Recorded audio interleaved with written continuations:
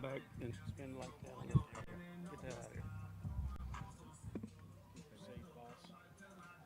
My dad would whip my ass if I sit down.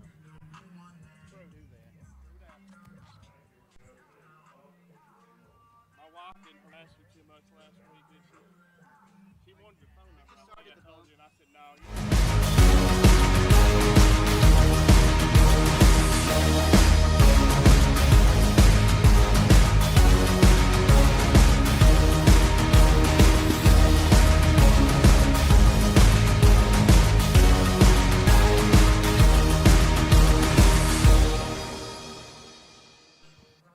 Hello, everyone, back in East Texas, and welcome into a big edition of Lufkin Panther football here tonight. And as we do with every game day, we kick it off with our head coach, the Todd Quick Coaches Show, our athletic director and our head coach, brought to you by Texan Credit. Check them out online. That's TexanCredit.com. And with that, we welcome in the man of the hour, our boss man, head coach, Todd Quick. Boy, it sure is fun when we're in week 10, and it means a lot. I'm telling you, they don't get no bigger than this until next week. That's right. right. That's the way it is. Well, this game wouldn't be big, Coach, if we didn't take care of Barbers Hill and we didn't take care of Port Arthur Memorial. So, first of all, congratulations. 8 wins in a row. Your guys, your coaches, and the kids have really given the community and all of us something to cheer about. You've done a hell of a job. Well, they have. We've got a great bunch of young men, and our coaches have put them in a position, and those guys have bought in, and they are just – they're full tilt, and so it is just a wonderful bunch of young men. It is quite the scene down here in Galveston. We're on the island trying to get that gold ball. We'll get to that in a moment, but real quickly, let's go back to senior night last Friday night, the last regular season game at A. Martin Stadium for these kids. We know now next week we're going to have another. We'll talk about that later. But boy, oh boy, the offense doesn't get on the field till like 6 minutes to go in the first quarter, and we're already up 14-0 because the defense really did. Kevo Taylor runs the opening punt back after we go 3 and out. That gives him a touchdown every game this year. 15 on the year. Boy, what a start was that? Boy, that was crazy. And I thought it was a bad decision. That's a couple of times. Jeff said that on air, or me. I can't remember who. I got a feeling. I know who it was. But, there's been a couple of times that he said, he's done something, but he's got himself out of it. And he's a very, very dynamic guy, And so anytime anytime he has a chance to pick it up, I told him, pick it up. Pick it up. We'll play from wherever. Take it back. Second possession, Keithan Davis jumps the underneath route, takes that back for a pick six. Then we make them punt. Then we fumble the punt. Or no, we get it back, and we have our first possession with 5:40 to go, and we go 3 and out. And, I said on the radio, it's kind of like they sat over there for a while, and the moment, you just don't have a rhythm at the moment. No. And they get it back. We force a punt. Then we fumble the punt, and we don't actually get a first down in the ball game till the second quarter. I'm telling you, you can sit over there too long. You get them jacked. They come out at 5:35, and you're ready to go at 7, and you look up, and it's 7:45 before you ever get on the field. It's tough. You have to be able to handle that, and it was a good teaching moment for us with the kids. But no, it doesn't matter when you get on the field. You got to come out. You got to be ready. So the guys come out with 4 minutes to go for halftime. They've had the ball twice. We punted twice. And we're up 21-0. I know. And we finally get a first down, and of course we get one more turnover that goes back. Timmons, 3 defensive, 1 special teams. It was just a kind of a weird night that night. Yeah, it was. That's tough on them, but we talked about it. We talked about it at halftime. We talked about all during the week of just how you have to approach that. It doesn't normally happen, and normally you don't have to cover stuff like that, but you have an opportunity to cover it while it's fresh on their mind, and you get it done. Well, I thought it was big to come out of the game in the third quarter to get momentum for the offense. You don't want to come into this game not having a good job. And, guys, you really did that. You got the ball at the midfield. We go 5 plays, 46-yard touchdown, and we get it back before you start subbing in and get another touchdown of 66 yards. So the second half was more Lufkin Panther football, if you will. 2 possessions, 2 touchdowns. We threw 3 passes, and that's what we want to do. Yeah, there's no doubt. I was real proud of how they handled the tempo, too. It was like, hey, let's get them in there. Don't let them sit. Let's get them back in the rhythm. So we went really high tempo that first drive, and then bam, bam, bam, went down. Our defense came out. We got 3 and out right after that. Got them back the ball. It's just you don't think about it. Just do what you do and do what we're coached to do. And so, but all week this week's been really snappy offensively. I mean, they're not satisfied. That's not who they want to be, and really good attention and really good tempo all week this week. Well, no question about that. Coach, congratulations on the win. That's 8 consecutive wins, and without this season, this game wouldn't be as important as it is, and I know you preached that. I heard you after practice Wednesday. We're wearing a jersey. I think the kids like the jersey tonight, and Yes. it's something special, and you told them, this is special, Yes. and you need to understand this special. And, boy, when I was out there on Wednesday, I just got the feeling they know it. Yes, you can see the look in it. Now, we still got to come out and do our stuff tonight. We got to come out of the box. We got to protect the football, and we got to make tackles when we're called on it. You know, there's still things that we have to do to get to where we want to get to, and so we got to get it on. It's a big one tonight. We're going to take a quick break and come back and break it down. It is the game in the state in the 5A ranks. There's no question about it. 2 top 10 teams battling for the 9-5A gold balls coming up here at 7 o'clock. We'll take a quick break, and we'll be back with the second half of our Ty Quick Coaches Show brought to you by Texan Credit. We're back right after this on Lufkin Game Time. Need top-notch drafting services? B-Square Design has been serving Texas for 11 years with commercial and residential drafting that stands out. With 40 years of combined experience, our friendly, knowledgeable team is ready to help you bring your project to life.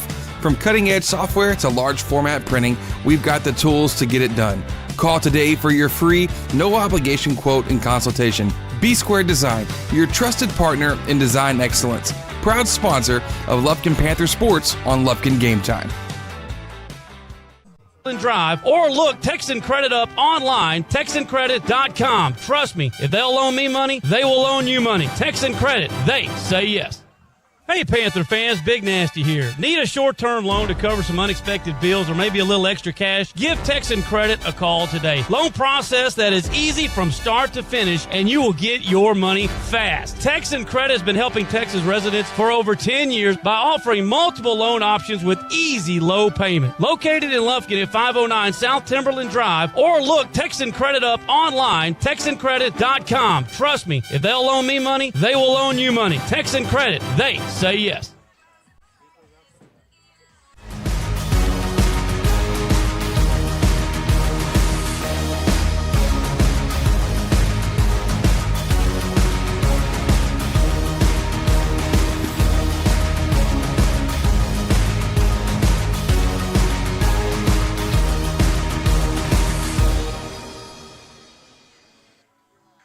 And welcome back down to Galveston, Texas. What are we calling this? Kermi Courville Stadium. It is a block off of the Gulf of Mexico down there. It's a different place. I've never been here before. Stock Quick Coach Show brought to you by Texan Credit, but it is a nice place to play a football game. Very nice. They just did some renovations.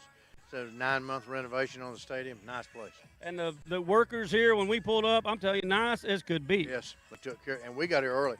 We planned for the traffic and hit no traffic, so we were actually 30 minutes early, and they were right here just taking good care of us.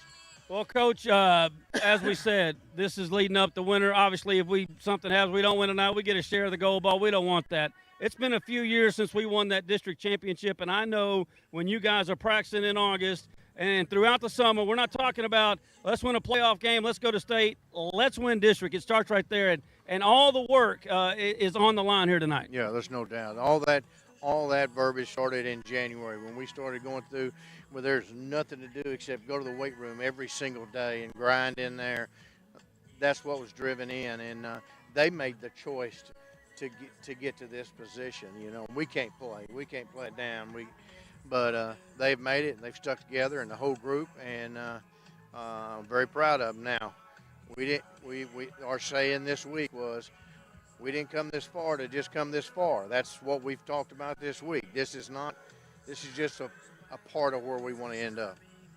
A lot of these kids, I don't want to say they've started, but a lot of them have. A lot of them, majority's been on varsity for 3 years, and it's been a turbulent last 2 years, and some really good kids graduated last year without playing a playoff game. Kedron Young, and I know these guys are all close, and I know they want to win it for them, and y'all want to win it for y'all, but I know a little piece has some of those seniors that left last year playing for them as well. Yeah, there's no doubt. I mean, those guys, they were standing right side by side, and this group matters. It matters to this group what the guy next to them thinks, and it was the same way last year with when they were juniors, and so they still have that, and we all wear all the way purple and gold, and everybody that's ever come through here, it's for that. Well, this is what Friday night's all about, Coach. We all love it and so happy with. There's no place in the world I'd rather be tonight. Galveston at home, 2 top 10 teams. Let's start with our offense first. It's the number 1 rush defense in the district, and it's the number 1 rush offense in the district. So, needless to say, it is strength on strength tonight when we got the football. Yeah, there's no doubt. We have to know what they're going to give us, and we have to be able to adjust. We worked on what they've shown on film, and then whenever they come out and they change their hand, we've got to be able to adjust over here on the sideline, and they have to be able to operate that way. So it'll be a clash. There's no doubt about that. What will you be looking at? I mean, really going early in this ball game. We kind of struggled at Pam, and I kind of compare these defenses because they're kind of both athletic. Now, we know one of, if not the best defensive player in the state of Texas. Unfortunately, Jonah Williams, I believe, going to Texas, broke his collarbone a couple of weeks ago, so he is out. But this is still a very good defense. Very good in the box. And the thing is, they play the same defense we play. They're an odd front. They slant. It's something that we've seen all spring, and we've seen a lot during the season. But you got to maintain. You got to get a body on a body. You got to maintain contact. You cannot let them come off. And they're chomping at the bit. They have something to prove, and they're not on their heels. They're going to be on their toes. Well, I was again out there Wednesday, and there was a dynamic that was running routes Wednesday. And again, I'm not going to say he's going to be a factor now. And we're talking about number 8, Preston. Him just being out there and with the ability, maybe he's a decoy. I don't know. You know, but they don't know. But anytime he runs deep, there's not many people out there that can run with him. He's got fresh legs, and whether he has a big catch tonight or not tonight, he's going to make a difference in the ballgame. He'll make a difference the first time he walks out there because they're going to have to know where he's at. They already, everybody's asking questions. Is he going to play? Is he going to play? Well, he's had a big smile on his face all week. He has really had a good week, and he'll play a role somewhere tonight. Well, Wednesday he ran 3 routes, and I was out there, and he came back, and he had that little huffing and puffing. I said, yeah. You got to shape a little bit, Pop. Yeah. I'm working it back. So yeah. Either way, we don't need him for all the plays tonight, but I got a feeling that kid's going to make a big play tonight. Yes, he's going to make a play, and it's important to him, and he is so happy when you think something's going to have been taken away from you and it's not, then it means a whole lot more to you when you get it back. And so I'm really, really happy for him. We just, as coaches, have to be smart and make sure we do right by him and understand he's not in great shape right now, but he will have an impact. Well, Coach, we're the number 1 scoring defense in the district, averaging 11.1 points per game on the season. That is absolutely phenomenal. This is probably going to be our biggest test. They come in, and their quarterback, Caden Baker, this kid can really fling it. 28 touchdown passes in 8 ball games. And he's got 2 good receivers that he loves, Woodbury and Dayan, but he's got 4 guys, and he does not mind throwing it to any of them. No, he is just as far as just being relaxed and standing in the pocket and delivering the ball.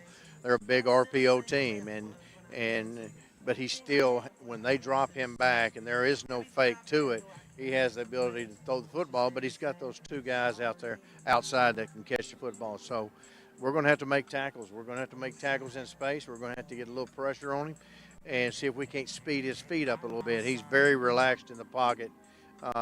Really, really good football player. So what's the key, Coach, when he wants to throw and will run the RPO? Is this a deal where you just try to hopefully, and I still put our defensive line up against anybody in the state, are we hoping those 3 guys and we walk somebody else down can get pressure, or is this somewhere where you got to dial up some situations here? Well, with them being such an RPO team, you're going to get a run read by your front line and your inside linebackers. They're going to show, and they're going to pull linemen.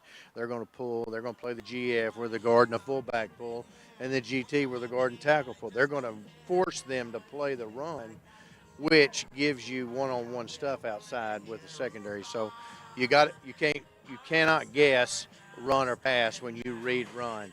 You'll be behind the ball all the time, and so we got to be able to stop the run with the people in the box and get them in a long yardage situation where there is no fake to it. We're going to drop back and pass, and now we can stunt, or we can send 3, or we can drop 8, whatever we decide to do on that. But you got to get them out of that first down, second medium type thing. Well, I was visiting with Zion yesterday, and he kind of showed me a thing that, okay, now I see why LSU wants him. I said, what's the key here tonight?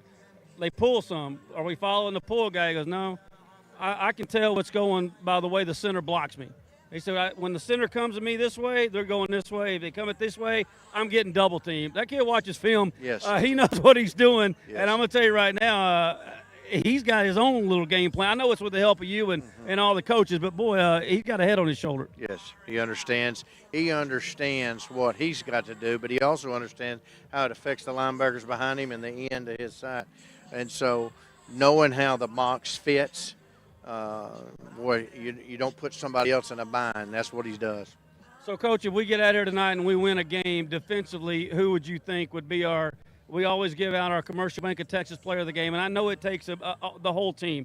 But who's going to get the tackle credit tonight? If everything goes the way it's supposed to for us, who has a huge game for us tonight? Our 2 outside linebackers and our 2 safeties. They would be the ones that they're going to try to attack.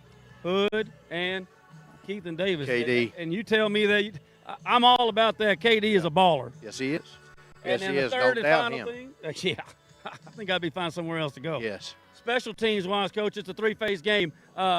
They've got a pretty good kicker. He's not a guy that's going to kick it deep off the kickoff. He has no touchbacks on the season. So I'm assuming if we're going to get Kivo the ball on the kickoffs, we're going to have to get creative. Yes, they're a sky left and right.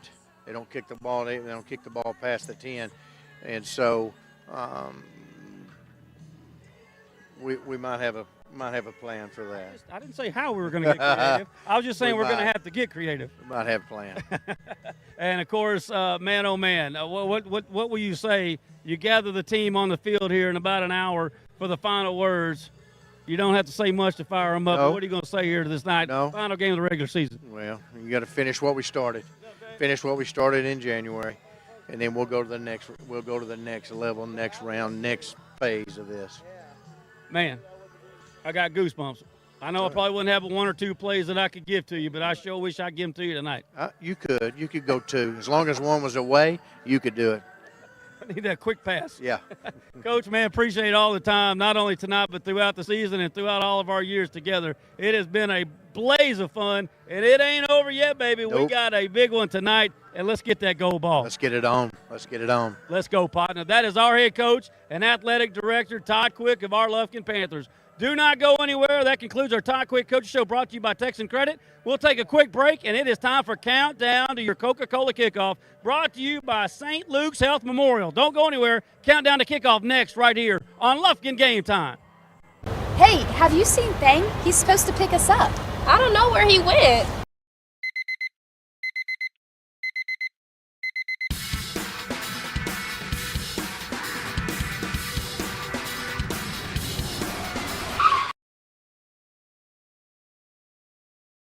Hey guys, it's game day. Let's go.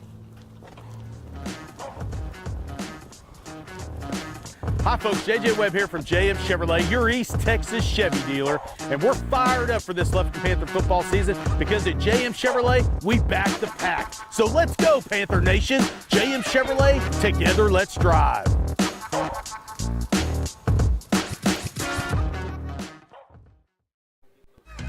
Panther fans, craving a game time snack? Head to Taco Casa, the official taco destination for Lufkin Game Time. Dive into a crunchy taco, indulge in a super burrito, or satisfy your taste buds with nachos or a chili burger. Serving Lufkin and Nacogdoches with excellence. Taco Casa, where it's always real fresh, real food, and real good. Taco Casa, proudly supporting our Panthers on Lufkin Game Time.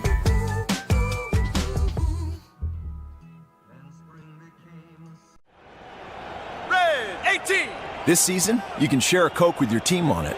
So I'm going to tell you how with a little help from this quarterback. Sally, 44! You can share a Coke when your team's up. Red Poncho! You can share a Coke when your team's down. Happy Jolly! You can share a Coke with a coach, a mascot, or an MVP. Chili, chili, chili! You can even share a Coke with your rival on game day. Turbo! Or you can share a Coke when you're giving out your famous guacamole recipe in a completely packed stadium. Cilantro, chopped onion, squeeze a lime, Roma tomato, hike!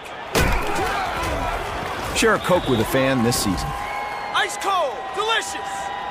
Share a Coke is back for the fall football season.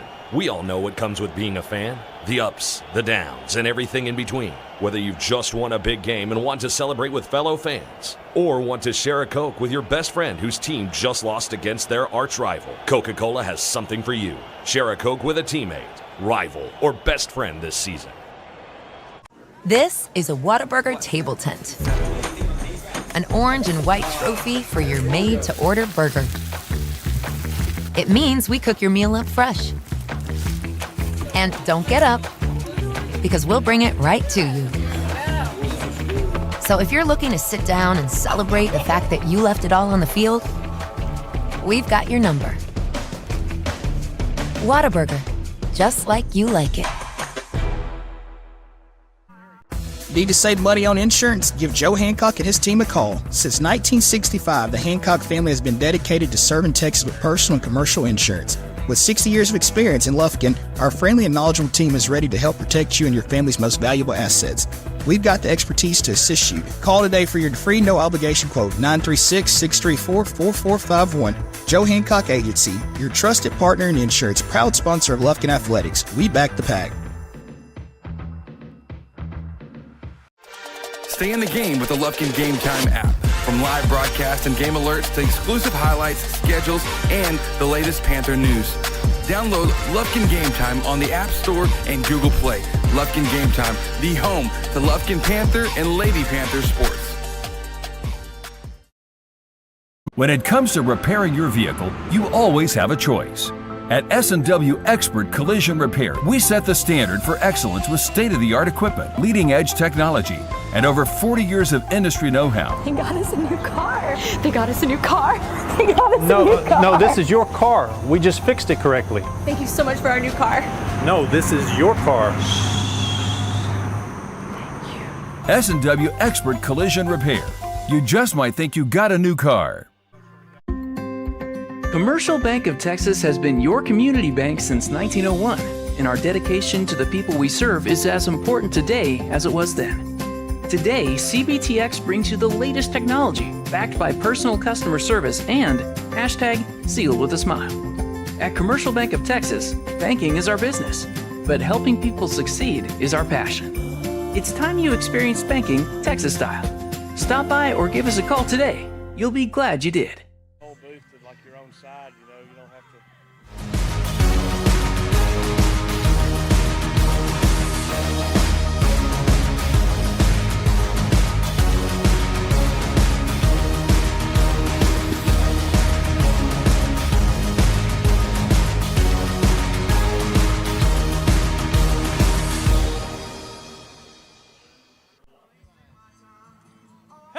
And welcome back to the island, baby. It's our countdown to kickoff brought to you by St. Luke's Health Memorial. Gary Ivins Jr., Jeff Todd, Chris Simmons will join us here in a moment. Once again, countdown to kickoff. It's brought to you by St. Luke's Health Memorial. If you need them, no better place to go. That's St. Luke's Health Memorial, Jeff. And man, oh man, we were talking about earlier, you get into November and the games matter. You know you've had a good season. The Panthers have reeled off 8 in a row. 9 in a row would not only make the rooster crow, it'd bring that gold ball back across that bridge and this island back to East Texas. Yeah, it's been a minute for that, and this team is excited as they're coming out now for warm-ups. When we walked in, you could see it in the kids' eyes. They're ready to go, and they've played in a couple of big games already this year. The Barbers Hill game, obviously in district, and then the one down at Port Arthur. So these guys are ready to go. They've been tested, and they know what's at stake. There's two different stats that I think are going to be key to this. If you go to the number one team in the district in points allowed, that's Lufkin, 11.1. If you go to the team with the most points scored per game, they're right behind us. So you got strength on strength there.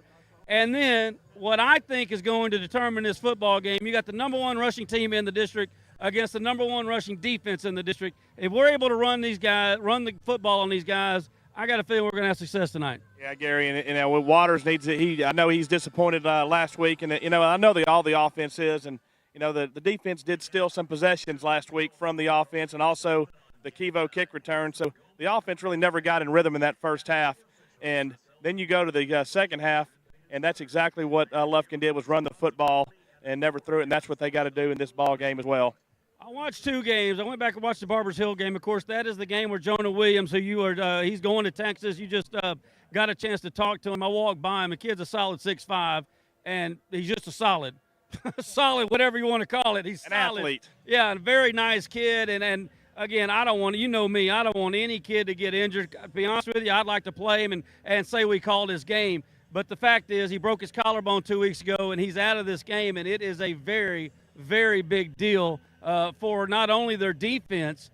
You know, he's the best defensive player, one of the top ones in the state. The man scored 13 touchdowns on offense. They got about 4 players that go both ways, and he was one of them. Yeah, he also returned kicks for him as well. Returned one earlier this year.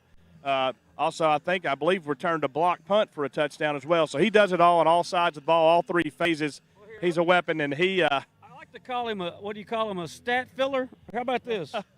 45 tackles, 2 fumble returns, 2 block kicks, 4 interceptions, 13 catches for 300 yards and 6 touchdowns, 15 rushes for 205 yards, and 7 more touchdowns. That's what you call a stat filler. Yeah, and no doubt about it. And like I said, we walked by him, and I talked to him for a minute. Super nice kid, and he looks the part. He looks special, and we know he's going to be. But, again, not in this ball game. It went out in that Barbers Hill game when he got the injury there in the first half, and that ball game goes into 4 overtimes.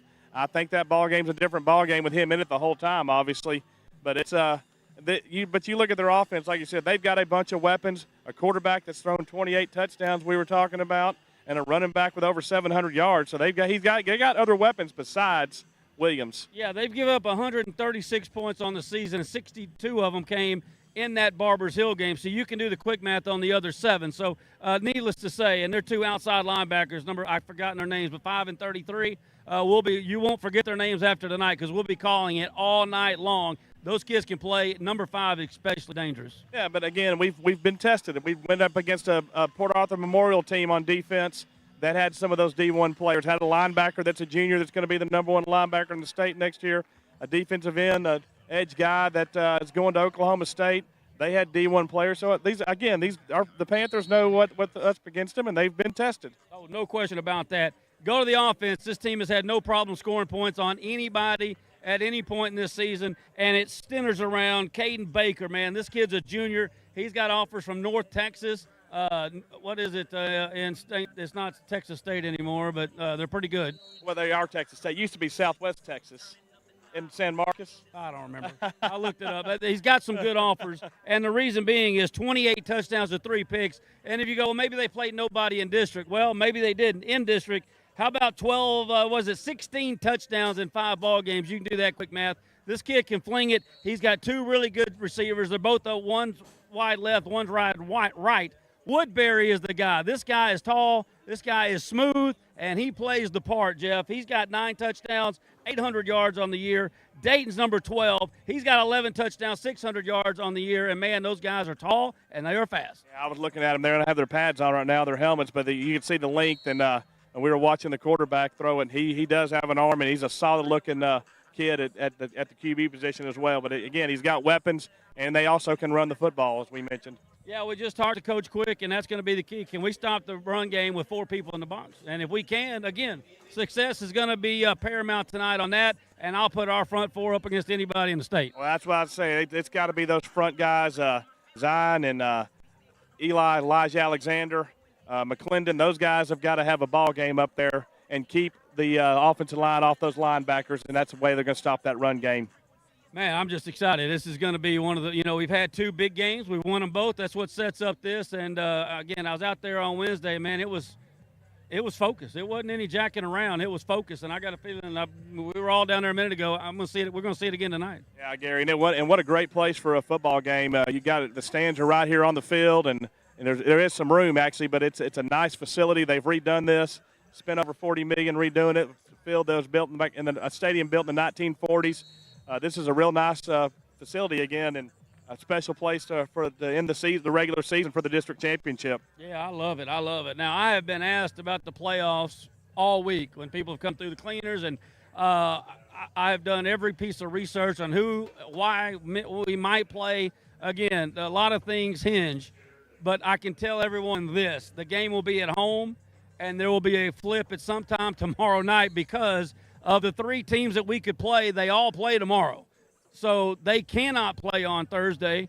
They want to play the following Saturday, and we're going to want to play on Friday. So Coach Quick and whoever we play will have at meeting point, or either they'll do the phone book guessing work, or some point. We won't know exactly if it'll be Friday or Saturday till sometime in the late afternoon, tomorrow afternoon. But we do know one thing.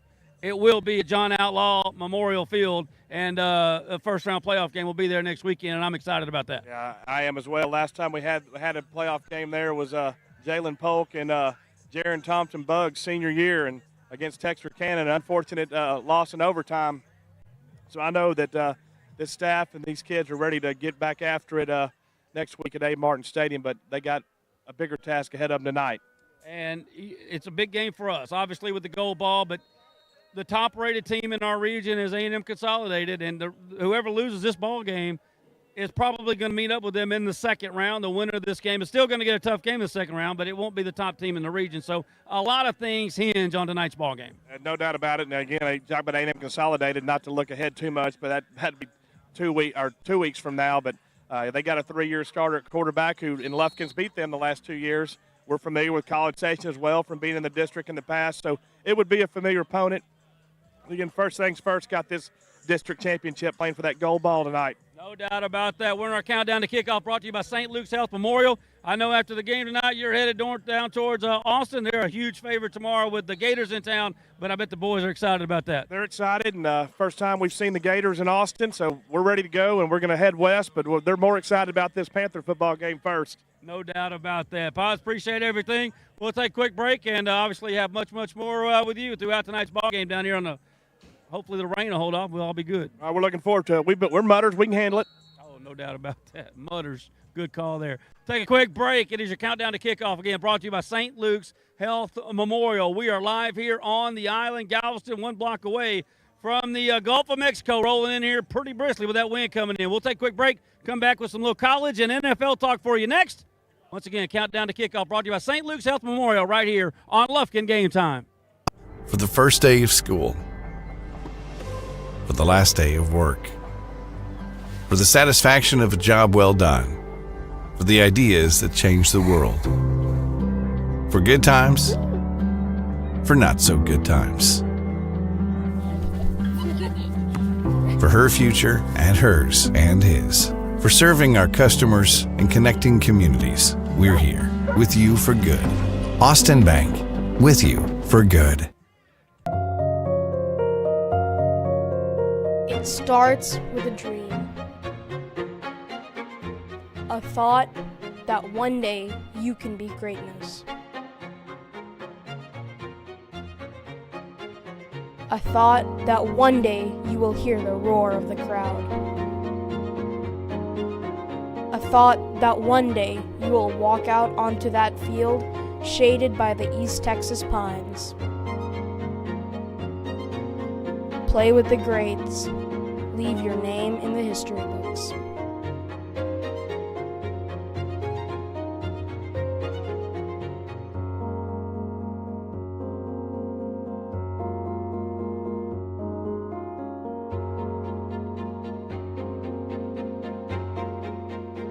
I'll start with the G. Hey guys, wait up!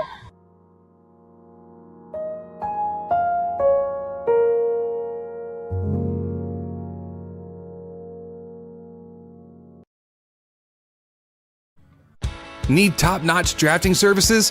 B-Square Design has been serving Texas for 11 years with commercial and residential drafting that stands out. With 40 years of combined experience, our friendly, knowledgeable team is ready to help you bring your project to life.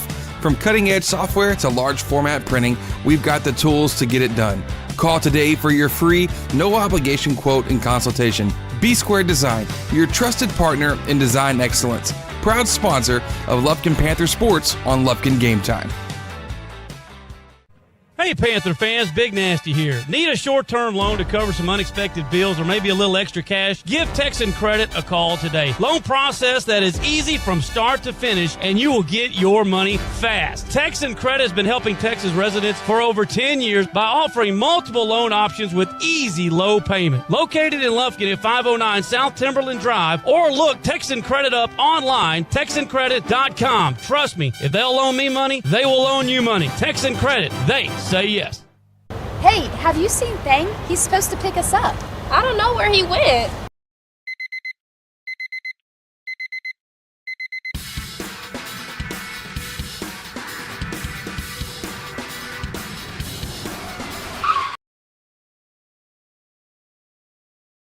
Hey guys, it's game day. Let's go. Hi folks, JJ Webb here from JM Chevrolet, your East Texas Chevy dealer, and we're fired up for this Lufkin Panther football season because at JM Chevrolet, we back the pack. So let's go, Panther Nation. JM Chevrolet, together let's drive.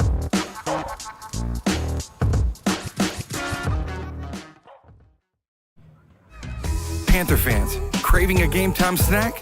Head to Taco Casa, the official taco destination for Lufkin Game Time. Dive into a crunchy taco, indulge in a super burrito, or satisfy your taste buds with nachos or a chili burger.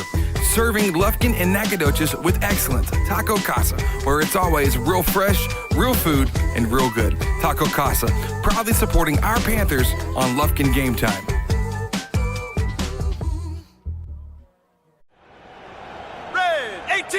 This season, you can share a Coke with your team on it. So I'm going to tell you how with a little help from this quarterback. Selling 44. You can share a Coke when your team's up. Red Poncho.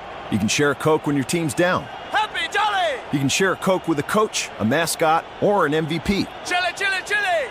You can even share a Coke with your rival on game day. Turbo. Or you can share a Coke when you're giving out your famous guacamole recipe in a completely packed stadium. Cilantro, chopped onion, squeeze a lime, Roma tomato, hike. Share a Coke with a fan this season. Ice cold, delicious. Share a Coke is back for the fall football season. We all know what comes with being a fan. The ups, the downs, and everything in between. Whether you've just won a big game and want to celebrate with fellow fans, or want to share a Coke with your best friend whose team just lost against their arch rival, Coca-Cola has something for you. Share a Coke with a teammate, rival, or best friend this season.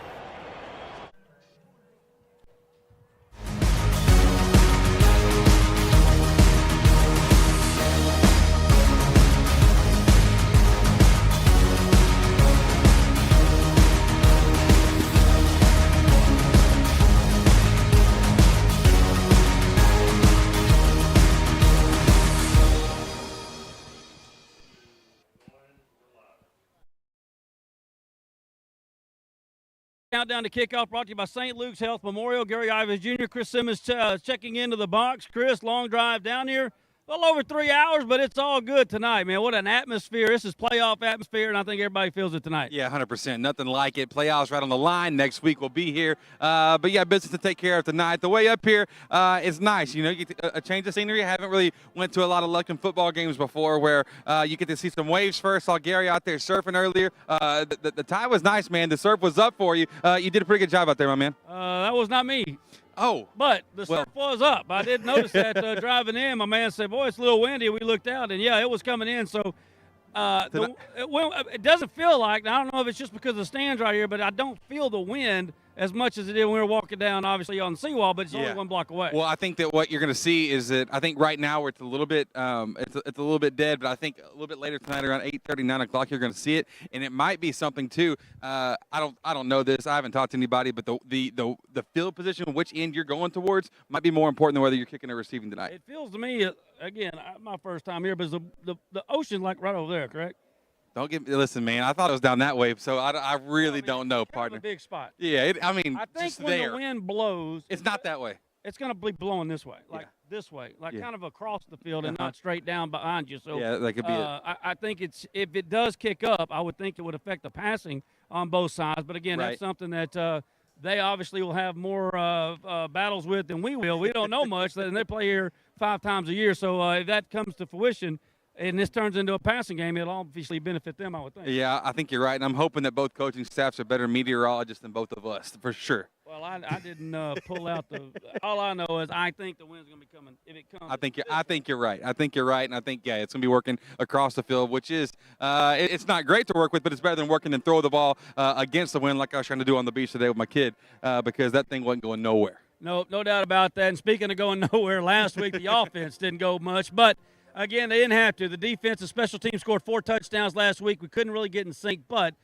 came out after halftime and really piped 2 drives perfectly and then got everybody out. So, with that being said, I know the week I talked to Kivo, I talked to the offensive guys Wednesday. They were not happy with how they played. And so, when you win like that and you're still not happy, that's a really good sign. 100%. And they were not happy Wednesday, led by Quincy QT. Well, listen, they're on a mission because, yes, the offense is it's been good. It's lived up to a lot. I mean, you look at the game against Port Arthur Memorial and the points they put up when you also had 3 touchdowns taken off the board. I was talking to one of our friends earlier this week. I said, look, that game could have been blown out even more because if we are close and we're good. I thought we almost got it. We were ready to catch it, though. Fair catch had been called. I didn't know which way it was going. I didn't either. But the wind's blowing that way. Thank you, Micah, on that one. But nonetheless, the offense, whenever you're hungry, you got a point to prove, and it's a district championship game, I think it's a good combination. Yep, there's no question about that. And, of course, a lot of great news coming up. We do know that Hooper practiced all week. Andre Hooper, oh, wow. Okay. He practiced all week, and he is going to play tonight. Now, he's not 100%. Yeah. No question. And my thought was, tonight's game means a lot. I got it. Next week, everything means something. But, boy, would he be 100% in 2 weeks? Probably so. But he's a senior and he wants to go.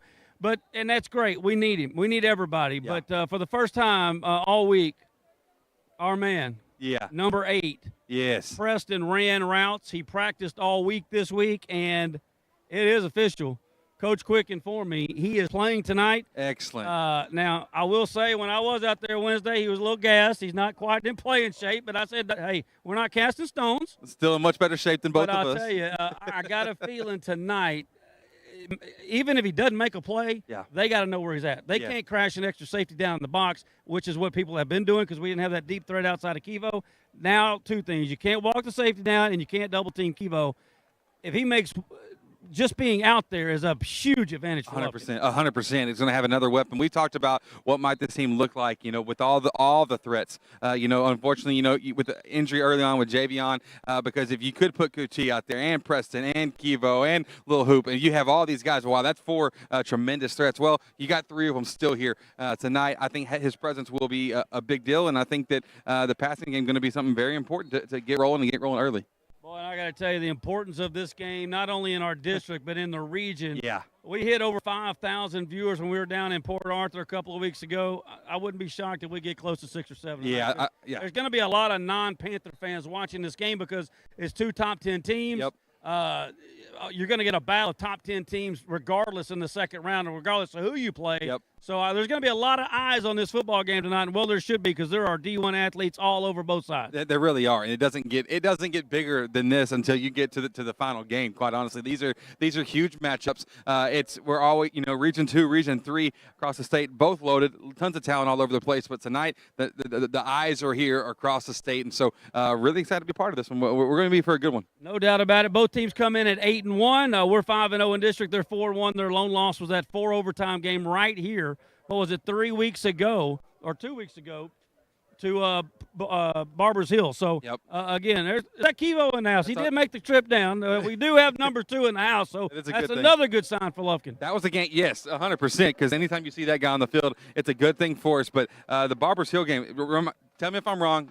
I know you like to do that, but 62-60, wasn't that the just crazy game? 4 overtimes, yeah. Yeah. That was a game that Mr. Williams over here behind us got hurt in and broke his collarbone. And, again, they've given up, 136 points on the year, 62 in that game when he came out. So, boy. He's a great football player. Yeah, he 100% is. And I really like when you have a matchup like this, you want to see the best dudes against the best dudes. And I hate it any kid getting hurt. And so I want to see both teams at full strength going at each other because I think the way that they fought all year long, to get to a matchup like this is special. Just to get to a game of this kind of importance is a big deal, and it's not easily come by on a season. So both these teams doing their job well tonight. We're going to see it with the cards that are dealt for both. It's just very seldom that, how they determine the district schedules, the coaches get together after the districts are announced, and they basically draw it out of a hat. And for that to all pan out to where the best 2 teams in the district are meeting here on the final weekend of the year, a lot of things have to happen, and, man, that just makes it so special, and you can feel it, the playoff. the fans are even, we've had a couple of road games. It's been a little sparse in the stands. It's already filling up, and we're a little under an hour away from game time, all the way down here, 3.5 hours. Well, a couple things with it, what you just said. Yeah, the schedule loading, doing it out of a hat, this is what the SEC does on purpose for college football. They schedule everything towards that last weekend. They had the really big matchup, so we're fortunate to get this. But, yes, tonight the atmosphere is here, and what's also neat is it's actually a smaller stadium here in Galveston, so fans are much more on top of the field. So it should get excited. It should get hyped. It should get live tonight because all the fans, everything is right on top of it. So if there's any amount of energy, we're going to feel it here on the field. Yeah, they said this place holds 8,000 people, and it is stretched out from goal line to goal line. And this is a good football setting for a high school game. There is no doubt about that. 100%. It's cool because we're right now we're 20 feet from maybe 30 feet from the first row of bleachers. It ain't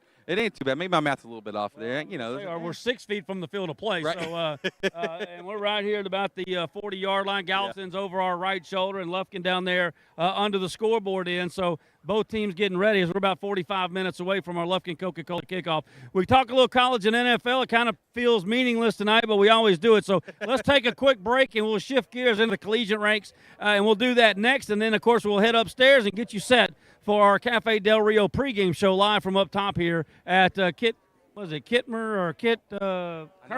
Courville Stadium. There we go. Final break of our countdown to kickoff coming up now. You hear Galveston, they are crook, and I know we are too. Quick break, we'll be back with more right here from Galveston. Countdown to kickoff on Lufkin Game Time. Stay in the game with the Lufkin Game Time app. From live broadcast and game alerts to exclusive highlights, schedules, and the latest Panther news. Download Lufkin Game Time on the App Store and Google Play. Lufkin Game Time, the home to Lufkin Panther and Lady Panther sports. This is a Whataburger table tent. An orange and white trophy for your made-to-order burger. It means we cook your meal up fresh. And don't get up, because we'll bring it right to you.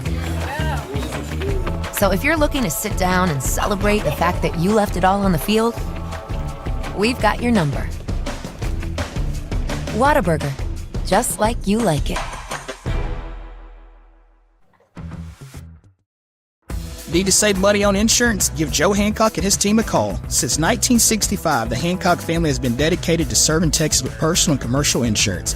With 60 years of experience in Lufkin, our friendly and knowledgeable team is ready to help protect you and your family's most valuable assets.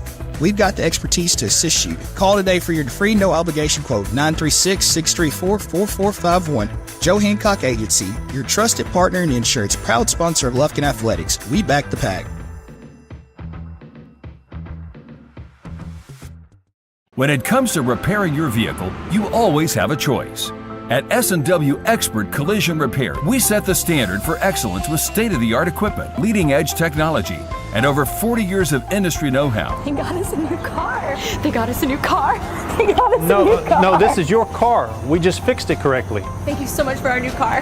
No, this is your car. S&W Expert Collision Repair. You just might think you got a new car. Commercial Bank of Texas has been your community bank since 1901, and our dedication to the people we serve is as important today as it was then. Today, CBTX brings you the latest technology, backed by personal customer service and #sealed with a smile. At Commercial Bank of Texas, banking is our business, but helping people succeed is our passion. It's time you experience banking Texas style. Stop by or give us a call today. You'll be glad you did. For the first day of school, for the last day of work, for the satisfaction of a job well done, for the ideas that change the world, for good times, for not so good times, for her future and hers and his, for serving our customers and connecting communities. We're here with you for good. Austin Bank, with you for good. It starts with a dream. A thought that one day you can be greatness. A thought that one day you will hear the roar of the crowd. A thought that one day you will walk out onto that field shaded by the East Texas pines. Play with the greats. Leave your name in the history books.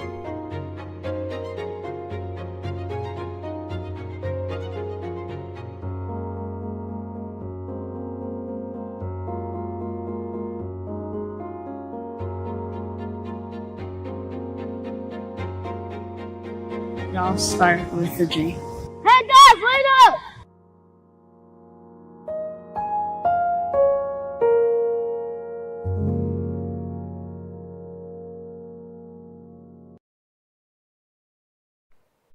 Need top-notch drafting services?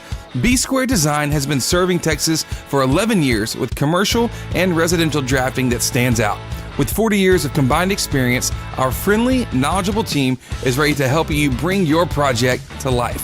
From cutting-edge software to large format printing, we've got the tools to get it done. Call today for your free, no-obligation quote and consultation. B Square Design, your trusted partner in design excellence. Proud sponsor of Lufkin Panther Sports on Lufkin Game Time.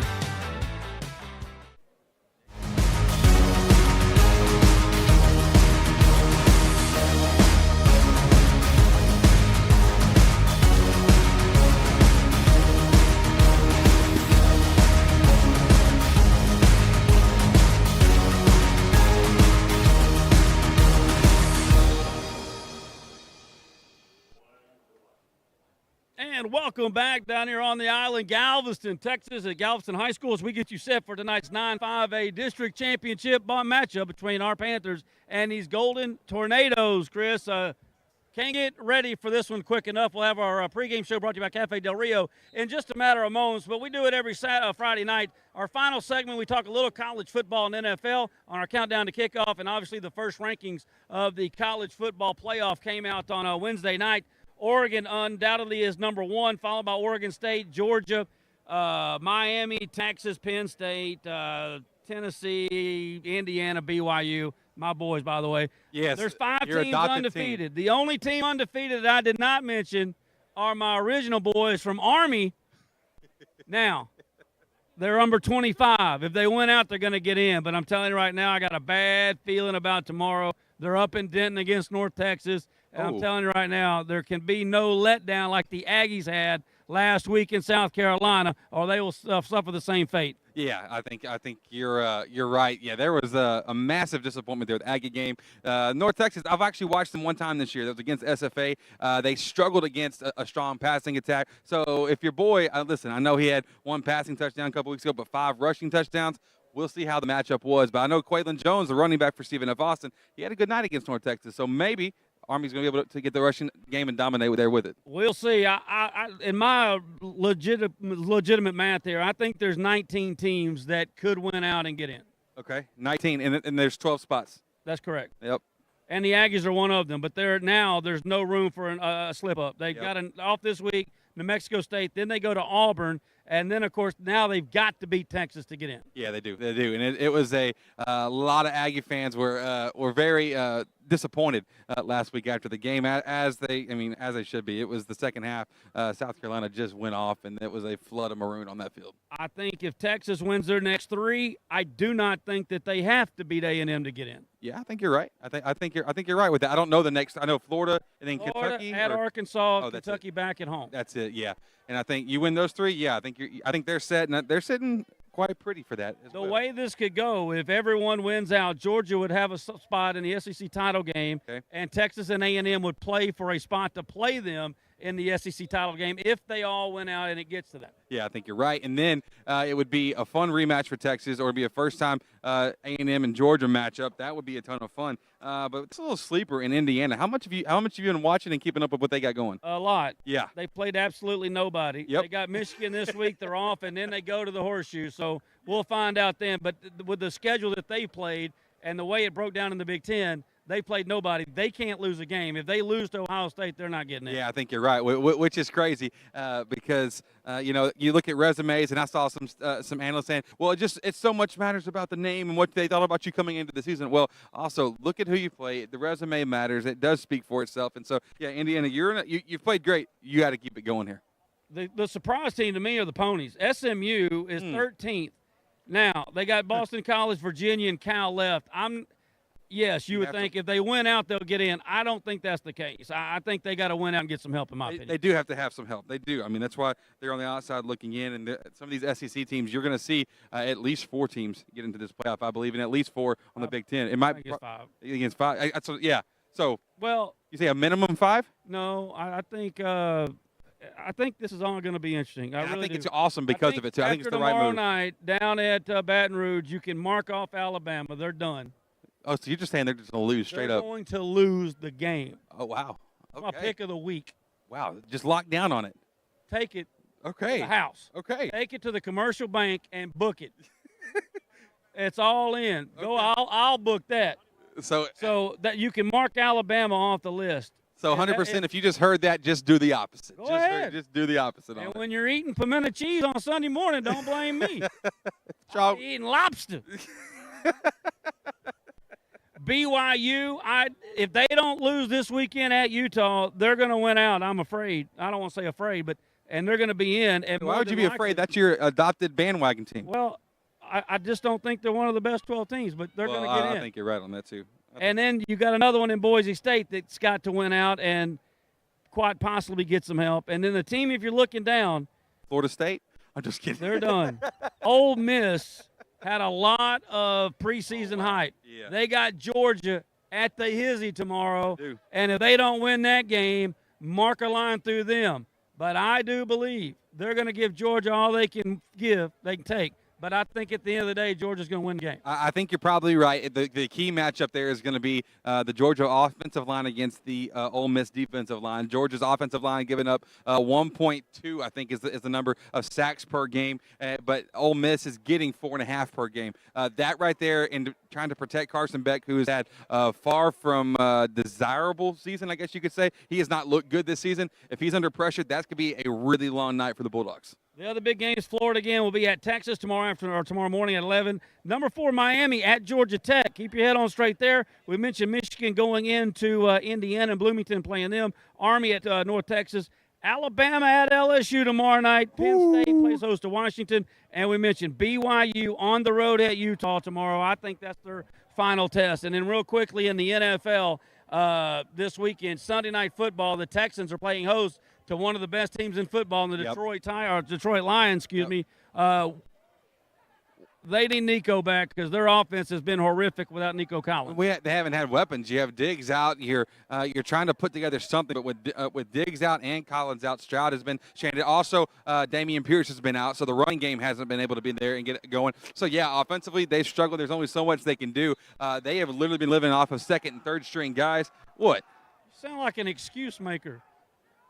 I sound like somebody who watches the game with a little bit of interest. Pierce was there all year last year and still didn't get to play. What he did. I was just saying he's been out, but also you got Mixon who's just back in, and he's been in and out with injury. He'll come in for a quarter or two, and then he'll get hurt. He'll get nicked up a little bit. So Sunday night could be a good one for Mixon.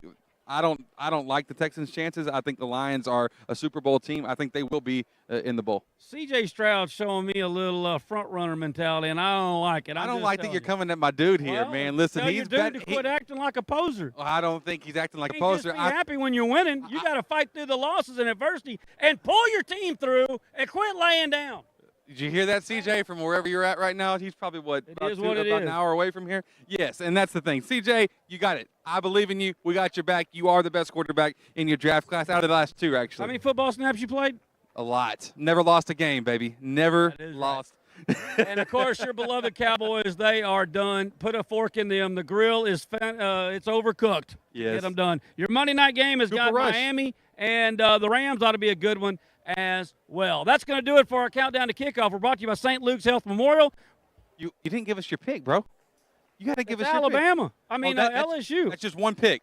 You know, can I give one if you're not going to give it? You can give all you want. Speaking of going oppo. I'm just saying, Atlanta Falcons are going to the Saints. They're only 3.5-point favorites. And they're going to lose. The Falcons. No way. No way. All right, Joe Public. Vegas built those high-rises by people just like you, Pods, just like you. Atlanta will probably win by 3. Book it. Okay. You we'll guys see. don't go We'll anywhere. see. We're going to take about a 5-minute break, head up to the top, and get you ready for the showdown in the state tonight. It is our Panthers and these Golden Tornadoes of Galveston ball. Keep it right here. That can close our countdown to kickoff, brought to you by St. Luke's Health Memorial. We'll be right back with that Cafe Del Rio pregame show live from Galveston right after this on Lufkin Game Time. Stay in the game with the Lufkin Game Time app.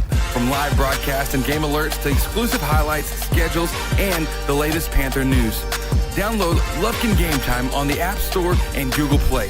Lufkin Game Time, the home to Lufkin Panther and Lady Panther sports. Panther fans, craving a game time snack? Head to Taco Casa, the official taco destination for Lufkin Game Time. Dive into a crunchy taco, indulge in a super burrito, or satisfy your taste buds with nachos or a chili burger.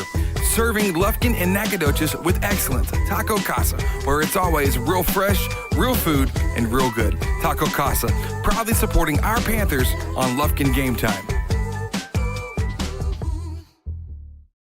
For the first day of school, for the last day of work, for the satisfaction of a job well done, for the ideas that change the world, for good times, for not so good times, for her future and hers and his, for serving our customers and connecting communities. We're here with you for good. Austin Bank, with you for good. This is a Whataburger table tent. An orange and white trophy for your made-to-order burger. It means we cook your meal up fresh. And don't get up, because we'll bring it right to you. So if you're looking to sit down and celebrate the fact that you left it all on the field, we've got your number. Whataburger, just like you like it. Red 18. This season, you can share a Coke with your team on it. So I'm going to tell you how with a little help from this quarterback. Sally 44. You can share a Coke when your team's up. Red Poncho. You can share a Coke when your team's down. Happy Jolly. You can share a Coke with a coach, a mascot, or an MVP. Chili, chili, chili. You can even share a Coke with your rival on game day. Turbo. Or you can share a Coke when you're giving out your famous guacamole recipe in a completely packed stadium. Cilantro, chopped onion, squeeze a lime, Roma tomato, hike. Share a Coke with a fan this season. Ice cold, delicious. Share a Coke is back for the fall football season. We all know what comes with being a fan. The ups, the downs, and everything in between. Whether you've just won a big game and want to celebrate with fellow fans, or want to share a Coke with your best friend whose team just lost against their arch rival, Coca-Cola has something for you. Share a Coke with a teammate, rival, or best friend this season. Need top-notch drafting services? B-Square Design has been serving Texas for 11 years with commercial and residential drafting that stands out. With 40 years of combined experience, our friendly, knowledgeable team is ready to help you bring your project to life. From cutting-edge software to large-format printing, we've got the tools to get it done. Call today for your free, no-obligation quote and consultation. B-Square Design, your trusted partner in design excellence. Proud sponsor of Lufkin Panther Sports on Lufkin Game Time. Hey, have you seen Thang? He's supposed to pick us up. I don't know where he went.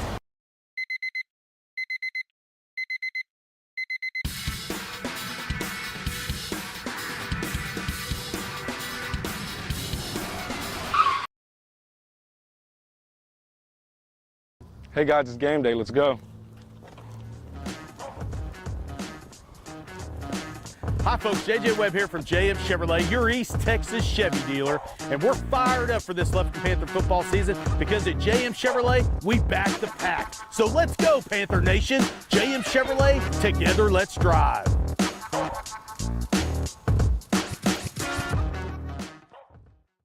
These are Whataburger stickers. Proof that everything you dream up for your 100% fresh beef Whataburger is right under the bun. So go wild, burger lover. Avocado, jalapenos, and no onions. Wait, avocado grilled jalapenos. Oh, and bacon and creamy pepper sauce. However you dream it, we'll make it. Whataburger, just like you like it. When it comes to repairing your vehicle, you always have a choice. At S&W Expert Collision Repair, we set the standard for excellence with state-of-the-art equipment, leading-edge technology, and over 40 years of industry know-how. They got us a new car. They got us a new car. They got us a new car. No, this is your car. We just fixed it correctly. Thank you so much for our new car. No, this is your car. S&W Expert Collision Repair. You just might think you got a new car. Hey, Panther fans, Big Nasty here. Need a short-term loan to cover some unexpected bills or maybe a little extra cash? Give Texan Credit a call today. Loan process that is easy from start to finish, and you will get your money fast. Texan Credit has been helping Texas residents for over 10 years by offering multiple loan options with easy low payment. Located in Lufkin at 509 South Timberland Drive, or look Texan Credit up online, TexanCredit.com. Trust me, if they'll loan me money, they will loan you money. Texan Credit, they say yes.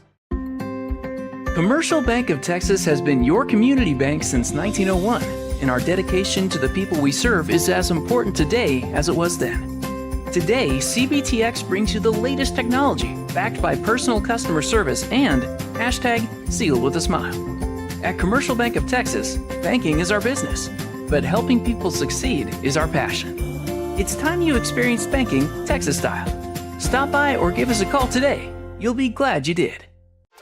Stay in the game with the Lufkin Game Time app. From live broadcast and game alerts to exclusive highlights, schedules, and the latest Panther news. Download Lufkin Game Time on the App Store and Google Play.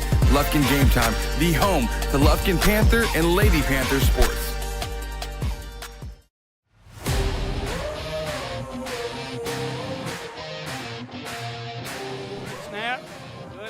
Kick, but it's not going very far. Kibo's not going to be able to return that. He does take a big hop to Kibo. He catches it. He's going the wrong way. Is he going to get out of trouble? He's done this once, but he has lost 20 yards on this return. Oh, my goodness, you got to be kidding. He's down the sideline. He's still running. You got to be kidding me. Kibo Taylor, he makes it look easy. This one at the 5-yard line. He's in trouble again, and he's got to be brought down deep inside the 10. Who is that on the coverage? Good snap. He's looking right now down the center of the field. That's intercepted. Keithan Davis drops back into coverage. He's going around the right side. Count it, baby. Touchdown. The Panthers special team, and now the Panther defense. The Panthers are up 13-0, and the offense has not been on the field yet. That was blocked. Oh, we blocked another one. Are you kidding me? The Panthers blocked 3 last week, and the boys do it again. And 10, he wants to throw. Deep drop. Rolls from the pocket. He's flushed. He's hit. Falls on the turf. If that's a fumble, it could be 6. Murphy down the right sideline. He's at the 10, the 5. Touchdown, Panthers. It's a fumble. Second defensive touchdown tonight. And the Panthers, if that stands, are opening it up. Back to the ground, excuse me. Anderson breaks it out to the left-hand side. Boy, the speed. Oh, man. Backfield, looking to throw. He's in trouble, brought down again. Oh, I thought we might have had a fumble. As this time, he wants to throw, step back, quick throw up to the right-hand side. Oh, my! It's intercepted, baby! He's going down the left, and that is our man Timmons. He's gone to the yo! That's his 5th interception of the year and the 3rd defensive touchdown in this football game in this first half of the Lufkin Panthers. To the left, Coleman to the right. It'll be Coleman, and Coleman will walk into the end zone for the first offensive touchdown of the night, and that is Coleman's first rushing touchdown of the season, and the Panthers lead at 34-0. And the snap will go to Chin, and Chin is in the end zone. Big man with his 2nd rushing touchdown of the season. And Lufkin, without throwing a pass, goes 65 yards for the touchdown.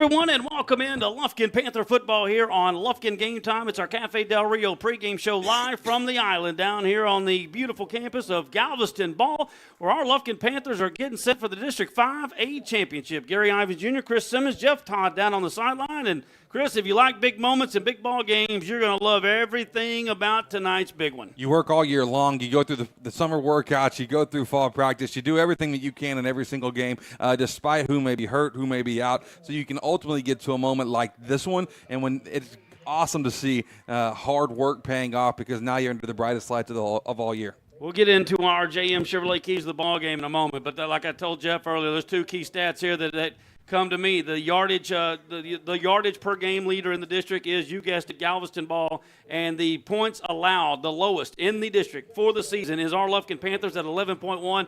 That is number one, and that, my friends, is going to, my mind, determine who wins this. One of the two key things that's going to determine this football game. Yeah, I think you're exactly right. I think there's it's a high-powered offense against a defense that's been solid. They've answered every call so far this season, and especially in district play, they've just been so lights out. They've done a good job of pressuring. They've done a good job in the secondary. When you've got secondary leading the district in stats like we do, it's going to be, and you have a team that's going to throw the ball like Galveston ball will.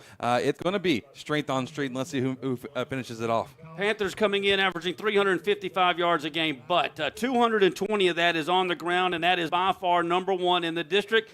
Oh, by the way, guess who has the number one rush defense in the district? You guessed it, that's Galveston. They're giving up only 109 rushing yards per game on the season. So our strength versus their strength, and their strength versus on both sides of the football, that's going to decide it. And visiting with Coach Quick, if we can stop the run with the way we're going to start this ball game, how we're going to start with 4 men in the box, then they're going to have a long night. Yeah, you're exactly right. Because if you can do that, you give the weapons and you give yourself a little extra help in covering a receiving game that has just been it's been really great, to be honest. It's been from passing. You got Kaiden Barker from ball, who you just look at his attempts. He's got 35 more attempts than anybody else in the district. 195 throws, so he'll get over 200 tonight, and 28 touchdowns. They're going to throw this thing. It's going to go all over the yard, so you have to have the extra help in the secondary and coverage and help us be able to shut down their passing game, hopefully. But if you can, like you said, you stop the run game with 4 in the box, it's going to be really tough for them to get anything going tonight. And let's go down to the sideline, Jeff. For the first time since back against the John Tyler Lions on the 20th of September,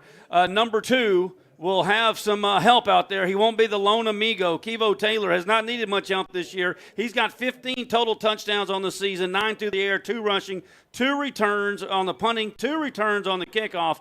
But tonight, he gets a guy out wide that's coming back, and I know Krishawn Preston, who is still number 14th in catches in the district, even though he hasn't played a game in District 9-5A. That's crazy. He is on the field tonight, and it is going to make a substantial difference for the Panthers. Yeah, he went down, like you said, in that Tyler High game, and Tyler seems like ages ago, and we saw him last week. He had been practicing, cleared to play. As he ran out last week with the team, he was excited. He knew he was coming back this week, and I could see him, and I saw him in pregame warm-ups. He was keyed up, and he's ready to go, and he's excited. Also, Little Hoop is back, too.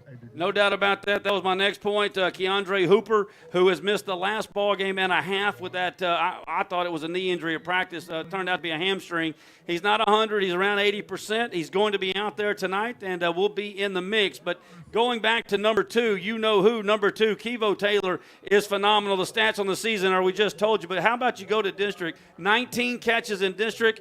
Just in district alone, this is 5 ball games. That's 5th. 413 yards is second, 7 touchdowns receiving is first, and 9 total touchdowns in district play is number 1 in the district. If that doesn't say district MVP, if we can come down here and get a win tonight and get that gold ball without having to share it, I think our number 2 will be number 1. Yeah, I think you're exactly right. I think he's been superhuman for us. It's not just number 2. He's been he's been the predominant difference maker with us, because he sparks what is another element for us that we can flip the game with in our special teams unit. He's a key piece of that. So, being a threat that the way he is, and I love watching him. He's a spark. He is now twice this year made you say, oh, no, and then, oh, yes, within about 20 seconds of each other. So he's been fantastic and key for our team. It is our Cafe Del Rio pregame show. Thank you for tuning us in. We're live down in Galveston. Let's segue that into our JM Chevrolet keys to the ball game. And for a brand new ride and some keys yourself to that brand new Chevrolet or Tahoe, you know where to go. That is JM Chevrolet. Jeff,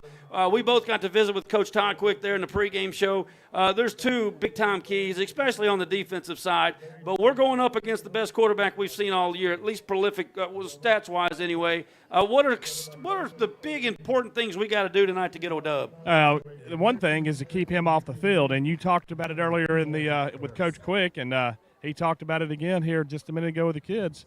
We've got to be able to run the football on offense. That's going to be a key. You have sustain some drives, keep the chains moving, and you keep that clock rolling. You keep that quarterback off the field is a huge key. Caden Baker's his name. He's got 1,883 yards on the season, 28 touchdowns, 3 interceptions. But if you condense that down to district play, 70 for 113, 1,200 yards, 16 touchdowns to 2 picks in 5 ball games. He's good, and what makes him so good is he runs a lot of RPO, and he will leave it in the belly of that running back until the very last second. That's why it goes to key number 1 from Coach Quick, or JM Chevrolet keys, or he told me anyway, our outside linebackers, and of course we know who that is. That's one guy that we're glad to have back there, and that is number 9, KD, Keithan Davis. He, Desmond Hood, Booker, and I wouldn't be shocked if we see some Evan Young playing in that spot tonight. Those guys are going to have to come up with not only some big tackles, but defending that pass and staying in their lanes. And if they do, again, we'll have another big success on defense. Yeah, you're right, Gary. And then also, you talked about as well, we've got to be able to stop the run as well. If we can stop the run with our front four, keeping those blockers off our linebackers, allowing Keithan Davis and his group to make those tackles and stop the run, then we'll have some success tonight as well on defense. That is your keys to the ball game, brought to you by JM Chevrolet. Once again, for that brand new ride of that Tahoe or Suburban, stop by and see JM Chevrolet today. Your keys to the ball game. Real quickly, our starting lineups brought to you by Higginbotham Insurance. The Davis boys, all the Davis boys there at Higginbotham Insurance. Jamie, Lloyd, Mike, and Scott, and all the fine folks. That is all of your insurance needs. Give them a call today. That's Higginbotham Insurance, and of course our guys, the Davis boys, and for the first time in a long time, we got everybody back, so no changes tonight on the offensive line. Gio Villegas, number 57, will move over to center. He got a pretty good nose guard. We'll keep an eye on him. Chavez goes to guard. Daniels at left tackle. The right side is Henson and Hicks, no problem there, and we will see a lot of McFarland. He's the first man off the bench as well. We know about Quincy QT. The man is thrown for 1,000, 10 touchdowns to 5 interceptions. He ran for 287 and 6 more touchdowns. Oh, by the way, he caught some balls from Javion back earlier in the season for a touchdown as well. He'll lead the troops out. He's got a full backfield. Water leads the way. He's the number 1 rusher in the district with almost 900 yards, 7 touchdowns. We'll see a lot of number 26, Gavin Phillips, as well. 6 touchdowns for him. And then, of course, out wide, Keyshawn Preston is back. He is good to go. 15 catches, 229, 2 touchdowns in only 2.5 ball games played. So it is great to have him out. And we all know about number 2, Kevo Taylor on the other side. 15 total touchdowns. We hadn't put the Panther jersey on this year, Jeff, where Kevo hasn't danced in the box. And we didn't have the game he wanted last week, obviously, against Beaumont United, but he did excite everybody with that punt return for a touchdown. And you go back to that Port Arthur Memorial game, he single-handedly did that in 2 phases of the game and scored that winning touchdown for Lufkin. And again, having Preston back and Hooper back is going to open some things up for all those guys, and for Quincy QT, you can have some more weapons as well to get the ball to. No doubt, Chris. 1 for 4 last week for our man Kevo. But a week before down at Port Arthur, the cornerback he cooked, and I was forgotten his name twice. That guy's got offers from A&M and a bunch of other teams around the old Southwest Conference, if you will. He cooked him like a pot of beans twice down in Beaumont or Port Arthur. Yeah. And we're going to see some more cooking tonight from number 2. We really hope so. If we're going to be successful tonight, we will, and I think that's going to be. It's been a key. He's been a hero all season long, and I have no reason to think anything less than that he will be that tonight for us. He makes a difference offensively, makes a difference on special teams, and we even saw in that Memorial game that Coach Quick threw him out there on defense towards the end of the ball game, saying, "Hey, they're not getting nothing on a Hail Mary here. We're shutting this thing down." No doubt about it. Defensively, real quickly, it is all the same starters, just about, except for the Beaumont or the Port Arthur game. We were missing 3. Everybody's back, and the big 3 up front are going to have to be big. Zion Williams is going to have to eat up blocks. That enables Elijah Alexander McClendon to eat. And then, of course, like Coach Quick told us in the pregame show, KD, Keithan Davis, and Desmond Hood and Booker are going to have to be big on the outside linebackers position. Bird, obviously, our leading tackler, Bailey Murphy, in for my man Hooper, and Laura are going to be the 3 guys that we'll be calling on the inside linebackers. And, of course, our back 4 are going to have their biggest test of the season. Keyshawn Waters, number 4, and, of course, Keithan Timmons, who's leading the league in interceptions with 5. Evan Young has got all kinds, might end up at Michigan State. back wide along with the sophomore Chance Horace, Chris. This is going to be their biggest test. They've got 2 outside receivers in Dayton and, of course, Woodbury that have combined for 21 total touchdowns of those 28, and both of them are big physical receivers. This isn't scat back type of stuff. These are D1 receivers. They're all 3 juniors. We'll be back next year. We're going to get our first glimpse here tonight. Yeah, you're right. In the same way that we were talking about how much it helps for the Lufkin offense to have Kevo Taylor and also have Preston on the opposite side of the field to have 2 threats, well, we're working against the same kind of thing in their offense because they're 2 guys, they're eating up the stats. They've got touchdowns. They can make the plays. It's going to come down to, listen, tonight it's all about assignments. It's coverages. If there's a blown coverage, it's going to be exposed, and it'll be exposed quickly, early, and often. You've got to be on it. So tonight, our pass coverage, you've been great all season. You lead the district in interceptions, and you do what you can as far as, being difference makers in the pass breakup game. Well, tonight, you're going to have to do that and win some really huge battles. No doubt about that. That's your starting lineups brought to you by Higginbotham Insurance. Once again, all the Davis boys right there at Higginbotham Insurance, Jamie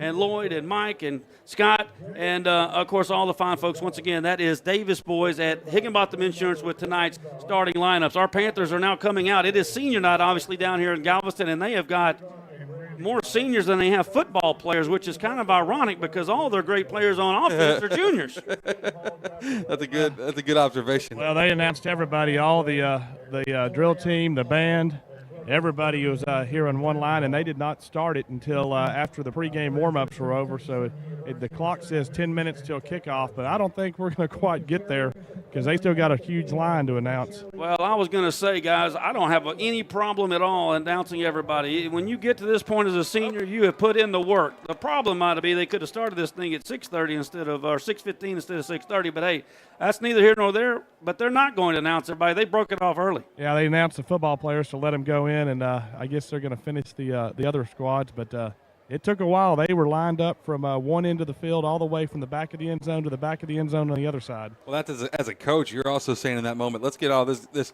to a coach. It's like, let's just get all the hoopla. Let's get all the extra stuff out the way. Let's play a game. So they're like, hey, get our guys back. Let's get ready to go. We don't need any more pageantry. Let's just get to playing football. Man, what a venue for a football game, and that wind is blowing over our shoulder toward the other stand. So if you're watching at home from our bench, it's blowing directly toward their bench. Now, you can't feel it down on the field where we were sitting, but I got a feeling, Jeff, you're down there, that's going to play a difference in this ball game because all 3 flags are blowing straight across. Yeah, it's blowing across. It's coming off the coast. The way this the stadium sits, it's coming off the coast, and you can't feel it like you said when you're standing out here in the bleachers. But when you walk to the middle of the field, you can feel the breeze, and those are big flags. And like you said, they're all 3 blowing straight out. No question about that. Our Panthers are lining up down in the tunnel, getting ready to come out. Our Cafe Del Rio pregame show. No better place to go hang out and watch those terrible Cowboys or the streaking Texans. They'll be on this Sunday. Of course, no better place to go watch that and get some great Tex-Mex. That is Cafe Del Rio, your pregame sponsor for at least the last 18 years. I'm betting it was longer than that. Yeah, good chance of it. Going back to the wind, a couple things, because we're typically not going to see a ton of balls aired out that high where you see the flags blowing. It could play a really big factor tonight in the special teams game. If there's good punts, good high punts, you could see the ball start swirling, start moving, and there could be some pretty big plays that happen simply because of a misread here. So special teams always important, even more important here tonight. Well, I can tell you this: our guy's got a lot more distance in his leg. There's no question. Yeah. But their kicker is very good as far as extra points. He missed 9 this year. He's 42 of 49. He's 4 or 5 from the field goal range, of 37 being the long. But he has 0 touchbacks on the year, so that tells you that he's going to do a lot of short pooch kicks, and nothing's going to go past the 20-yard line. So if Kevo is going to have a chance in the return game, we're going to have something special drawn up, or have to draw up something special. And, Coach Quick kind of gave a little tip of the hat in the pregame show. Wouldn't tell us what was drawn up, but he did have a little sparkle in his right eye when I mentioned if we're going to get number 2 the ball in special teams, we got to draw up something special. Well, maybe they're Maybe there is something special on the way. I always like it when the coaches keep their cards close and we get to see something that we hadn't seen before. So you listen, he's a difference maker. You got to find a way. That's the coaching job's responsibility. It's you got to get the ball in your playmakers' hands somehow, some way. You've got to be able to make that happen. Special teams, offense, whatever it might be, you've got to get the ball in their hands. The ball needs to be in the hands of Kevo Taylor here tonight. Well, that's a new one I've heard too. A sparkle in Coach Quick's eye. Wow. Coach, I've talked to Coach. I asked for a favor on Tuesday. I saw him on Wednesday, and I see him today. So I've had more contact with Coach Quick this week than I know that he would have liked. But all 3 times, it's not that. It's extra little pep in his step with his chest bowed out because he knows we come down here to get this gold ball. Yeah, it's a business trip as he talked about, and the kids are excited, a place they haven't been in a couple of years. And, again, we've talked about it all year, how special this group is, and the staff really loves this group of kids, how well they get along, and they root for each other, and they play hard. There is no question about that. So, again, as far as playoffs go, we'll talk about this at our halftime show, our Morgan Insurance HC halftime show. We're not going to know anything until tomorrow afternoon. That's all I can tell you. Now, I can tell you who I think we're going to play if we win or lose. I can iron that out for you. But as far as that goes, I can't. They all play tomorrow. It's kind of ironic that, and they all want to play the following Saturday. We want to play on Friday. So there will be a flip of some sort with someone tomorrow after their games are over, and we will not know exactly. All we know is for sure we are not traveling next weekend for a playoff game. Get a home playoff game. Going to be a ton of fun and going to be a lot of excitement as well. Listen, last time we were on the road, the officiating became something that we talked about a little more than usual. Jeff, they just walked by you not too long ago. Did you ask any of them what year they graduated from Galveston ball or anything? Actually, I met one of them coming into the parking lot, and he told me he was from Carthage, so he was East Texas guy. Okay, all right, we'll take it. Catching a ride back with us to East Texas. Well, that is yet to be determined. He Depends. can earn his ride. How about that? There we go. You want it to be free, or do you want to pay? Yeah, exactly. I do believe if we win, more than likely we're going to play Houston Milby. Now, if they lose, it could be Westbury on a point differential. But I believe if we can pull out a win tonight, Milby will be the team that we draw. And if we don't win tonight, it's either going to be Waltrip. Is it how do you pronounce it? Houston Waltrip? Waltrip, yes. You're right. Or Sterling. If Waltrip wins, then they're going to be the 2 seed, and we'll play Sterling. Or wait, Galinda Park. It is a mess, and I'm going by points. If Sterling wins, Galinda Park gets first, and we're going to play Waldrop. If Waldrop wins, they win the district, and Sterling falls to third, and we would play Sterling. So we're not going to play Galinda Park, but we could play Sterling, Waldrop, or Milby. If we win, we're either going to play Milby or Westbury. That's for sure. All right. I'll take any of them. Let's go. Let's just throw it out there tomorrow. Let's just get this thing here. We got some business to decide tonight, obviously, but playoffs are fun because I love the what ifs. I love the scenarios. I love the fact that our region is absolutely loaded. Is it four top 10 teams in our region? Yes. Yeah, that's a insane stat. We thought we got out of the we didn't think that. We knew coming into Region 3 we were still loaded. Region 2 is loaded as well. But you got 4 of the top 10 in just Region 3. It's tough, but the first playoff game, you better take care of business. Round 2, that's where you're going to see a lot. That's if you want to make a long run, you win that game, you're going to be able to make a long run potentially. Jeff, down in pregame. We got our school song coming up here. Okay, well, let's go down. I'll give you this thought after this. Let's go down to the field for Lufkin Panther school song.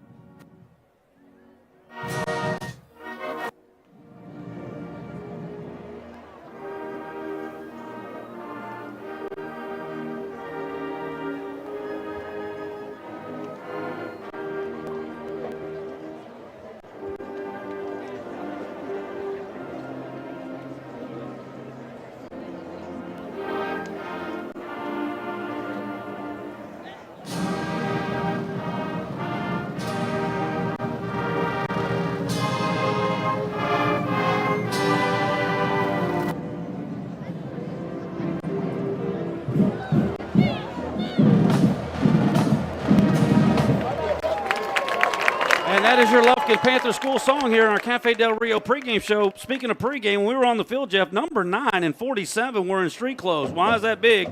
Well, number 9's a two-way player. That's Jones, and he's very good on defense. And number 47 is a starting lineman as well. Both those guys were in their jerseys in pregame. Now, Pope and Brock, number 5 and number 33, are going to be the two main ones we talk about on defense with Jonah Williams out. But I'm going to tell you right now, number 9, Jones, this guy can play the game of football, and he also is a running back with 5 touchdowns on the season, and he's over in street clothes. Yeah, and we already talked about Jonah Williams, but yeah, that they've got a lot of athletes, but they've had some injuries obviously, and he was in street clothes. I saw him with the pants on, with his pants and just a jersey on.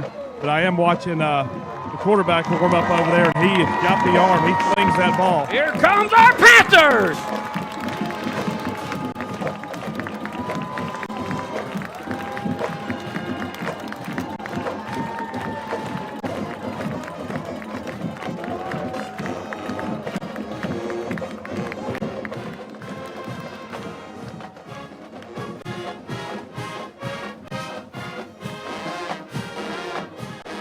And your Panthers are on the field. They'll huddle up one more time and thank the man. And when we come back, it'll be time for our coin toss, brought to you by Security and Guaranteed. And your Lufkin Coca-Cola Kickoff is coming up. Your Cafe Del Rio pregame show rolls on right here on Lufkin Game Time. Need top-notch drafting services? B-Square Design has been serving Texas for 11 years with commercial and residential drafting that stands out. With 40 years of combined experience, our friendly, knowledgeable team is ready to help you bring your project to life. From cutting-edge software to large format printing, we've got the tools to get it done. Call today for your free, no-obligation quote and consultation. B-Square Design, your trusted partner in design excellence. Proud sponsor of Lufkin Panther Sports on Lufkin Game Time.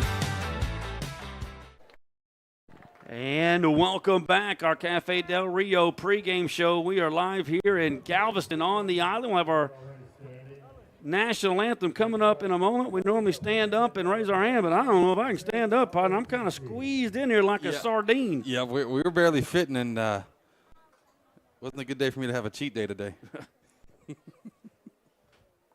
Once again, we're eating all that seafood, huh?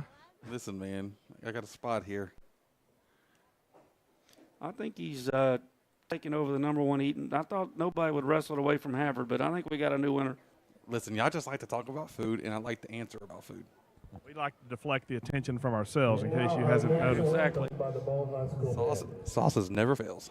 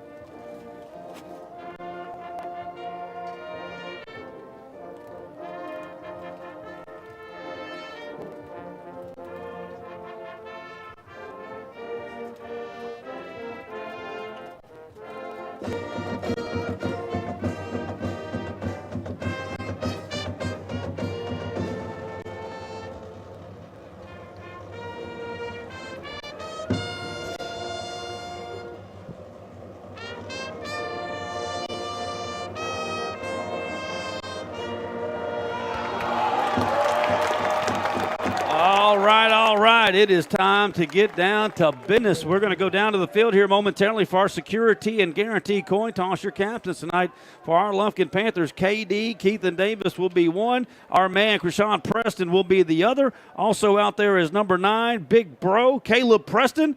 And number 91, I think it is, Jaquez Johnson, your captains tonight. Lufkin in the all-white with the purple trim. And we're going to go down to the field to Jeff Todd. We'll have tonight's coin toss once again brought to you by all the fine folks at Security and Guarantee. See my man Hall Henderson and the guys, and give them a call today when you're ready to buy or when you've already bought. That is Security and Guarantee. And now down to the field to our man Jeff Todd.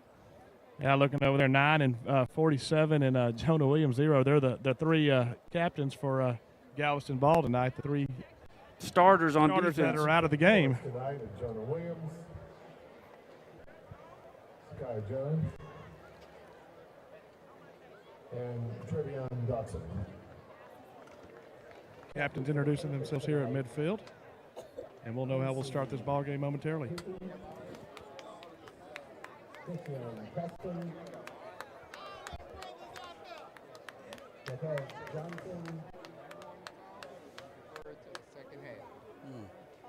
All right, Lufkin has won the toss and decided to defer to the second half. So Galveston ball will start this ball game with the football. This will conclude our Cafe Del Rio pregame show. When we come back, we'll have Lufkin Panther football and the Lufkin Coca-Cola Kickoff on Lufkin Game Time. Red 18. This season, you can share a Coke with your team on it. So I'm going to tell you how with a little help from this quarterback. Selling 44. You can share a Coke when your team's up. Red Poncho. You can share a Coke when your team's down. Happy Jolly. You can share a Coke with a coach, a mascot, or an MVP. Chili, chili, chili. You can even share a Coke with your rival on game day. Turbo. Or you can share a Coke when you're giving out your famous guacamole recipe in a completely packed stadium. Cilantro, chopped onion, squeeze a lime, Roma tomato, hike. Share a Coke with a fan this season. Ice cold, delicious. Share a Coke is back for the fall football season. We all know what comes with being a fan. The ups, the downs, and everything in between. Whether you've just won a big game and want to celebrate with fellow fans, or want to share a Coke with your best friend whose team just lost against their arch rival, Coca-Cola has something for you. Share a Coke with a teammate, rival, or best friend this season. And welcome back, everyone. We are just about set for your Lufkin Coca-Cola Kickoff. It will be Galveston balls first. Our man Nolan Hanser will lead the way out. He has got on the season 11 touchbacks. He's get one out of bounds. Let's not make it two, baby. That wind is going to be blowing from his left to right, and it should be a pretty good gust there.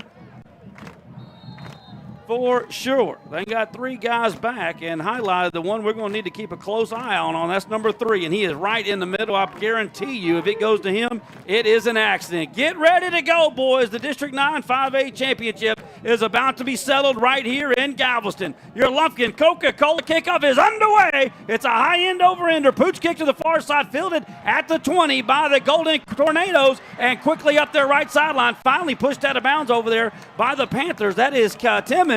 But not before they get a good return of about 25 yards out to the 45-yard line, and Baker and company will have phenomenal field position here to start this ball game. Yeah, Renthius Wynn, another one of these guys, number 1 for the Tornadoes. He's a player. He's got great numbers this year on the return game as well. A senior running back. We'll see him in the backfield, and I have a feeling we'll be saying Wynn a lot tonight here for Galveston ball. Here they come. I believe that's about the longest kickoff return that kick coverage team's given up all year. Well, we're going to see a lot of those pooch kicks tonight from both sides. Nobody's going to want to kick it deep to the other side. Here we go. The big man Dayan is spread far to the right-hand side, and the other one's Woodbury to the left. First snap will be a fake handoff, play action fast, and they're going deep for all of them, and we're beat. It's caught. Touchdown, just like that. Number 3, Woodbury, has gone to the house, and that, my friends, is what has got me concerned of these two outside linebackers, or our receivers. Boy, he got a lot of air into that ball. We knew he could throw it. That's touchdown number 29 on the air, just like that. As again, the wind, he does have the wind on his back on this a little that blowing across there, and he hit him in stride as he had about 3 or 4 steps on Young there. And more than that, he had as many as he wanted. Yeah. He only slowed down because maybe the ball slowed him up just a bit on the throw, but yeah, he was wide open, and that's going to be one-on-one coverage. We're going to have to be, or not. I mean, it's more than one-on-one. That's not one-on-one. Yeah, it wasn't. That's the problem. Here is the St. Luke's Health Memorial extra point, and it is through the uprights, and just like that, we have played 12 seconds, and they lead it 7-0. We'll take a quick break. Live here in Galveston, 32nd. You're listening to Lufkin Football on Lufkin Game Time. Hey, Panther fans, Big Nasty here. Need a short-term loan to cover some unexpected bills or maybe a little extra cash? Give Texan Credit a call today. Loan process that is easy from start to finish, and you will get your money fast. Texan Credit has been helping Texas residents for over 10 years by offering multiple loan options with easy low payment. Located in Lufkin at 509 South Timberland Drive, or look Texan Credit up online, TexanCredit.com. Trust me, if they'll loan me money, they will loan you money. Texan Credit, they say yes. And welcome back, your Wright Buick GMC scoring drive update. That didn't take long, partner. One play, 54 yards, 12 seconds off the clock, and they lead at 7-0. That is a 54-yard touchdown pass, Baker to Woodbury, and that, my friends, is the 10th time that they've hooked up. And they lead at 7-0. Wright Buick GMC scoring drive update. Here's your Lufkin Coca-Cola kickoff. They'll kick that us out. We're going to let that go out of bounds, and we'll get pretty good field position in our own right. That is the sixth time, that Marinas has kicked it out of bounds on the kickoff, and he would rather give that up. Now, the question is, do we back them up 5 and let them do it again, or do we take it out at about the 35-yard line? Well, you could play the long game and see it, because they're going to try to kick it. They're kicking it away from Kivo. That's what they're doing. We even saw Kivo there. He's up at the 15, in between the 15 and 20 for the return, so they're trying to keep things interesting. It looks like we're going to take it from I guess we're going to just take it off the penalty here. Well, you know, I'm always an advocate of making that run, that kickoff team do it again, just because they, you know, they're young, but are they conditioned to do it 2 times in a row? We shall see. And that ball will be placed. We're going to take it at the 30-yard line. 7-0. If you're just tuning in, I hope you didn't blink, because it took 12 seconds, and they were queuing up the band. Can the Panthers answer? QT will lead his guys out. Preston is in the ballgame for the first time since September. We'll go to Waters on the first play. He'll cut it back around the right side. He's not going to get much. He'll get a couple. The district's leading rusher will get out to the 32-yard line, maybe the 33, and a 3-yard gain on first down there for the Panthers. Here in our first quarter. Our first quarter is brought to you by Higginbotham Insurance. The Davis boys at Higginbotham Insurance bringing you all of our first quarter action.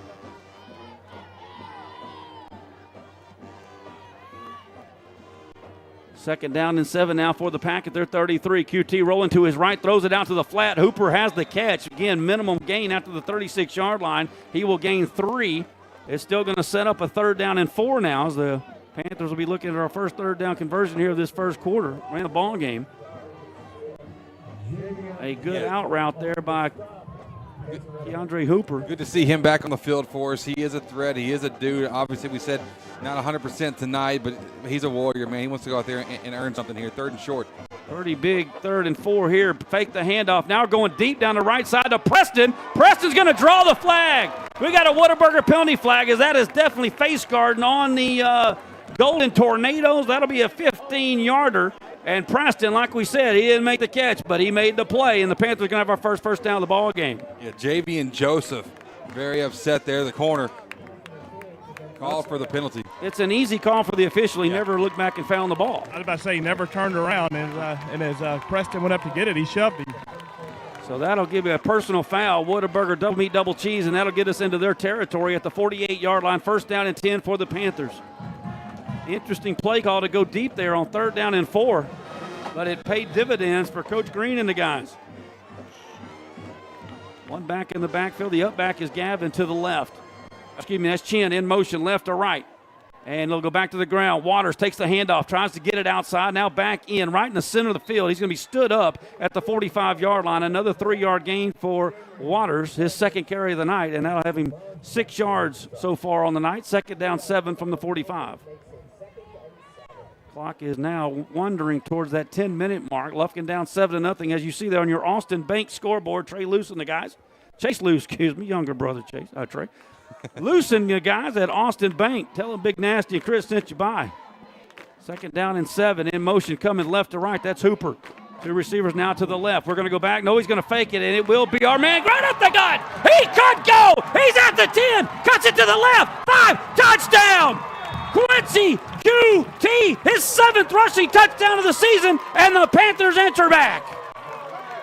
Would you expect anything different from this kid right here? All season long, proven himself, had to step up as a backup. He's grown so much since the first preseason game. This guy is a leader. He's a dog. He's a dude, and he's proven it there, countering their opening drive touchdown with one of our own. We're going to jump into the go for two here. We've done it every time on the first touchdown this season. It looked like we were going to kick it. Panthers got him in a bind. We need to throw this out wide to the right and walk in for two. They're going to run the kicking team onto the field. They're going to run the kicking team. I thought we had an advantage out to the far right, but it's going to be hauled back in, and they have to hurry back. 7 seconds now, but they were working on this all week. Hanser comes in for the extra point. St. Luke's Health Memorial extra point is right down the wickets, and it is good. The Panthers answer 7-7, 10 minutes to go. Fireworks ablazing here on Lufkin Game Time. Hey, have you seen Thang? He's supposed to pick us up. I don't know where he went.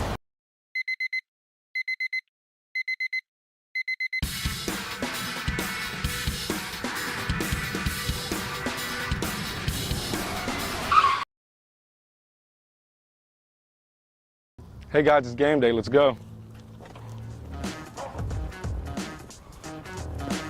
Hi folks, JJ Webb here from JM Chevrolet, your East Texas Chevy dealer, and we're fired up for this Lufkin Panther football season because at JM Chevrolet, we back the pack. So let's go, Panther Nation. JM Chevrolet, together let's drive.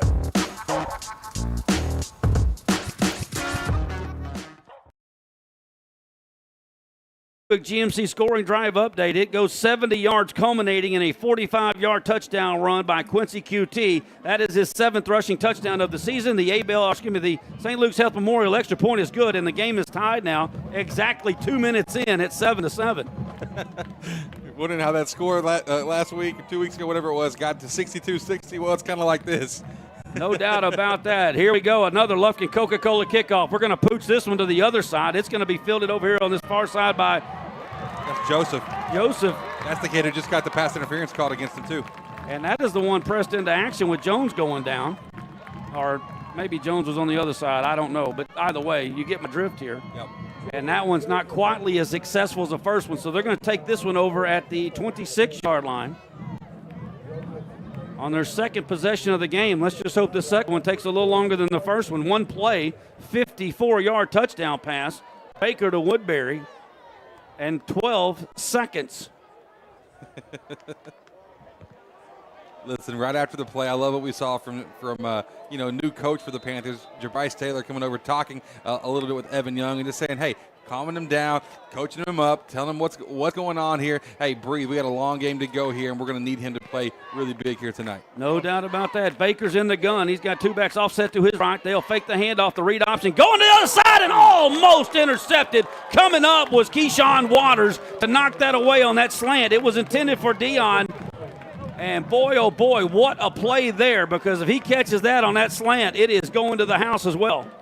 And this is a game, Chris, if you miss an assignment here, it's not a first down, it's a touchdown on both sides of the ball. 100%. I mean, it's not going to take long. It's going to be exposed. You saw on the very first play of the game, any mess up in the coverage, you're done for. So tonight, that was a huge play, a one-on-one play, and good job from Waters. Panthers rushing three. In motion left to right is Woodbury. He wants to throw that wide receiver screen to Woodbury out on the right. He's got a block down the sideline, and there he goes again. Evan Young will force him out of bounds on the far side, but not before he picks up a chunk of yardage. Make it, they're going to mark him out at the 41-yard line, so he'll pick up 15 yards and a first down. Man, when that guy gets running north and south.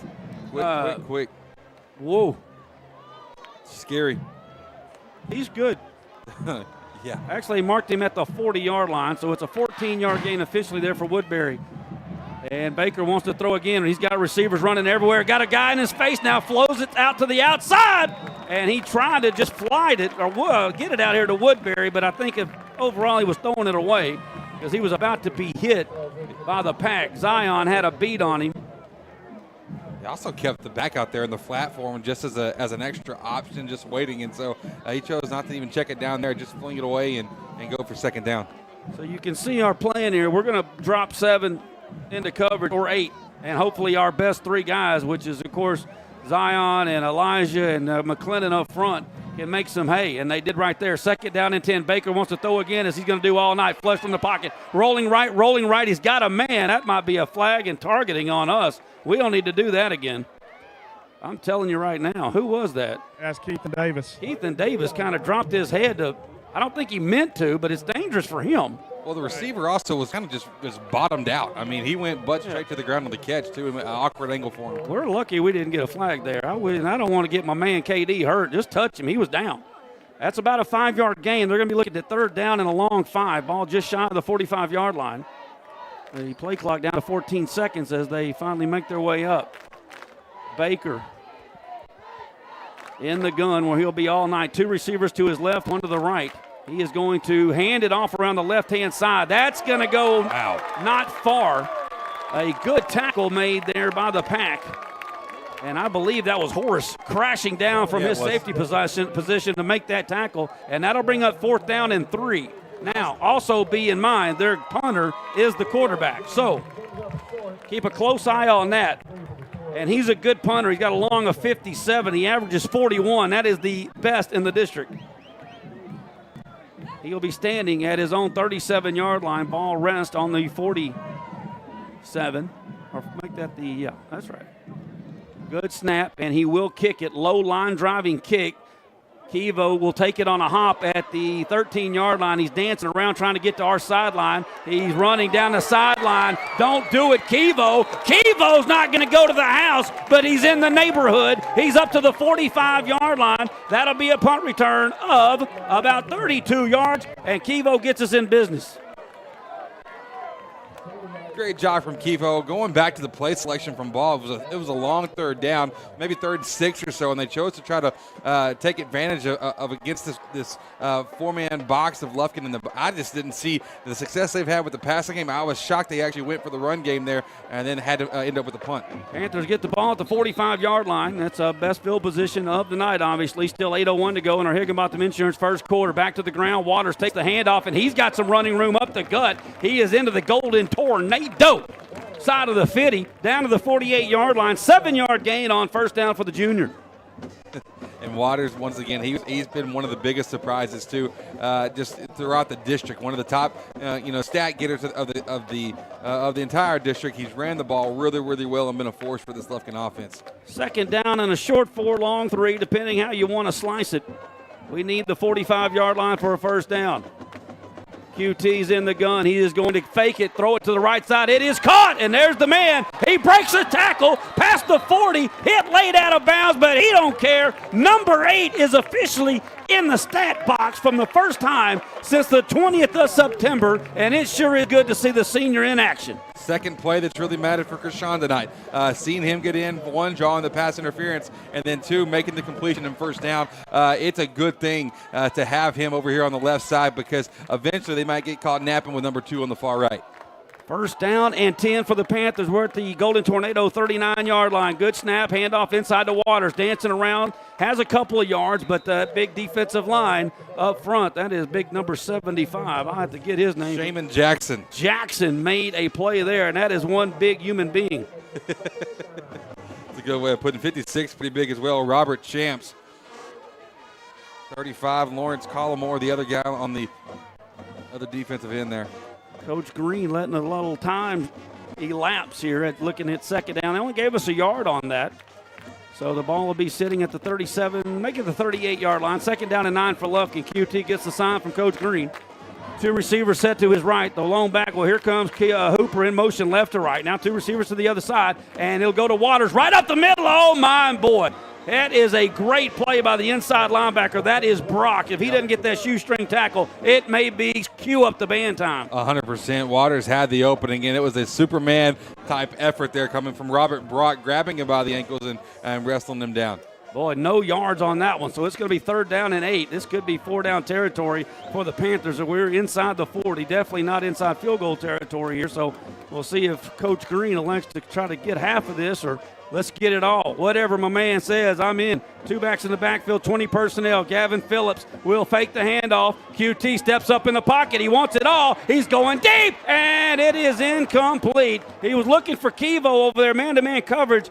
Kevo's kind of running in. I got to believe that wind blew that ball out toward his right. Did you see him you've never seen Kevo out of position. Yeah, 100%. It did, and it 100% did. That was a great, almost a big play from Jawan Woodbury back there as well in coverage on Kevo. So That's twice now the Panthers have they've taken shots on third down. I don't know if they're trying to make a statement or what, but they are taking the shots. One time successful, this time not. This will be Hansard coming on for the punt. It'll be his 30th punt of the season. He's got a long of 57. We do not need that. Ball's at the 38-yard line. He's going to try to coffin kick this. When he does it, it hits at about the 10. It takes a big bounce. It's going to roll out of bounds. Good job. At the 7-yard line. What a great job by Nolan Hansard. It's going to kill his average. A 31-yard punt officially, but it pins them deep inside their own 20 at about the 8-yard line. Great job there by Nolan Hansard. Special teams has flipped the field for us a lot this season, and, it just makes the defense's job that much easier whenever you can pin them back up in their own territory and give our chance for our line to really just go at it. We always miss the seniors when they move on, Jeff, but for 3 years we knew who was kicking the extra points and the punting and all the kicking duties. That kid is going to be leaving a hole next year. Yeah, he's done a fantastic job as a Lufkin Panther and really had a great senior year. Been a big factor for these Lufkin special teams. And just like me, he's rated number 2 in his class. Uh-huh. Well, there were only 2 people in your class in Crockett. Back at the 8-yard line, throws that receiver screen out to the left to Woodbury. He makes the catch, cuts it out, and he is hit. There's a good S&W collision. Evan Young lays the lumber right there. Woodbury gets a good yard of about 8.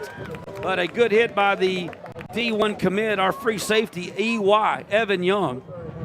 Picked up another offer this week I saw from the University of Wyoming. Oh, yeah. They are really trying to get Woodbury, getting him around this game. They got just big receivers. We knew it coming in.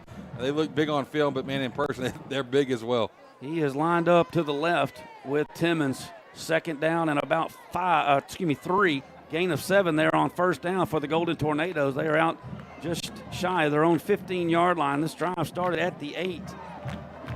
And that's going to be another quick slant. That's the big tight end, Charles. That's his 15th catch of the season, and that's going to be a first down. It's a big drive. Good punt. Pins them at the 8. Can that defense do what they did last time out and put the clamps down? In our 7-7 scoreboard, Austin Bank scoreboard, you see it. Yeah. Both teams traded touchdowns, then they traded punts. Third possession of the night for the Golden Tornadoes.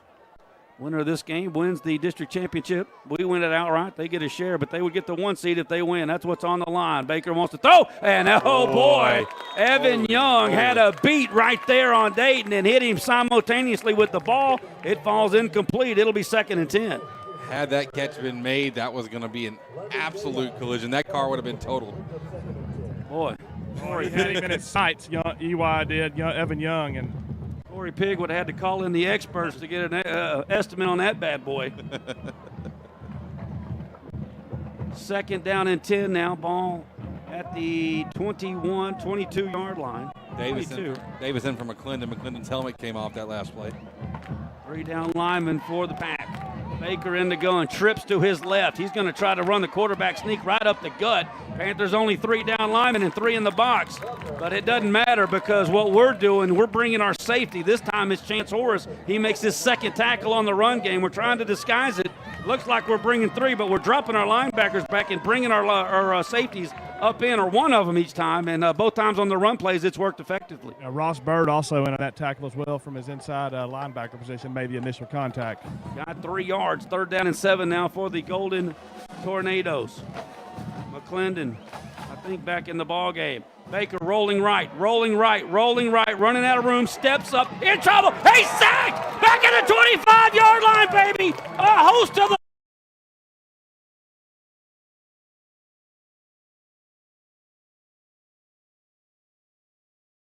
caught him out here on the edge and forced him back in, and that allowed Lahr to come in from the inside linebacker position and finish him off, and they'll drop back to punt. And we also got to talk about, too, this whole night we're going to be focused so much on the secondary. The secondary did a great job in coverage, not giving Barker any kind of room to make a throw to any open receiver. Excellent job. That's a unit right there. That's a unit. Great coverage downfield. Second punt. This is another low line driving kick. Kevo's going to bobble it, pick it up at the 42-yard line. Can he make a guy miss? Yes, he's trying to get to their sideline to the corner. Kevo's going to be hit out of bounds at the 42-yard line. He has not gotten a touchdown yet, but that is another great punt return of 16 yards to go along with the previous one, and our man is piling up the punt return yards. Man, he's just a threat.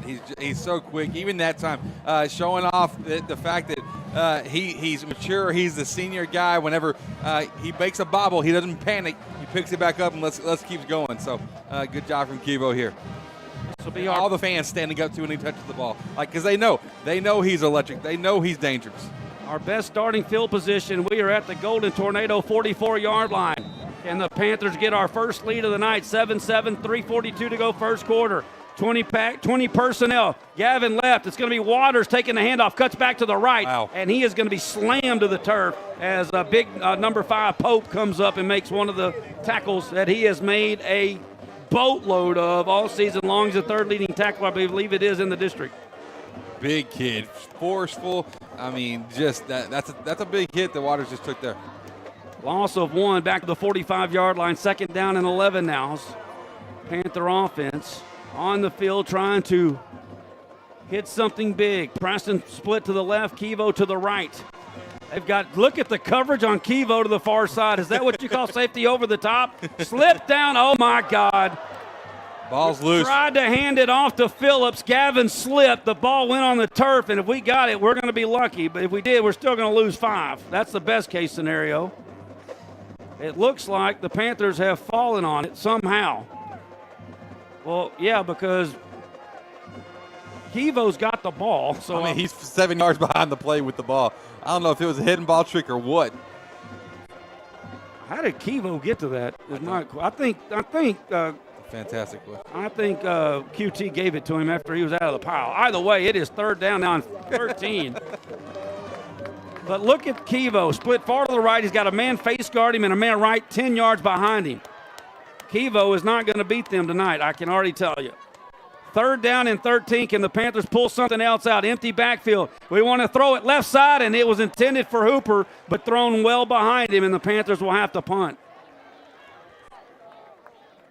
Cooper ran a little bit of a skinny post route, and it appeared that he was open, but the ball, or maybe he ran the wrong route after having the word there with Coach Green.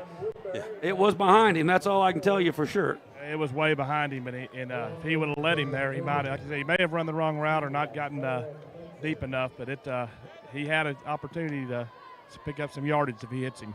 So the Panthers will punt again. Hansard, this one, hoping to boom it a little farther. It's a big one, and it's caught down there at the 8, and great coverage by the Panthers. I can't see who pushed him out of bounds. Smith. Who? Sam Smith. Sam, my man Smith, forces him out of bounds, and they're going to be pinned back down at the 6-yard line this time. Well, golly, what can you say? We've said it so many times. Hansard, a difference maker, and that's twice now he's done his job really, really well. That's going to be a booming punt of 40 yards. And this will be their 4th possession. They had the one play, big strike to Woodbury, and then 2 consecutive punts. But the Panthers' offense is stagnant here as well, as 2:27 to go in our Higginbotham Insurance first quarter. They are down at the 5-yard line. It is their worst starting position of the night. They were on the 8 previously. Ball kind of keeps inching back and back and back more towards that side of the end zone. That is true. And Baker will hand this off, and again, I'm telling you right now, if Lufkin's able to stop the run game with 4 in the box, we're going to have a chance to win this ball game in the 4th quarter. That was the key, talking to Coach Quick.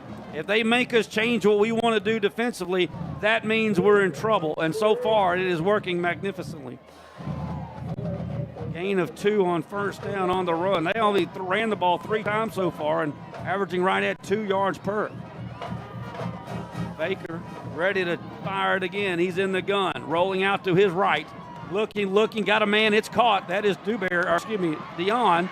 And Dion breaks the tackle. He's out to the 25-yard line. That's a big pitch and catch and a first down. Can't double team both of them. Yeah, you're right. Barker really, what Galveston ball is liking to do right now is they're not afraid to hit that 5 to 15 yards, really 10 to 15 yards where they're looking downfield, little out routes, quick slants, and we're giving some cushion with our in coverage on these receivers. So we'll see if they can keep consistently making that pass tonight. And they've been doing it a lot this year. Dion with the catch. That is out to the 26-yard line, so that is good for 14. And there goes Woodbury in motion to the right. They're going to run the receiver screen to the other way. Excuse me, that's a running back screen. They get that one to win. Yep. And the Panthers, McClendon and company, are there to sniff it out, and that's not going to gain any. It'll remain 2nd down and 10.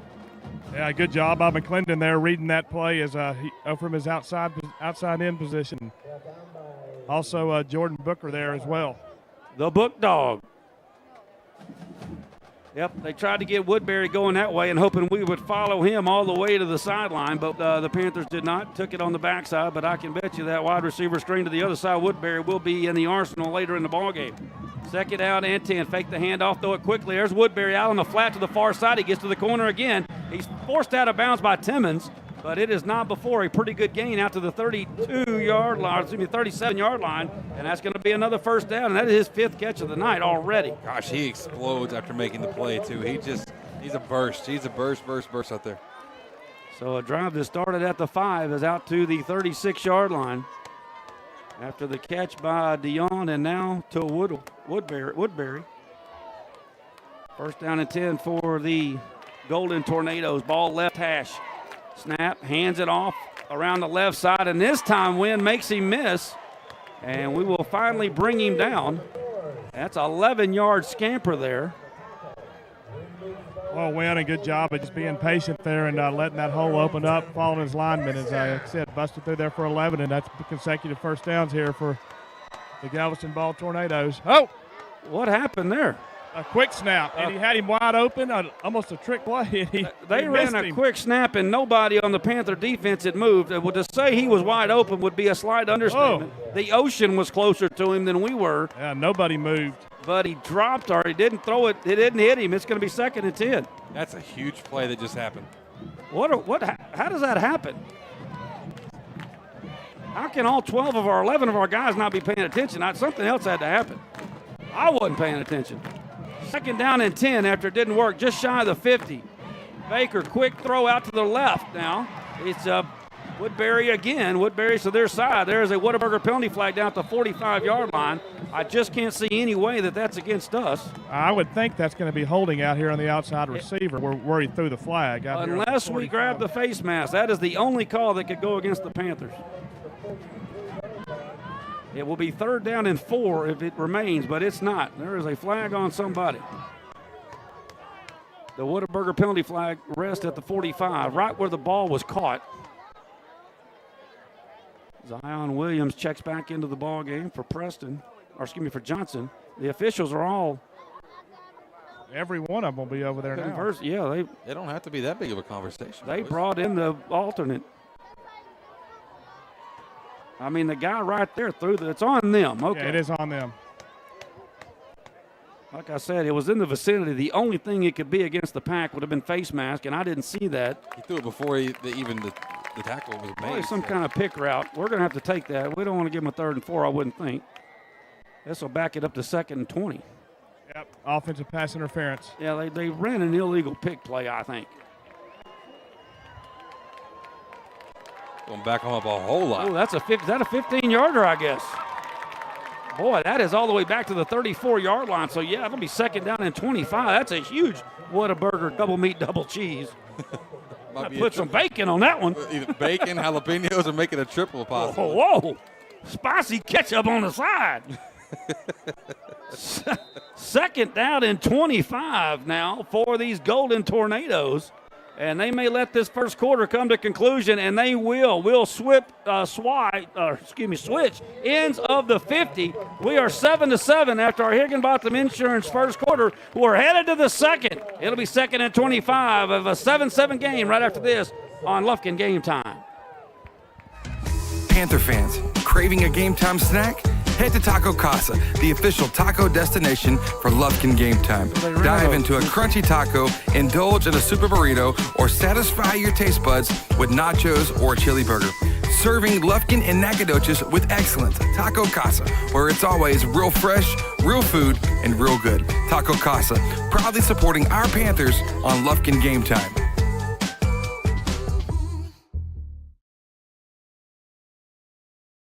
Welcome back to Lufkin Panther football as we move into quarter number 2, brought to you by the aforementioned. Are you eating again? I didn't do anything, boss. I mean, I mentioned Whataburger, and you break out a Kit Kat with a Whataburger symbol on top of it. We're going to be telling secrets here. We're going to have a long night on this broadcast, Gary. Not on groceries. Nobody, Jeff, nobody out eats the man. Hey, this is a tough crew to get up on that. I'm thinking about what I'm going to eat, but it won't happen until after the game. And where no one can see. Simmons up here. Everybody just wants a snack once in a while, everybody. I'll take it. It's all right. Little energy booster for the second 100%, quarter. 100%. I won't even tell you that I've actually had a good week of what I've been doing this week. I can see the results. It's just a cheat day, partner. Got to reward yourself once in a while. You're looking good, man. Keep it up. Shut up. Y'all calm down up there. 2nd and 15, balls at the 34. They are going to the Monday night offense right here. Monday night football. 3 receivers left, 2 to the right. Pull the guard, throws back to the right-hand side, and that's going to be caught. But now dancing around and going back all the way to the other side. A lot of area covered there by Woodbury. And there's a late hit on Lufkin, and that is an absolute killer. That's going to give him those yards back, too. Jeff, I don't understand the play call. I don't think everybody was on the same page. The lineman was standing in the middle of the field. Woodbury caught it left, ran all the way to their sideline. I think it was a busted play, but we're going to bail them out with a late hit. Yeah, it was going to be 3rd and forever still, and that's going to be an automatic first down here. Oh, man. Happened over there in their sideline. I couldn't see who did it, but it doesn't matter. It was a Panther. And it is an absolute backbreaker. We would have been looking at 3rd down and 18.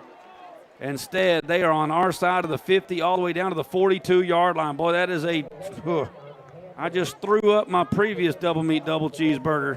From last week. No, from 2 plays ago. Get down some of my Kit Kat here, partner. Oh, I'm physically ill. 1st and 10 for the Golden Tornadoes. Momentum on their side. Baker drops back, going deep. That's our man running the route. Evan Young was the closest man to the ball, but he couldn't get there. There was too much gas under that one. 2nd and 10. That play had one receiver in mind and one only. Far side over there with Dion. I was kind of watching that matchup between him and Timmons, and Dion had no interest in really participating in that one. He was done. He just wanted to watch Woodbury out on the route. Woodbury went off the field over there. He's sitting on the bench now. Maybe he's just gassed. I'm not sure. But he does play both sides. Yes, he does. And he's done a ton on offense so far. 2nd down and 10 now for the Tornadoes of the Golden Variety. And fakes the handoff, runs the screen to the big tight end the other way, and he trips up on the 42-yard line, stepped up and got him. He falls down unattended and will pick up only 1 yard when he probably could have picked up 8 or 9. Some would say he tripped up. Others might say he was intimidated by Evan Young. One will never know. The man is about 6'4". I'd be surprised if he's intimidated by anybody. He's a big dude, man. He really is. That's a beast out there. 3rd down and 9 officially as the ball's at the 42-yard line. Baker will be in the gun. Woodbury still over there on the bench. He's going to roll out to his right, and he's going to hit a handoff on the cutback the other way, and we don't see it coming. And Wynn is going to be into the end zone, I am afraid. Evan Young does not going to put that tackle on his highlight film. And they run a cutback play, and they catch all 11 Panthers sleeping on the play, and it is a touchdown run from 42 yards. I mean, you said it right there on that play. It was, everybody was looking at the other side of the field, everybody. And cut back wide open, and not much you can do with that. Win, putting some points back up. That is a 94-yard touchdown run that spanned about 5 minutes, culminating on that 42-yard run by Wynn. And again, they just ran a misdirection, and it caught us napping, and they have regained the lead. St. Luke's Health Memorial extra point. The kick is up, and it is inside the left upright barely, and they have regained the lead 14-7. 11 minutes to go before our Morgan Insurance Agency halftime show. We'll take a break. 14-7, Galveston back after this. This is a Whataburger table tent. An orange and white trophy for your made-to-order burger. It means we cook your meal up fresh. And don't get up, because we'll bring it right to you. So if you're looking to sit down and celebrate the fact that you left it all on the field, we've got your number. Whataburger, just like you like it.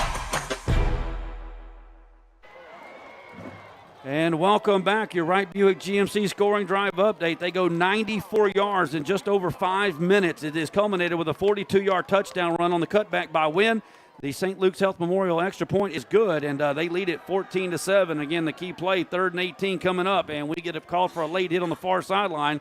Gives them a first down, and 2 plays later, they are queuing up the band. Boy, how about their leading tackler, Pope, over here on the kickoff team? There's a high end over end, Lufkin Coca-Cola kickoff. Coming up is Kivo to make the catch at the 31, but he is just going to have to tippy-toe out of bounds. We're trying to get him the ball because they are not going to let Kivo Taylor beat them on offense, partner. They are putting a alignment over there on Kivo that I don't think I've seen. I don't know if they put that on Dez.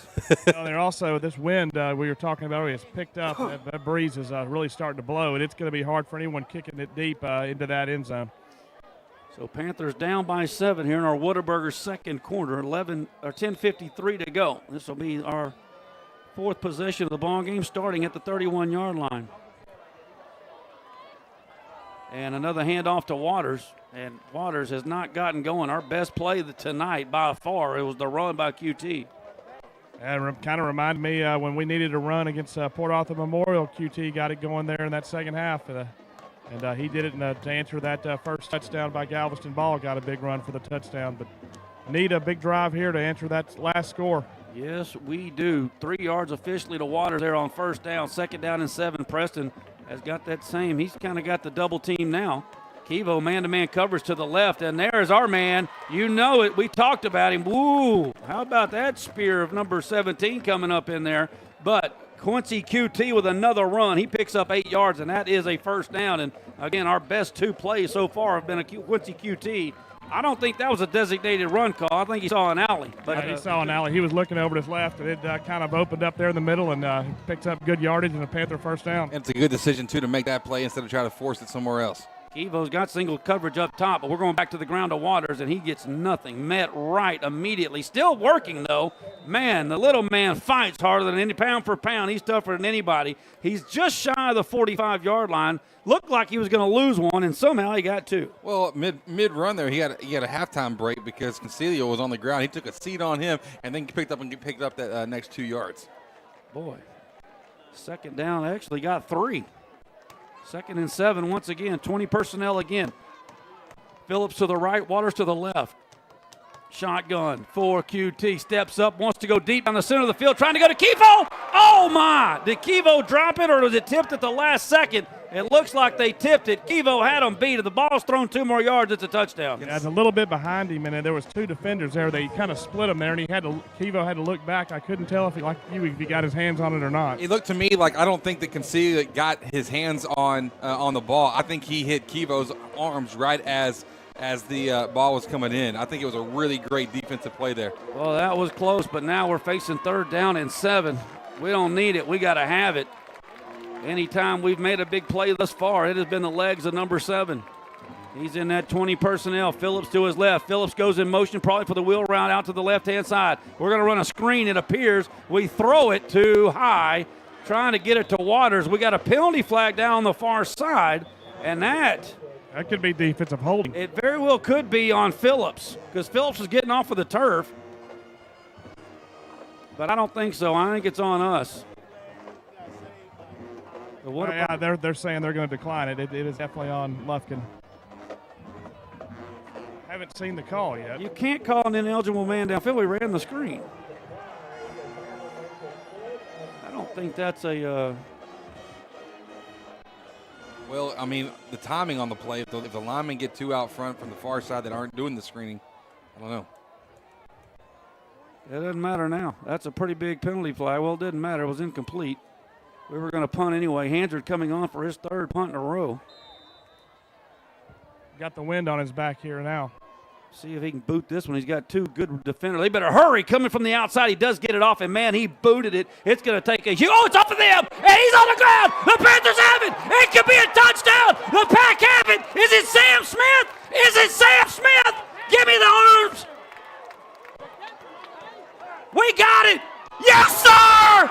At the special teams touchdown, I believe it is my boy, Sam the Man Smith. Touchdown, special teams for the Pack. Atta baby. Boy, I don't know why the punt returner tried to even pick grab that ball, and he muffs it, goes in the end zone, and Sam Smith makes another big play, this time on special teams. Man, talk dirty to me, baby. Extra point, St. Luke's Health Memorial to tie it up with 9:06 to go. Hansard is in. Diaz will snap. Kivo on the hold. It is down. The kick is up, and it is good. And how about old Mo switching jerseys? 14-14. We'll take a break. Back right after this. When it comes to repairing your vehicle, you always have a choice. At S&W Expert Collision Repair, we set the standard for excellence with state-of-the-art equipment, leading-edge technology, and over 40 years of industry know-how. They got us a new car. They got us a new car. They got us a new car. No, this is your car. We just fixed it correctly. Thank you so much for our new car. No, this is your car. S&W Expert Collision Repair. You just might think you got a new car.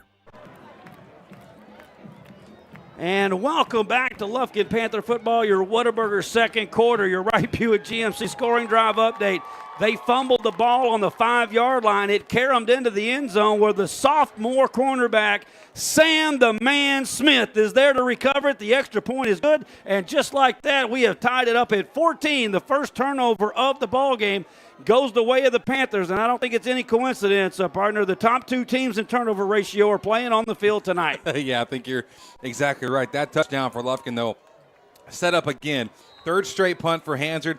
Third straight incredible punt for Hansard to get it down there, make it bounce, and then offensive, when they try to return it, just made a bad decision. Well, Sam Smith there hustling and getting the benefit of what was another excellent performance so far for Hansard. Coca-Cola kickoff, and Hansard, for the second time only this season, kicks it out of bounds to the far side on a Whataburger penalty flag. That is only their third fumble of the entire season. They are plus 16 in the turnover category, number one in the district coming into tonight. Lufkin is plus 10, and we're number 2, if that shows you the difference. Wow. And again, their third fumble of the season. Well, just like Chris said, a bad decision of trying to field that punt. No good could come of it. Once you're right, the old rule is stand on the 10-yard line, don't field it. Put your feet there and don't go backwards. And as he tried to field it, he muffed it, and Sam Smith, the benefactor of a bad decision. Great hustle. Luck doesn't just happen. You got to make it happen, and Sam Smith made it happen right there. Great hustle by the sophomore. We are tied up at 14. That's the good news. The bad news is Baker's back on the field with the ball. In the gun, standing at the 25-yard line, starts at the 30, hands it off inside to win, and this time the Panther defense is there. Big Zion Williams there. This will be their 5th possession of the ball game. I thought it was interesting. We were talking about Zion a little bit in pregame, partner, and I thought that the fact of, man, we've seen Alexander play so well, and I think what sometimes we can neglect to realize, especially in the moment, how often he's getting these double teams like you were talking about. Well, Coach Quick showed it to me Tuesday. And, I mean, you know what's happening, but up here we can't really watch it unless we break it down. And right. If you key in on him, you'll see what we're talking about. 2nd down and 10. No gain on 1st down there. Baker now rolling out towards our sideline. Wants to throw. Pulls it back. Going deep. Got Woodbury again. And it is caught over the back of Waters. A great pitch and catch. I believe that's his 7th catch of the night for Woodbury. And that is a big 22-yard gain into our side of the field. Yeah, Waters never got turned around there once he got past him. And, again, he's showing that going to his favorite target in Woodbury again. How's a guy only got 34 catches coming into the night? Well, he's been – well, because he had Jonah Williams for most of the season over there as well. And also he had that Jones that we saw in street clothes, I think, that plays. Well, he's good. He's in a slot to the left. He's running a drag route. We tried to bump him off his spot. They throw it out. Oh, S&W collision. I do believe that is great read there by our man, the Book. He hits him. He'll have to come off because he hit him so hard the helmet came off, but that is a 3-yard loss. Boy, what a play. Just absolutely exploding. Strong tackle, physical football. What you expect in this kind of game? Well, the tackle's great, but it was the read is what made it, man. That was just a great read, and another great play was bumping Woodbury off his route. He was trying to run a 5-yard drag route. Woodbury is now the inside guy, the 3 to the left. Second down, 13. They're going to go back to the ground to win, and that is a huge gain, and it's going to get us out of what we want to do. That's going to be the second rushing touchdown. Evan Young can't touch him, and that's going to be the second touchdown of the night for Wynn. His 9th of the season. He just had a 42-yard the last drive, and now a 51 on this one. 48, but who counting?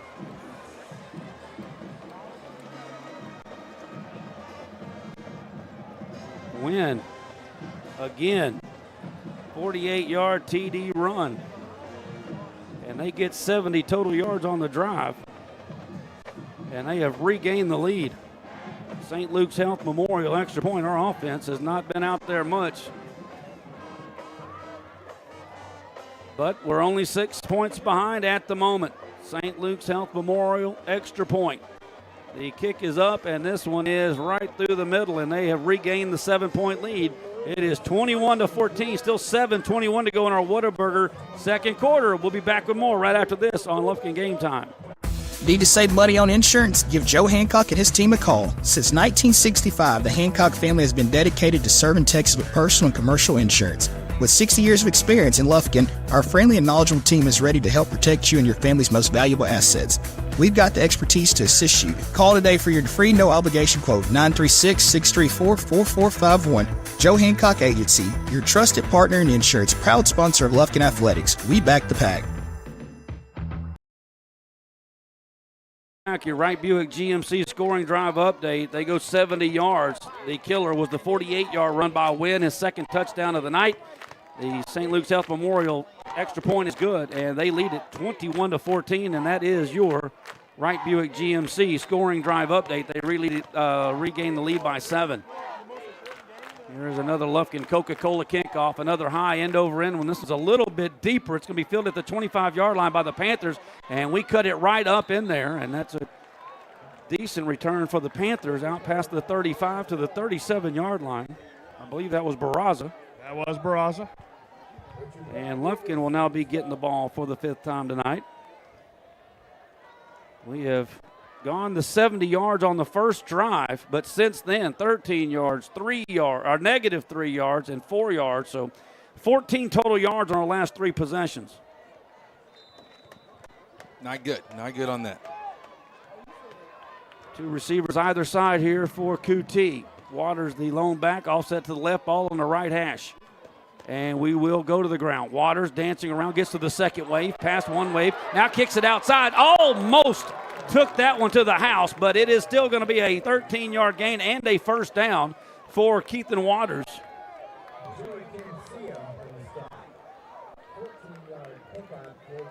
So onto their side of the 50. If the run game can actually get some, if we can get some momentum there, it's going to open up the passing game more for us. So far, it's been a struggle unless it's been Quincy going up the middle. First down and 10, back to the ground. Waters takes the handoff on first down, and this time he has got absolutely nowhere to go. Have we completed one pass to Preston, and that's been about it. And we only attempted 4 passes last week, completing 2 of those. Of course, you didn't need them. And QT did not play the last quarter and a half, so out of the way. 3 receivers, trips to the left. Second down and 11 after the 1-yard loss. QT in the gun. Gets the snap. 3-step drop. Now flushes out towards our sideline. Looking, throwing deep. He's got a man. It's Hooper. Hooper pulls it in all the way down to the 13-yard line, and that is our boy, Keandre Hooper. Well, he's so quick. He's so athletic, and when he finds a little bit of space, he's dangerous. There we go. Let's get that band crunked up. First down at 10 for the Panthers. We in that red zone, baby, down inside the 15-yard line. We got tires, tiles, wraps, all kinds of stuff falling on the field tonight. What's unfortunate is that was there because we could have lined up. Nobody was covering Preston. They were confused on defense there right before snap. First down and 10 in the red zone. We're going to go back to the ground to Waters. He bounces to the left. Waters up the middle. Waters into the end zone, baby. His 8th touchdown of the season, and the Panthers are close to tying this baby back up. Up on this drive, Waters had 2 good runs. QT finds Hooper down the right side, and a big hole there by that Panther offensive line allows Waters to get into the end zone. St. Luke's Health Memorial extra point to tie us up. At 21, the snap is high. Kevo got it down. The kick is up, and it is good. We are back, knotted. 21-21. It's a prize fight tonight. They're up next. 6:03 to go into Whataburger second quarter. Back after this. Commercial Bank of Texas has been your community bank since 1901, and our dedication to the people we serve is as important today as it was then. Today, CBTX brings you the latest technology backed by personal customer service and #sealed with a smile. At Commercial Bank of Texas, banking is our business, but helping people succeed is our passion. It's time you experience banking Texas style. Stop by or give us a call today. You'll be glad you did. And welcome back to the island. The Panthers have tied it up. We go 64 yards, culminating on a 14-yard touchdown run by Waters, his 8th rushing touchdown of the season, highlighted by that 36-yard catch by Keandre Hooper. Extra points good. We're tied at 21. 6:03 to go second quarter. That is your Wright Buick GMC scoring drive update. Interested to see where Hansard kicks this one here after the last one rolling out of bounds. And your Lufkin Coca-Cola kickoff is this one. We're going deep. He kicks it deep, and it will go through the end zone, and it will be a touchback. That's how you take care of all that business. That is the 12th touchback of the season for Hansard. This is super important. Obviously, every drive right now with the pace of this game, everyone is super important. But this one in particular is a really important defensive stand because the philosophy for Lufkin tonight so far is they've been able to put a minimal number of guys up in the box. But right now, the run game for Galveston Ball has been explosive. They've been able to take advantage of it. Can you stop it? Because if you can't and you have to shift more guys in, well, then the passing game becomes that much more of a threat. And I think this is a telltale. This will be a telling defensive job for the Pack. We're going to have to switch up because the last 2 possessions, they have reeled off 2 40-plus yard runs. But right now, we're still sitting that same 5 in the box. 3 down linemen. They want to throw. Baker looking out left. He's going to throw the dart, and it is caught on the crossing route. Finally tackled. Timmons will bring down the big man, Diane, but not before. He's out past the 40-yard line for a 17-yard gain. That's the discouraging part when you're dropping in this coverage. It's like they're still able to catch these deep slants and get significant yardage out of them. We're having a tough time covering it. We're having a tough time covering anything at the moment. You also got 2 freak athletes, man, on each side for this squad. Woodbury and Dayon are something to be messed with. 2 receivers either side. Woodbury now in motion left to right, trips to the right-hand side. Baker looking that way, pump fakes it, pulls it down. He's going to be sacked. Good. Elijah Alexander is down. He will pull him down for his 7th sack of the season. That's back at the 38-yard line. The young man helps him up, and that'll be a 5-yard loss. Yeah, he beat Evans on that play, and that's the kind of stuff we got to have. When you put Zion in the middle, who's probably going to draw 2, if Alexander can win that matchup and get the pressure, that's going to help out everybody on the team. It works as a unit. It worked that time. They got 2 really good guards, but talking to them, 68's the man. When they need something on the ground or a big play, they run behind 68. Second down and 15 now, back at the 38-yard line. Baker with 2 receivers to his left, looking that way immediately. Again, flush from the pocket, rolling toward his sideline, rolling. There's a flag. That's got to be a flag. It's tipped and intercepted. Here come the Panthers. We're almost to midfield. Who caught it? Is that Waters? That's Timmons. Timmons with his 6th. And you can add 15 more to it. They grabbed his face mask. Oh, we got 2 penalty flags. The first one has got to be holding against Galveston. The second one is a Whataburger holding face mask against the Galveston Ball Golden Tornadoes as well, but it is going to look good here. That is the 6th interception by Timmons on the season. He now leads the district by 2. And I do believe it's going to count, correct? That first one is holding. He'll decline the holding call. Well, I just want to make sure held Alexander. We were on the road here, Ponz. You know what I'm saying? Yeah. The second turnover tonight by the Golden Tornadoes. Yeah, and so obviously Coach Quick will decline the holding call, and he'll accept the face mask call on the change of possession there on the interception. Boy. I don't know. I wish I could give credit to who got the tip. Did y'all see who got the tip? It was one of the linebackers. And my guess, it was either Davis or Hood, but I'm not for certain. But somebody tipped that ball, and it went right to Timmons. And the Panthers are back. We didn't get our 15 yards. I threw the flag. I saw him grab They pick up the Whataburger penalty flag of face mask at the end of the run, so that does not count. We'll have the ball at the 45-yard line, trying to get it going and get our first lead of the ball game. Straight to the ground, to the air. It is the first catch of the night by our man, you know who, number 2, Kevo Taylor's down to the 42-yard line, and that'll be good for 17, 18 yards. Boy, runs that split route there, and QT finds him, splits 2 defenders, and gets it right into Kevo's belly, and a big catch there by Kevo. First down, moving the chains again for the Panthers. Let's see what they do here. We've got Preston and Kevo same side. And we're going to run the sprint option to that side, and QT will cut it up inside. He's got a first down, hit from behind, pulled down at the 29-yard line, making the 27-yard line, 15-yard gain on the ground for Coincy QT, reminding us of another QT, and the Panthers have another first down. Well, what do you do when you have what do you do when you have 2 threats over here on this side? Add a third one into the mix. That sprint option from QT has been just a powerful play this year.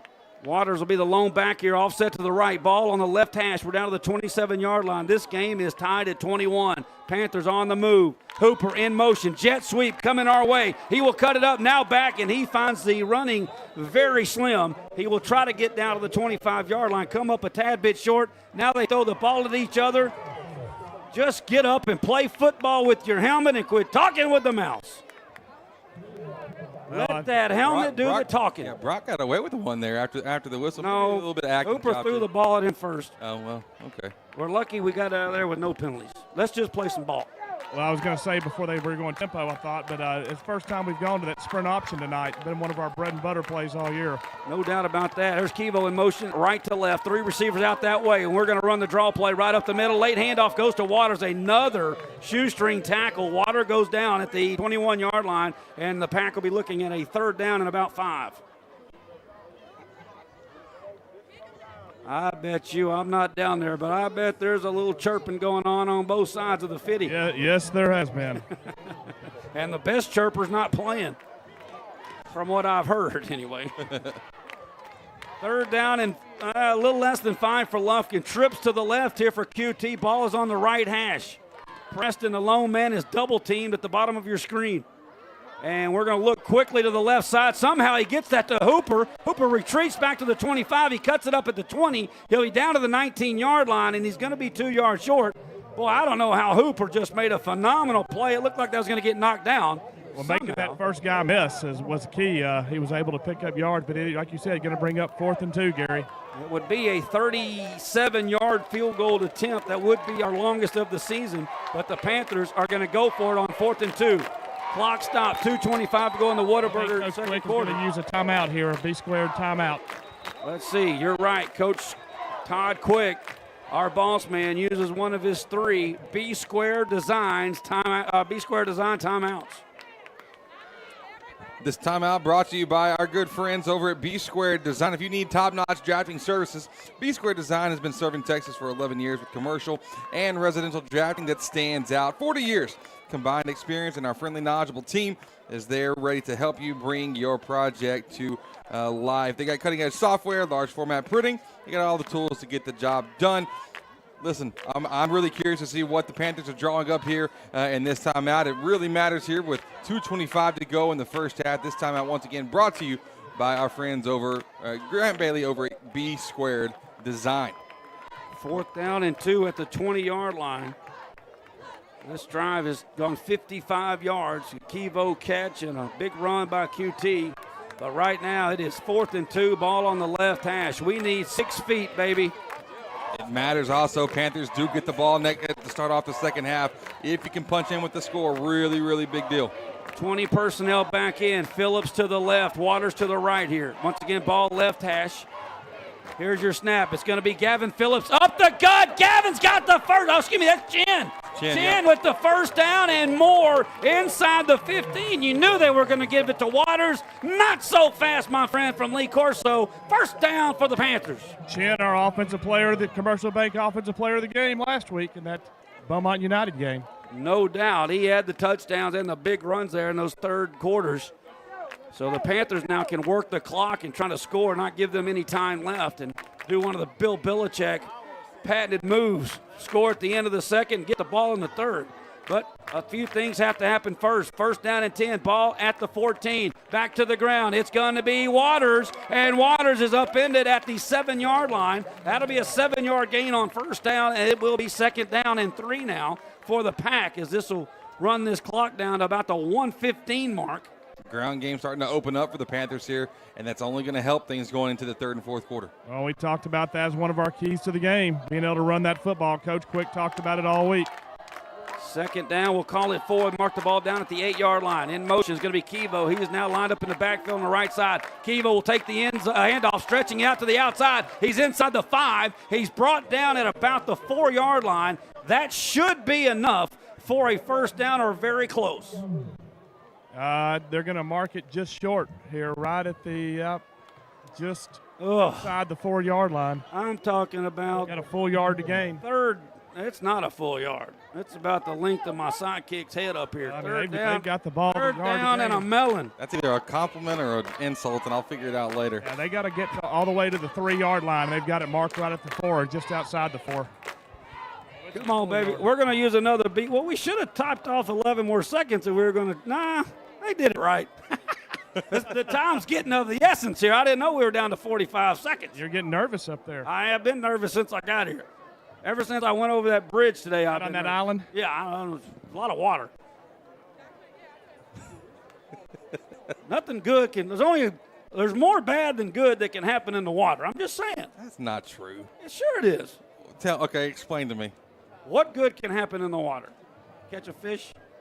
I mean, you can catch it. Well, typically not in the water when you're catching a fish, but you get to have a good time. You can go on a boat. That's all happening in the water. You can get boat sick. Well, okay. If you want to be negative, yeah, we can go. You can get eaten by a shark. Yes, you can. You can drown. Yes, you can. You can trip. You can also ride a wave. You can also experience just like, hey, this is great, even though it's Galveston water here. I'm not getting into this with you, Pods. I'm going to tell you right now, shark would get in on you, Pods. You're right. But you know what? I like to think I'd also be able to float. Jaws would be looking you up. Come on, Quincy. Third down and less than a yard. We are at their 5-yard line. Waters to the left. It's a quarterback keeper right up the gut. I do believe our man. Did he do it? Let me see it. We got the arms. We got the arms on the far side. Yes, sir. Touchdown. Our Panthers for the second time tonight and 8th time on the season. It's number 7, Quincy QT for the rushing touchdown, and we've got our first lead of the night. Oh, yeah, big drive there by the Lufkin Panthers, and consecutive touchdowns here. The St. Luke's Health Memorial extra point to put us up by 7. Diaz to Kevo. It's down. And, boy, we better get a hand on that man coming off the corner because he got close. But it don't matter this time. It's good. 28-21. Your Panthers with our first lead of the night. 41 seconds left before our Morgan Insurance halftime agency quick break. Back right after this. For the first day of school. For the last day of work. For the satisfaction of a job well done. For the ideas that change the world. For good times, for not so good times. For her future and hers and his. For serving our customers and connecting communities, we're here with you for good. Austin Bank, with you for good. And welcome back. Your Wright Buick GMC scoring drive update. The Panthers go 55 yards, taking about 5 minutes off the clock. Couple of big plays, including the first catch tonight by Kevo Taylor, but it was a 5-yard Quincy QT run. His second touchdown of the night, extra point good. 28-21, Panthers' first lead of the night. That is your Wright Buick GMC scoring drive update here with 41 seconds to go before the half. We just need no drama here for 41 seconds. Couple of knees, something to relax everyone. Let's talk about this at halftime. Oh, man. And Hansard with a Lufkin Coca-Cola kickoff. This is going to be returnable. Fielded at the 5-yard line on the far sideline. They believe that's Wynn. And he is going to be brought down to the 23. Great coverage over there by the Panthers. And there was 2 Panthers over there. Chin is one of them. I know, faux show. Big tackle by the big senior. Or, excuse me, is he the junior? No, he's senior. He's senior. Yeah, Chin the senior. Offensive MVP on senior night last week. He's working on team MVP right now, baby. That third down or that run there on first down, or third, it was fourth down and 2, and Chin picked it up. So they've got 38 seconds, ball resting at the 22.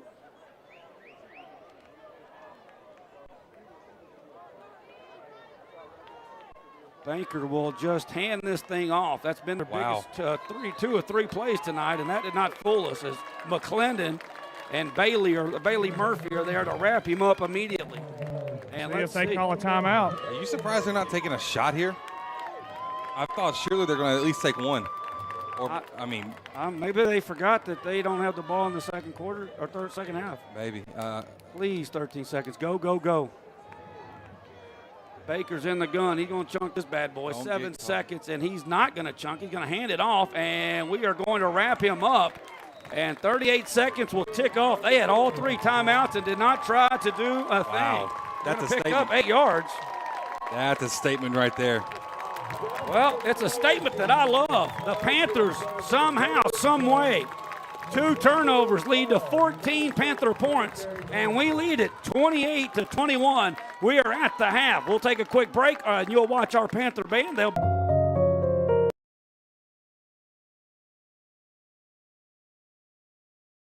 Coach Todd Quick and much, much more.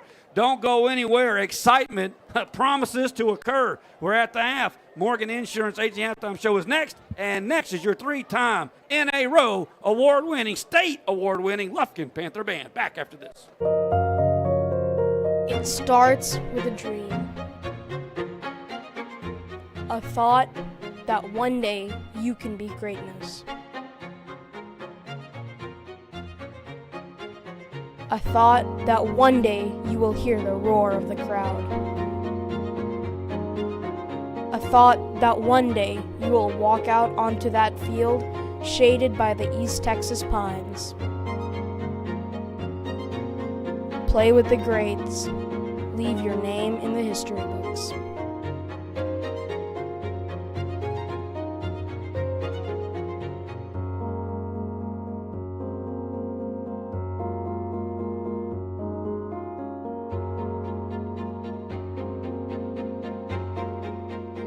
Y'all start with the G. Hey guys, wait up!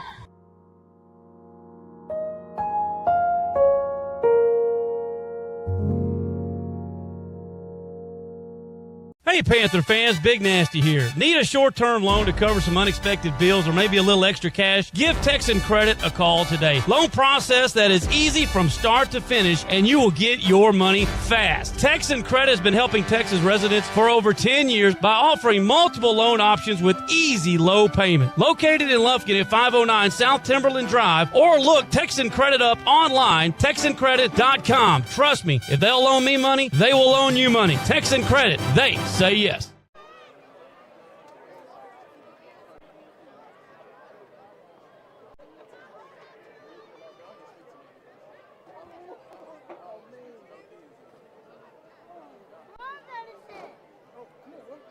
I'm sorry, buddy.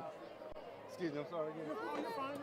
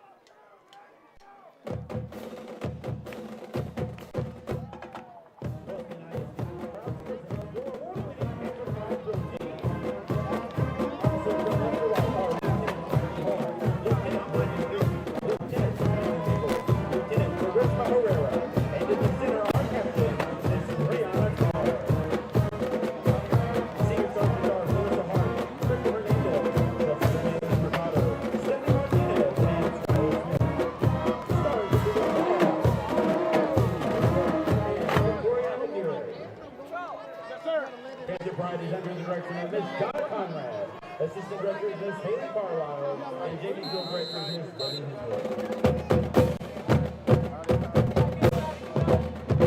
Tonight, the award-winning Panther Pride will entertain you with the live expertise to a comprehensive of Top Night Show.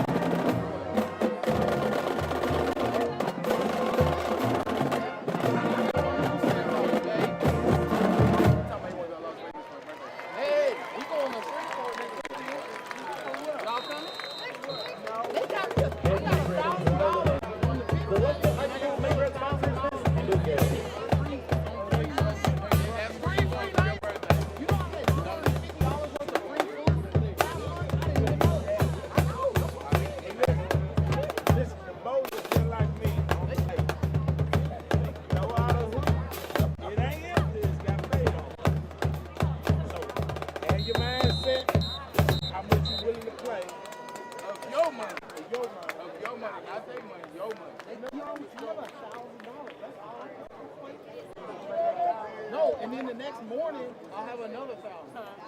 Yes, so they gave me $1,000 twice in a month.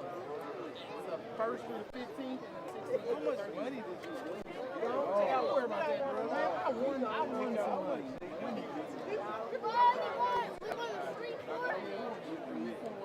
We're gonna take them for everything they got. You don't know anything? You know? Where are we going?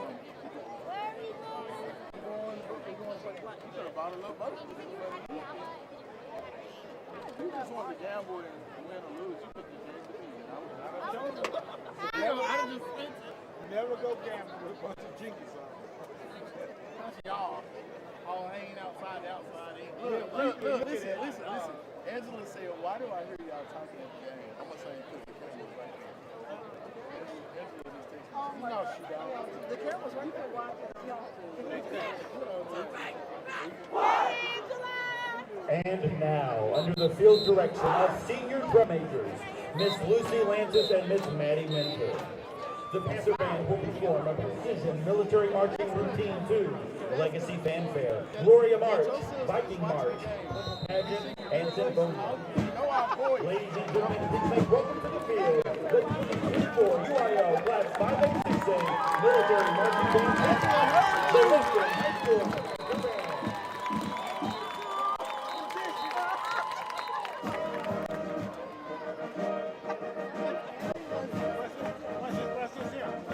Hey, Blackie!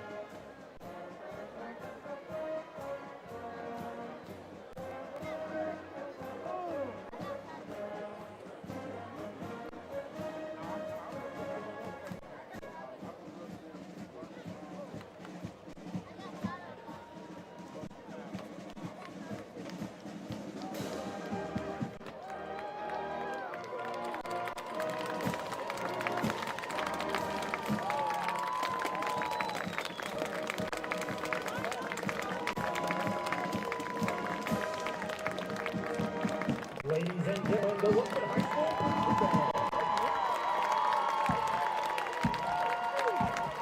and members of the week are Carlos Garcia and Mateo Garcia Hernandez. Directors of the Panther Band are Mr. George Little, Mr. Brandon Beavers, and Mrs. Aubrey Ann White. Thank you for your courteous attention during tonight's halftime performance.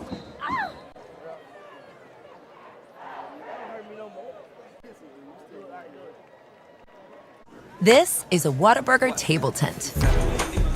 An orange and white trophy for your made-to-order burger. It means we cook your meal up fresh. And don't get up, because we'll bring it right to you. So if you're looking to sit down and celebrate the fact that you left it all on the field, we've got your number. Whataburger, just like you like it.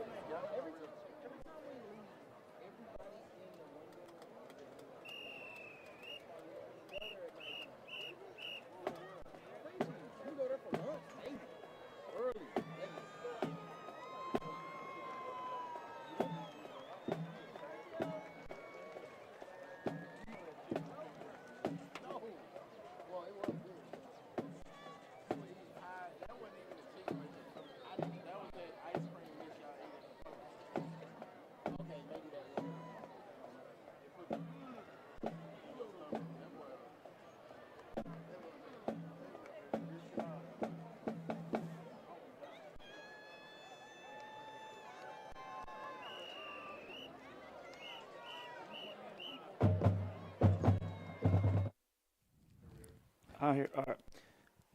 And welcome back as we are at the half, your mortgage insurance agency halftime show. The Panthers have had a lot of drama here in the first half, but at the end of the day, partner, we come away. My son brings up one thing and drops. We have come away with a 7-point lead here, 28-21. And, boy, there's been an eventful first half, but luckily for our boys, we come away with that halftime lead, and it's happened in a multitude of different ways. Are we settled yet? Yeah, I think we're in. I'm really shocked whenever you say that it's happened in a multitude of ways. Who would have thought that it's the third punt of the night for Lufkin that really was a kickstarter and an instigator to some serious offense. It's Hansard who's had just an incredible night. Again, we've become accustomed to it and a little bit numb to it at times because he's just been really, really good. Well, this one, huge punt that they botched. They try to take it off the bounce, and then we recover it. Sam Smith gets it and gets a touchdown, and that evened things up. That was like Galveston ball right before then went up 14-7.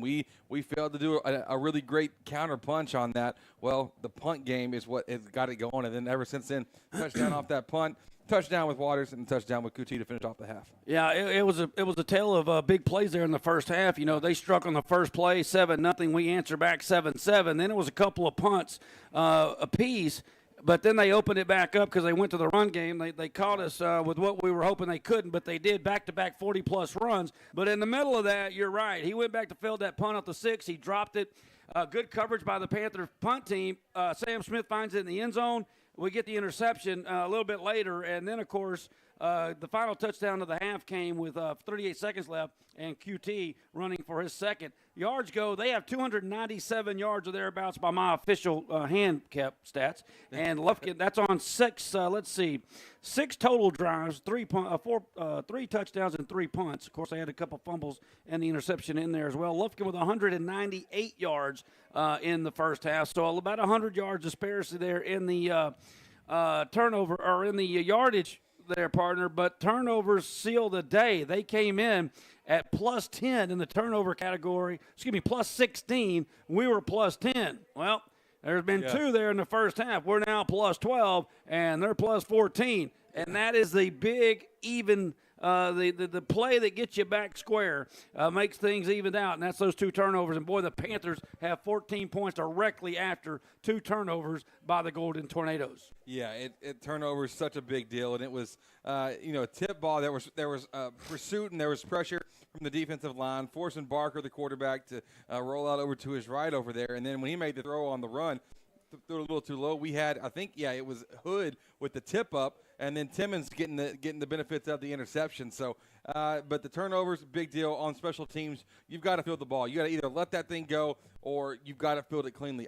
And Jeff was talking about it too. It's one of those things of it was a bad decision to make that move and try to go for it, and it cost them. And these games are won on the slimmest of margins, and right now the Panthers are out slimming those margins, I guess is what you could say. No doubt about that. And, of course, all this brought to you by Taco Casa. Your halftime stats brought to you by Taco Casa, the best tacos in town. You know where to go. That is Taco Casa. A couple other plays that I want to mention here that I think were paramount in us getting a 7-point halftime lead. First, I'd be remiss if I didn't mention Krishan Preston getting his first catch since late September with that neck injury. We didn't know if he was going to play again, just had no idea. The kid fought, and he made his first catch there midway through the first quarter, and that was a great thing to see. It really was. It's great to see him get back in the mix, but I found it even impressive, too, of the first impact he had on the game wasn't even the catch. It was the one before that where he drew the pass interference, and because that's the play that set up eventually Kuti for that long touchdown run. So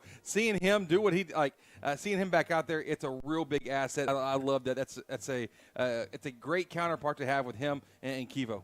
No question about that. The second play I want to bring up was in the second quarter where we were looking at 3rd down and 12, and QT hung in the pocket. He rolled out to his right and somehow found Keandre Hooper down the field for a 36-yard grab on 3rd down and 13. We would go on to score on that drive. drive to tie the game up at 21. And, you know, it's just going to go down as a one catch for 36 yards in the first half for Hooper. But, man, oh, man, you're looking at 3rd and 13 and putting it back to him already down 7. That's a very big play by Hooper. It really was. And, listen, when you go back, if you watch it on film, if you watch the ball flight path in the air, it wasn't the tightest of spirals. It wasn't pretty, but it got the job done. It got there, and Little Hoop made the play. And finally, on 4th down and 2 at the 20, we've had our leading rusher tonight, obviously Quincy QT. The leading rusher in the district is Kenneth Waters. Surely one of them are going to get it. No, sir. On 4th down and 2, we go to the senior, Chin, and he picks up 6 yards on 4th down and 2 at their 20. We would go in to score the go-ahead touchdown and get our first lead of the ball game. Again, I think it's Chin's only run of the night. It might be one run for 6 yards, but boy, oh boy, was that a big 6-yard gain on 4th down. Yeah, it really was. 4th down play is obviously so crucial, obviously a big deal, and you have to be able to convert there. I didn't know what we were going to. There's a lot of different options. You could go sprint option. You could try to throw it outside. We've also seen Lufkin try to air it out on 3rd down and go for the big shot. Well, on that one, I think kind of caught a little bit of everybody by surprise on that. And when you get that play called for yourself, you can't bobble it, can't botch it. You got to take advantage of it and execute really well. Well, he did just that. Individually, Woodbury, 6 catches for 113 yards. It feels like a lot more than that. Waters tonight so far 13 for 52. And just off the top of my head, Quincy QT, 3 enormous runs. The 45-yard touchdown run, obviously, the 5-yard touchdown run, but he also had another big one for 12 yards on the touchdown drive on 2nd down and 10. So 3 carries, bare minimum there. Again, I'm having to do this by my hand. 62 yards rushing there for QT. So some big plays right there. Panthers lead at 28-21 at the half, and your halftime stats brought to you by the best Taco Casa in Lufkin and Nacogdoches. We'll visit with our head coach, Todd Quick, here a little bit later in our halftime festivities. Jeff Todd will be there. That's brought to you by Laird Homes. Our man Kevin Brown, the guys, boy, the basketball season starts on Tuesday. They go to Tyler, and they are looking very good in the 2 scrimmages I saw, led by his son, who is a baller on the court. I'm excited for it. It's hard to believe. Listen, it's I think we're not that far away. We're like 10 days away from the girls' first district game, I believe, if I'm right. A week from Tuesday. Yeah, on the 19th. And so because bigger district, so that you're jumping into district action really, really quick. Basketball season's here though, and a lot of fun. That was my sport. That's the one that I can speak a little bit more to on. Couple things. You can't get me quite as much with the jokes on that one. Well, no doubt. And also, I want to give a shout-out to our girls volleyball team. They had a great season, 39 wins on the year. They were the district champions. We go up against McKinney North on Tuesday up in Athens, and I'm watching these girls warm up, and I'm wondering how in the world they got 3rd in district. But they did, and I'm telling you right now, they're what is it? The Libero? Libero. She's going to A&M, and she did not miss anything. But the most impressive, they had 2 giants that were phenomenal. But they had a short girl that I'm telling you could jump out of. I'd love to get her vertical. Really? It's okay. You can ask Bonnie behind me. This girl could leap. Okay. I've never seen Simone Biles kind of thing. Never seen anything like it. Knowles is her name, number 2, and she was phenomenal. But either way, great job by the girls. Get that district championship, and we'll roll on. And of course, a lot of great players, both the Smallwoods, and of course, whoever drops that I call her Mrs. McCullough. When she hits it, it is a ball. So Chesney McCullough really leading the way there. They had a great season, and it was fun to go up on Tuesday. So that is where we are. We are at the half, and again, all that recap brought to you by Ralph and Kay Coos. Stop in and see my guys today at Ralph and Kay Coos. Sit out on that patio, best seafood, our best Cajun and seafood right here in Lufkin. And boy, oh boy, you can enjoy it out there. They got the fans blowing TVs on as well. That is Ralph and Kay Coos. Remarkable replays there of your first half. Jeff, have the kiddos made it out of the tunnel yet? Well, Jeff's probably still eating. He's at the concession stand. We'll go ahead and get that one in. While he's there, got a couple scores from the district for you in our district here. I'm here, guys. Oh, man. See, he tried to make the jokes at you there, and I didn't have your back very well. I'm sorry, Jeff. Over as they're warming up. Well, don't get ran over. That's almost happened once already this year. Is that right? It was at halftime, too. Got our listeners up in North Dakota. My man Jeremy's up there listening. Appreciate you, buddy. If you're listening, drop us a line. Hit me on Twitter at BigNasty500. We're giving shout-outs as long as we keep winning. Hey, and we know the Van Horns are up in Fort Wayne, Indiana, tuned in again. We say we attended a home game last week. And we appreciate them and all their family and friends always listening to us, Gary. We need them to pluck us a couple of Notre Dame tickets next year because I'm going to watch our man. No doubt. I'm in. Okay, really quickly, a couple scores here. Baytown, Sterling, and United are matching up here in our district, 9-7 at halftime. The other game happening in the district, Westbrook is losing 28-10 to Barbers Hill in this one. District 10. Sharpstown and Madison, 23-20. That one doesn't matter as much. And then the rest of them are all happening on Saturday, partner. Well, nothing matters to us. It's not going on right here tonight. Yep. Again, who we're going to play, they all play tomorrow. So there is no point in us trying to break it down for everyone. Just know that we will be at home next Friday or Saturday in by-district action. I know we're all hoping for a Friday game, but we'll know. You said you were telling them the pregame, but in case somebody just hopped on, there'll be a flip tomorrow evening. Coach Quick versus and whoever else will be playing. We'll get on the phone call or meet up, whatever. We could, depending on what we do, we could play one of 3 teams. If we win, we'll either play Milby or Westbury. Westbury's done. Milby has to win tonight. I think that they will. If they win, we'll play them. If something happens and we don't win, we'll either play Waldrop or Sterling. All 3, Milby, Sterling, Waldrop, all play tomorrow and all want to play Saturday. And if it's Waldrop, they actually want to play Saturday night. Wow. So there'll be if we lose every flip we can have to take, and it doesn't go our way tomorrow afternoon, we could theoretically have a Saturday night at 6 o'clock game. That could happen. That's insane. But if we win a coin toss, we will play Friday.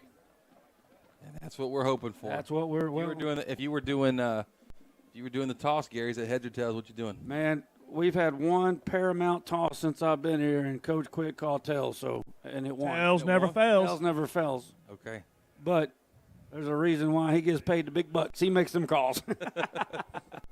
Now, we drove, 9 hours to get to Ennis? At least 9 hours, and through rivers and creeks. Biblical rain.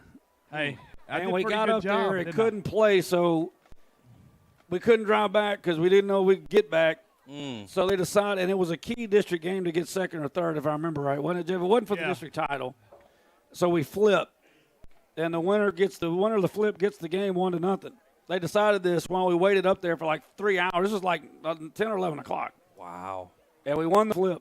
That's insane. That's insane. Yeah.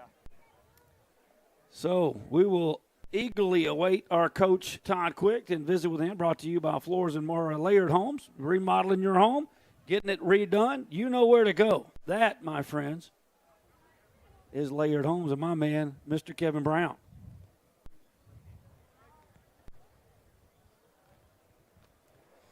Talk about a long halftime. Well, there's that. There's also the fact that our defense on the season is giving up 253 yards a game. Well, they almost got that in the first half. They have broke 3 plays now, but again, I'd say 2 of that is designed. We just we're hoping they weren't able to succeed on it, but they were. Yeah. So they're going to go in and make a plan to adjust here. We always do in the second half. I'm eager to see what we do defensively in the second half. Because Coach Quick essentially told us at halftime, if we can't hold our spot, this could happen. Well, it happened twice. Gary, I've got Coach Quick here. Coach, a lot of fireworks there in that first half. Yeah. You got to play. Well, Coach, defensively, they made some big plays, but your defense stood up, got a couple of turnovers, made a huge play there with the touchdown on special teams as well. Yeah, we got to continue to do that. We got to continue.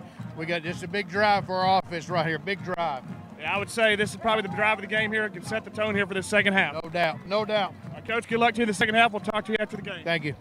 That's Coach Todd Quick there with our halftime interview, Gary. My man is fired up. Oh, you can see it in his eyes. I don't know if it was a sparkle then, I was about to say, did he have that sparkle? There wasn't no sparkle then. It was fire. All right, the Panthers are back on the field. We are just about set. That concludes our Morgan Insurance Agency halftime show. We certainly appreciate everyone tuning in tonight from the island. The Panthers are 24 minutes from the gold ball coming back home across that bridge with us, and I know I'm ready to get it. Gary, you've treated this whole game like it was the fourth quarter with 1 minute to go since kickoff, man. I don't know how your heart's going to make it through the rest. It is. Because every time they got the ball, one of those big studs could go to the yo. You're right. And I don't like that. I kind of feel like that number 2 for Barbers Hill. Every time he's on the field, nothing good's happening for us. Yeah. Yeah, I mean, they got two good dudes in Woodbury and Dayon. I mean, they got multiple dudes, but Dayon and Woodbury have been legit good. Well, if you remember, number 2 didn't do anything in that second half of that game with Barbers Hill. That's why I like you, Jeff.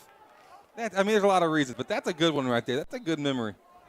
Let's make it happen here. Like an elephant. Your third quarter, Lufkin Coca-Cola kickoff is high, and it's end over end, and it is fielded at the 30-yard line by Barraza. Barraza's got some angles, baby. He's out past the 45, and that might be a little face mask or a holding. Or a holding because he threw it over. I think he threw it over the play, so I think it's on the other side. I think it's going to go against the Panthers. Well, you need to be watching the ball, Biggin. Oh, no. It is. Man, face mask. Keep doubting me. Keep doubting me. I wasn't doubting you. 15. I said Mike. Domino. 15 yards. Jeff, I'm going to text you a safe word if I need you to be rescuing me from this press box up here. You're on your own. Whataburger face mask is going against the Golden Tornadoes, and that is going to propel us all the way to their side of the 50. Keep walking, baby. That's going to put us at their 40-yard line. I don't think Gary's ever said the word 50 in his life. It's 50. It's been there, partner. You're right. Here we go. First play of the second half. 28-21, Panthers score lead. You see it on your Austin Bank scoreboard. QT barks out the signals. He'll have 2 receivers both sides. Ball's on the right hash. QT slot to the right side. Kivo slot to the right side. Good snap, back to the ground. Waters has it up the gut, baby. He takes a hit right on the right hip. Please get up. He's down to the 31-yard line. That'll be a 9-yard gain for Waters, and that puts him at 63 for the night. Well, he took a hit. But what a great gap. Good job opening up. That was Chavez M.G.O. Villegas. Second down and 1 now. Ball at the 31-yard line. And back to the ground. Waters bounces left. Now back to the right, and he is caught right at the line of scrimmage. He will not get the first down, and it's going to be third down and a little over a yard. And he's going to have to come out of the ball game as his helmet came off then, too. If you took the over this year on number of times our helmet comes off, you cashed that. It's way over. Way back in September. In Game 5. So Waters out of the game here on a pivotal third down and 3. They're going to bring Coleman into the QT's left. Now to his right. Shifts to the right. 2 receivers either side. They got 5 in the box here now. He goes in motion. It's an empty backfield, and we got a Whataburger penalty flag, as I believe the way Kivo's acting, he might have jumped. Yeah, false start. We were running a sprint option to the left, and I know number 7 was keeping that bad boy. But now he may have that option, but it's going to be 3rd and 6. Whataburger penalty flag. Second this half, 1 on each team. We'll back it up to the 36-yard line. So what was 2nd and 1 is now 3rd and 6. Coleman to the right. 2 receivers either side. Now Coleman in motion to the right, empty backfield. 3rd down 6. QT throws it out to the flat. Preston with the catch. I believe it's going to be short of a first down. He's brought all the way back to the 40, but he caught it at about the 32. It's going to be 4th and 2. I think you go for it here. I think absolutely. You're in that territory. This is a game-defining play. I know it's early third quarter. No, but I think you're right. I don't see that often. I don't like to toss that around lightly. Waters is back into the ball game. He'll be set to the left initially here. Ball right hash. QT barks out the signals. 4th down and 2. Come on, baby. Good snap. It will be to Waters. He's got no chance. He's going to lose 2 yards. We run a handoff right up the middle, and he loses 2. C.J. Sanders coming in doing the honors. Boy, that hurts. Boy. Turnover on downs. I was hoping we'd let number 7 keep it in his hand. I think that's what Coach Green is talking to him about. But he saw something and handed it off to Waters, and Waters got plowed, loses 2. So they hold on the initial possession here of the third quarter. And they take over at their own 33-yard line. All right, defense, let's get a stop here. Boy, I didn't like to see that.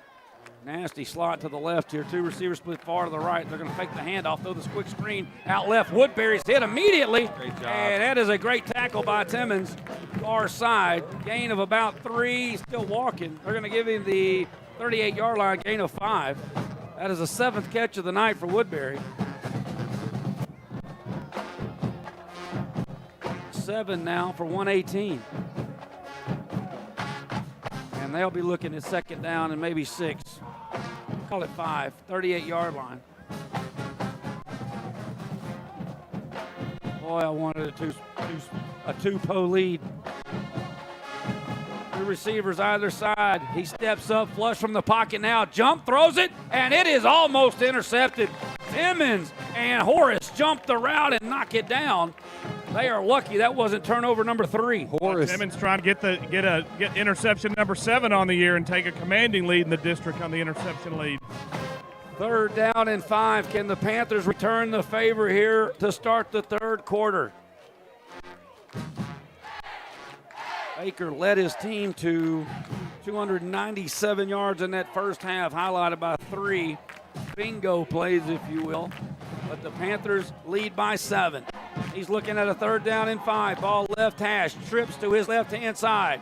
He's going to throw that wide receiver screen, it looks like. Nope, he's got a man crossing, and we knock it down. That's EY, baby. Evan Young, he breaks it up, and it appears these Golden Tornadoes are going to punt it. I just don't understand the choice from Barker there. He had Woodbury in the flat. He had a choice between trying to split between 2 defenders or hit the open guy in the flat and let him be a playmaker. He went for the split. It did not work out for him. The Panther defense showing up strong again. Yeah, he kind of threw the ball behind him a little bit, but Lufkin ought to have good field position here as they're punting into this wind. Don't forget, he is the quarterback. High snap. He does get it, however, and boots a low line driving kick. Kivo will have to retreat. It'll go out of bounds as that wind does knock that down. Ooh. They're going to get it. They're going to give it to us at the 29-yard line after that punt. And here we are in this 3rd quarter, which is brought to you by Lufkin Coca-Cola. That's an incredibly huge defensive stop for the Pack defense. 9:08 after back-to-back punts here to start this 3rd quarter. We're also brought to you by Layered Homes. Our man Kevin Brown, remodeling, stop by and see him today. Let him take care of you. In attendance tonight up here supporting these Panthers. That's our man. All the way down here in Galveston. So here comes that Panther offense. We had great field position on our first possession of this 3rd quarter, but couldn't capitalize. But the defense stands. And we got it back. 1st down and 10, just shy of the 30-yard line. We'll call the 28. Handoff, no, it's going to be QT rolling out to his right on the keeper. He throws it down the field, and that pass is terrible. Oh, my God. And Kivo Taylor, Mr. MVP, just saved an interception. Yeah, he did. Not a great choice from QT there, trying to force it. And I think in that one, you have to roll out, throw it away. Don't try to find that fine window, especially on the run. Throw it away. Boy, that was an easy interception, and Kivo comes from behind to knock it out of the free safety's hands. That's number 22. What's his name? Because he had both paws on it. Fisher Letsos. Well, there's some bad things that happen in the water, fishing. 2nd down and 10 for Lufkin. Back to the 20 personnel. We'll hand it off to Waters. Waters cuts it up the middle. Waters is in a foot race. He's hit at the 50. He's still spinning all the way down to the 41-yard line. That's a 10, 29-yard skipper. And the man, the myth, the legend, has got 90 yards on the night. And a big Panther 1st down. That sends him well over the 900 mark. If he gets to 1,000 tonight, we're going to win. 1st down and 10. We're at their 41. Back to the junior. Waters brought down inside the 40s, down to the 39-yard line, 2-yard gain. For the junior, Kenneth Waters, number 1 rusher in the district coming into tonight. Of course, the guy right behind him was Wynn, and Wynn has had a bit of success himself.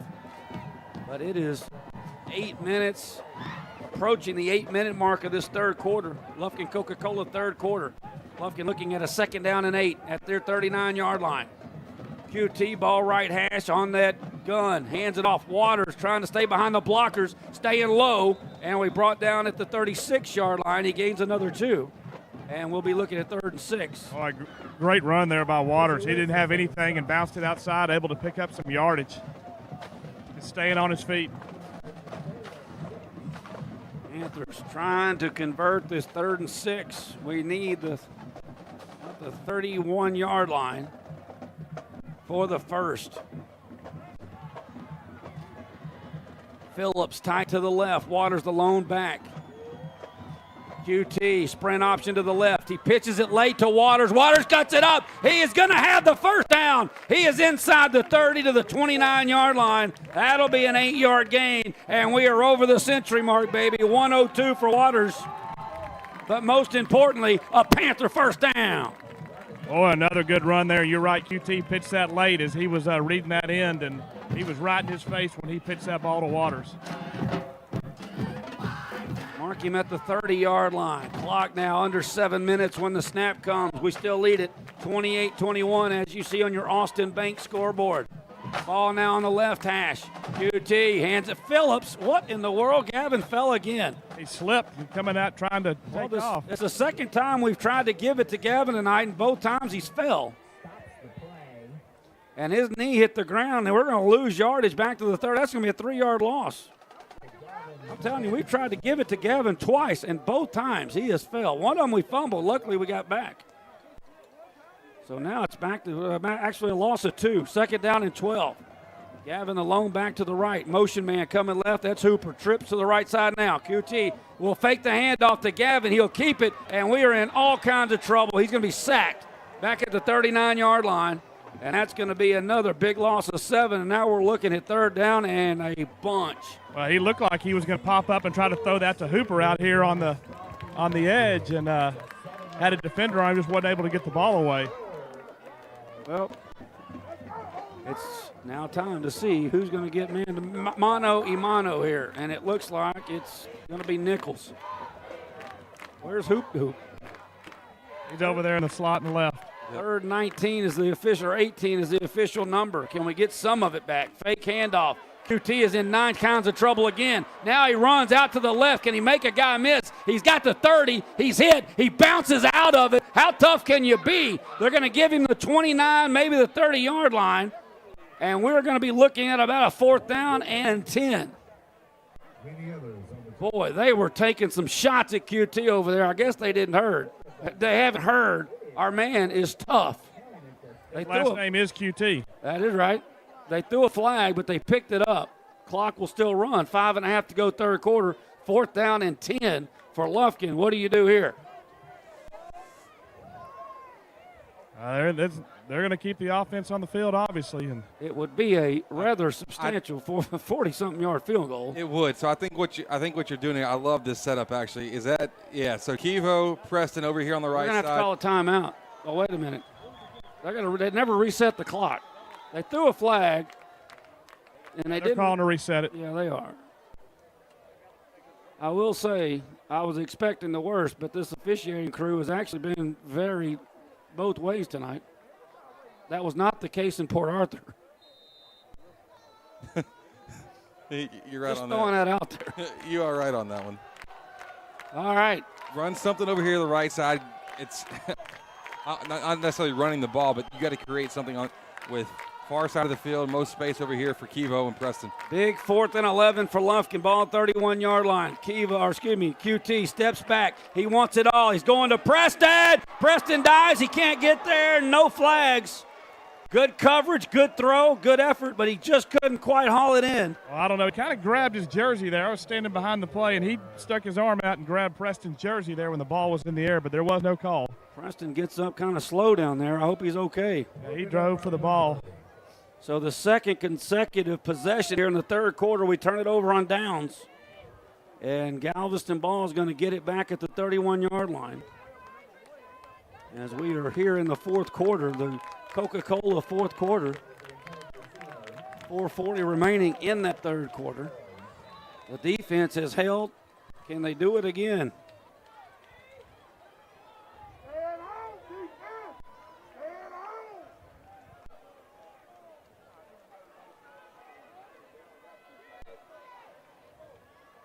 handoff. That'll be Wynn dancing around. Good yardage out past the 40. He's going to have 11 yards and a first down.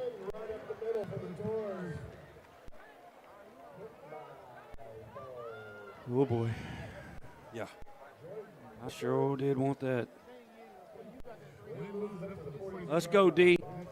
Fire the band up, baby. Let's do something to get these boys fired up. I can't do it from here. I wish I could. Open that window and you might. Panthers, we can open it. 5 in the box again. First down. They're going to go back to the ground. Win. Oh, big hit. That's Laura coming from his inside linebacker position. Catches him on that hip and pops him. 2-yard gain for Win on that one. It'll be 2nd and 8. He had 7 touchdowns in the first half between both of these teams, and now here in the second half, it's been just defense, defense, defense. Lufkin's had great field position and driven it into Galveston territory both drives and just stalled out. Miscues. 2nd down and 8 now. Ball at the 44-yard line. Fake handoff. He holds on to it long time. Blitz coming, throws it, and it is. Boy, did he catch what that. What a catch. I'm telling you, Baker got laid out by Laura. Baker slow to get up, but what a catch on the outside by Dayan. He's still down. He got absolutely waylaid in the back. Laura came up and hit him as he stepped into that throw, and I think it just knocked the wind out of him. Well, he'll have to come out of the ball game for a play unless they call a timeout. But what a great catch on the other end by Dayan. He runs off. I think he just knocked the wind out of him, but that is by far the biggest lick of the night on the QB, and it was all straight legal, all by Laura. Just a half a step from really causing problems. But they are down to our 40-yard line. Backup QB is going to have to come in for one play, and that is who? Number 4? Number 4, Joey Cancia. Joey Cancia. Probably didn't think he was going to play tonight when he got up. That's a false start. Well, he's defense. We've said his name multiple times on the defensive side of the ball. So now taking snaps as the quarterback is interesting, and a false start there. He's the free safety. Now Baker's going to come back in after the Whataburger penalty flag.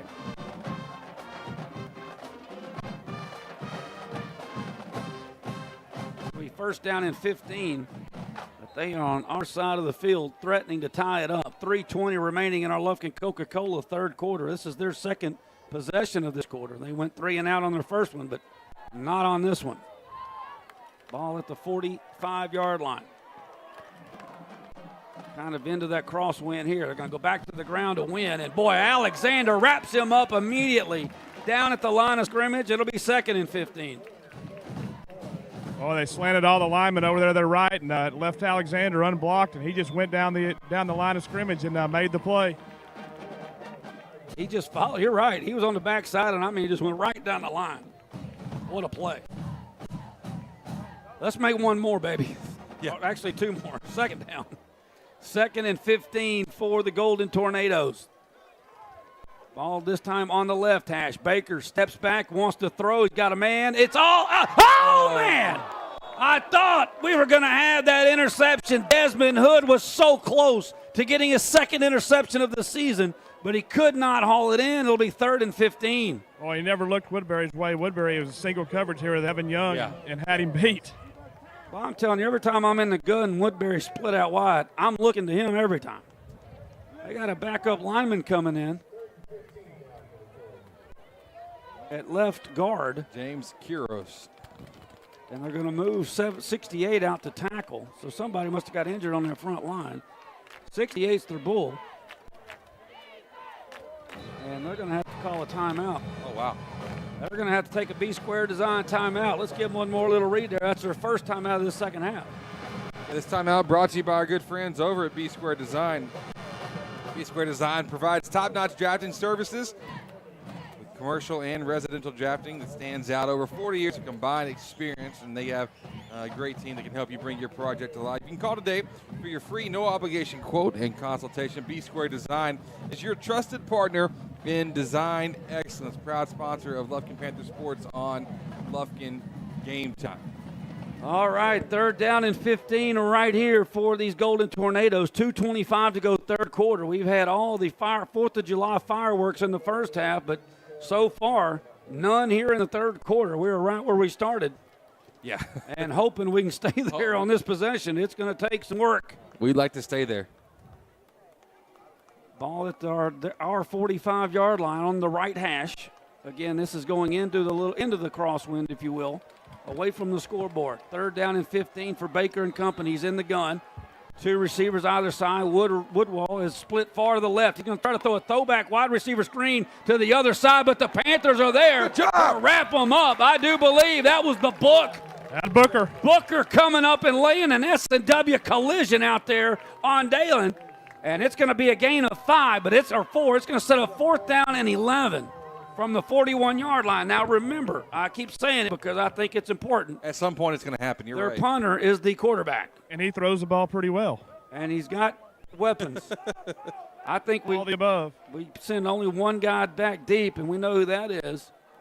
But he stands at his 50, and he will punt it. Another low line driving kick that hits at the 18-yard line, and Kevo is going to let that one go. Get away from it, my man, and we are going to be deep. I mean deep inside the 1-yard line. Boy, I remember, was it last year or the year before, Kedron Young took a handoff on the 1-yard line at A&M Consolidated, and 99 yards later, it was 2 years ago. We was dancing in the streets. 2 years ago. Little deja vu for number 2. It'd be 2-2 this time. Double twos. Kevo runs the ball 2 punts. Well, I understand, but he's not back there. They're going to send everything they got though right here. Got to get it out of this hole. All right, one high safety. In his own end zone, QT will hand it off to Waters, and I don't know if he got out of there. He got out of there, but barely. He was stopped. He was stopped in the end zone, and a QT came up and gave him the old tush push and got him back out there to the 2-yard line. So we're going to give him a yard? No gain. No gain. Okay, still 102. And Waters is hurt. What? He's coming out of the game. Waters is ran out of the back of the end zone. What's wrong? Well, go down and give us an injury timeout. Let's think this thing through. Where's he going? He had his chin strap busted. He is finally out. They will start the clock. It's 2nd down and 10 at our own 1. 1 minute to go in the 3rd quarter. Coleman into the ball game. QT in the gun. He's going to throw it, I think. He is. Down the left side, and somebody on the far, Preston, stomped on the route. And that's incomplete, and it's going to be 3rd and 10 from the 1. Yeah, Woodbury, the nearest one to the ball out there. Luckily, it was too high. Well, we have forced 2 punts here in this 3rd quarter, but the offense has not been able to get going. We've had 2 chances to stretch this 7-point lead, but now we're just trying to keep me from getting a little acid reflux. Shouldn't have had that pizza at halftime. No doubt. 3rd down and 10. QT in the gun. Gets the snap. Wants to throw. He's looking left. Throws it. It's caught. Kevo, I believe, trying to get out of tackles, but nowhere to go. Still on his feet. Is he still going? Yeah, they already blew the whistle, though, but he did give us a little room here for Hansford. Well, he got out to the 7. He looked like he was. Okay, yeah, they're going to mark him down at the 5. Yeah, I just disagree with that, but not much we can do about it. It wasn't a 1st down. No, Kevo had to come back and get the ball. That would keep Hansford from standing at the back at the out of the back of the end zone. He is in the back 4th of the end zone, but he has a little room. 3 possessions in this 2nd half. 5 yards punt, turnover on downs, and punt. This time, however, Hansford is going to need a record. He boots it. Oh, gosh. That is a shank. It hit him. Wait, it hit 20. It hit 20. We can't hit 20. He can't advance it, but it's going to be our ball. Yeah, It bounced into 20, and picking it up is Nichols. That is our ball. We can't return it, but it's going to be our ball at the 35. You got to be kidding me. That's unbelievable. 2 huge special teams breaks for the Panthers here. It hit the guy. He was engaged with one of the Panther defenders when it hit him in the leg. Wow. That's unreal. They're going to get that ball at the 35-yard line, but it takes a hop and bounces into the free safety. And there, I believe, was Nichols to cover it up, and we're going to get the ball out the 35-yard line. Well, 2 other turnovers led to touchdowns. Let's hope it's 3 for 3. The officials are talking. There is no doubt. Even 20 knew it. I mean, he knew it hit him. They're saying we can advance that. I didn't think it wasn't a muff punt. That's why you can advance it. That's right. He didn't. It wasn't a muff. So Nichols returned. I believe it was Nichols all the way down to our 35. I think it was Keith and Davis, actually. Well, either way, it's the end of the quarter. That's what it is. The third quarter is in the books. The Lufkin Coca-Cola third quarter produces drama, but no additions to the scoreboard. We got the ball in a 7-point lead when we come back. 12 minutes for the ball, baby. Don't go anywhere. We're back right after this. Need top-notch drafting services? B-Square Design has been serving Texas for 11 years with commercial and residential drafting that stands out. With 40 years of combined experience, our friendly, knowledgeable team is ready to help you bring your project to life. From cutting-edge software to large format printing, we've got the tools to get it done. Call today for your free, no-obligation quote and consultation. B-Square Design, your trusted partner in design excellence. Proud sponsor of Lufkin Panther Sports on Lufkin Game Time. And welcome back to our JM Chevrolet quarter number 4. Panthers with the ball at our own 35-yard line. Here we go. Back to the ground. It's going to be handoff. You know who? It's Kevo Taylor, number 2, trying to get to the corner. He cuts it outside. Kevo's at the 40. High stepping, baby. He's down the 25-yard line. Bam! I told you number 2 could run it, baby. You got to get your best players the ball somehow. Well, let's just throw him in the backfield, see what he can do carrying that thing. Great job by Kevo. Yeah, we got an injured Galveston ball player over here at our sideline, but wow, Kevo, you're right. We knew he could run it. 40 yards. Once again, he didn't get it to the house, but he's in the neighborhood of that circle drive, baby, down to the 20-yard line for number 2. He takes that handoff at the 35-yard line, cuts it back, and he had one man to beat. It's going to be 1st down and 10 for the Pack, well inside Golden Tornadic activities side of the field. Tornadic. Throw that in the mix. You never know. You know what? That might be the truest thing you said on this broadcast tonight. You never know. You never know when it comes to Gary Ivins. Panthers 26-yard line will be the precise number. 39-yard run officially. Handoff back to Waters. He's in the, oh my gosh, please don't be hurt. He came low and hit him right on the knee. One of the cheapest tackles you're going to see. But he's all right. He's all right. That scared me to death. Kevo takes the handoff, 39 to flip the script on the field.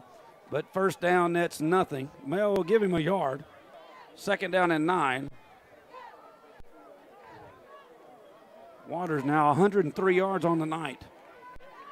And we got 11 minutes and change to go here in our JM Chevrolet 4th quarter. Lufkin up by 7, trying to stretch it. QT gives it to Chin. Chin cuts it back. Chin's at the 5. Chin is in the end zone. Cue the band, baby. That's what you call a touchdown. Oh, a 2nd week in a row to Marcus Chin into the end zone. The senior planting his flag, baby. Panthers up 2 TDs.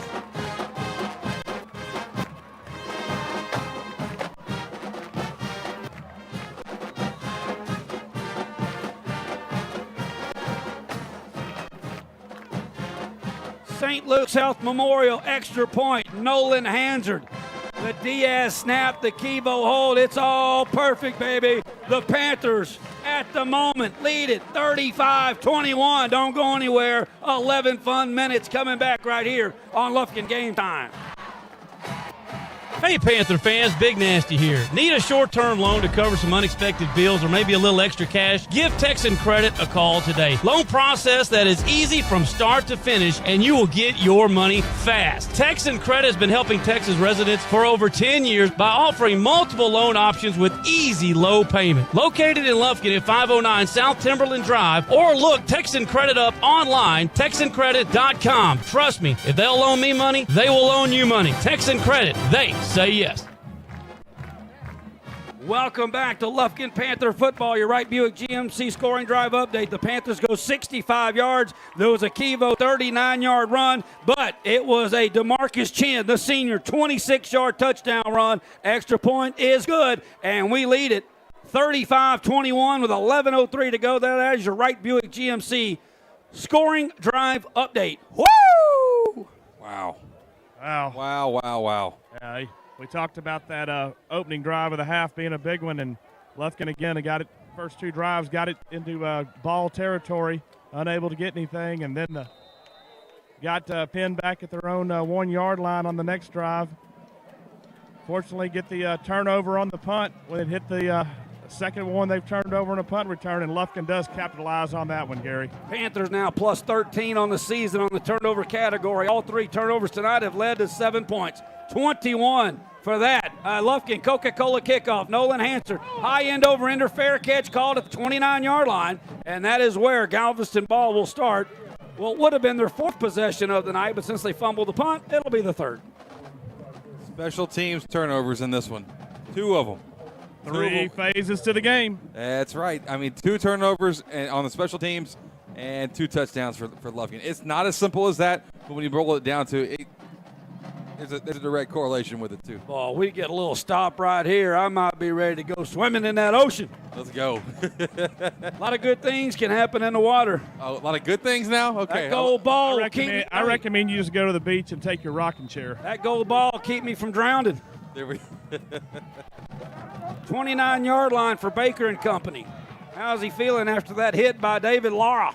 We're about to find out. Back to the ground to win. He's got an alley. He's got us in a bind, but a great open field shoestring begging tackle made by Waters, because if Waters doesn't make that tackle, going in the ocean with a gold ball, that thought's out the window. Yeah, that talk needs to stop.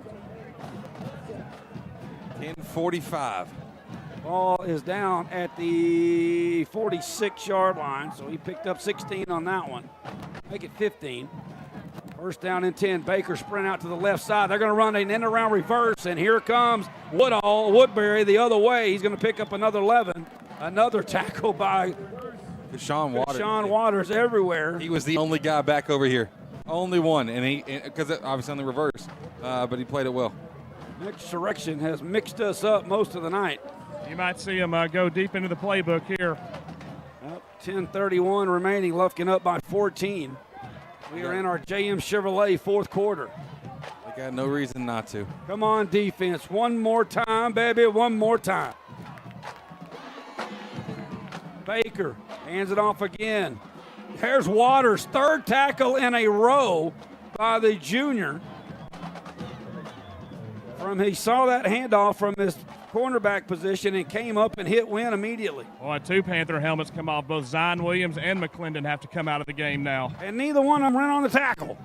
What's going on around here? Well, they both had to stop when their helmets came off. They gave him 4 yards on that? Man.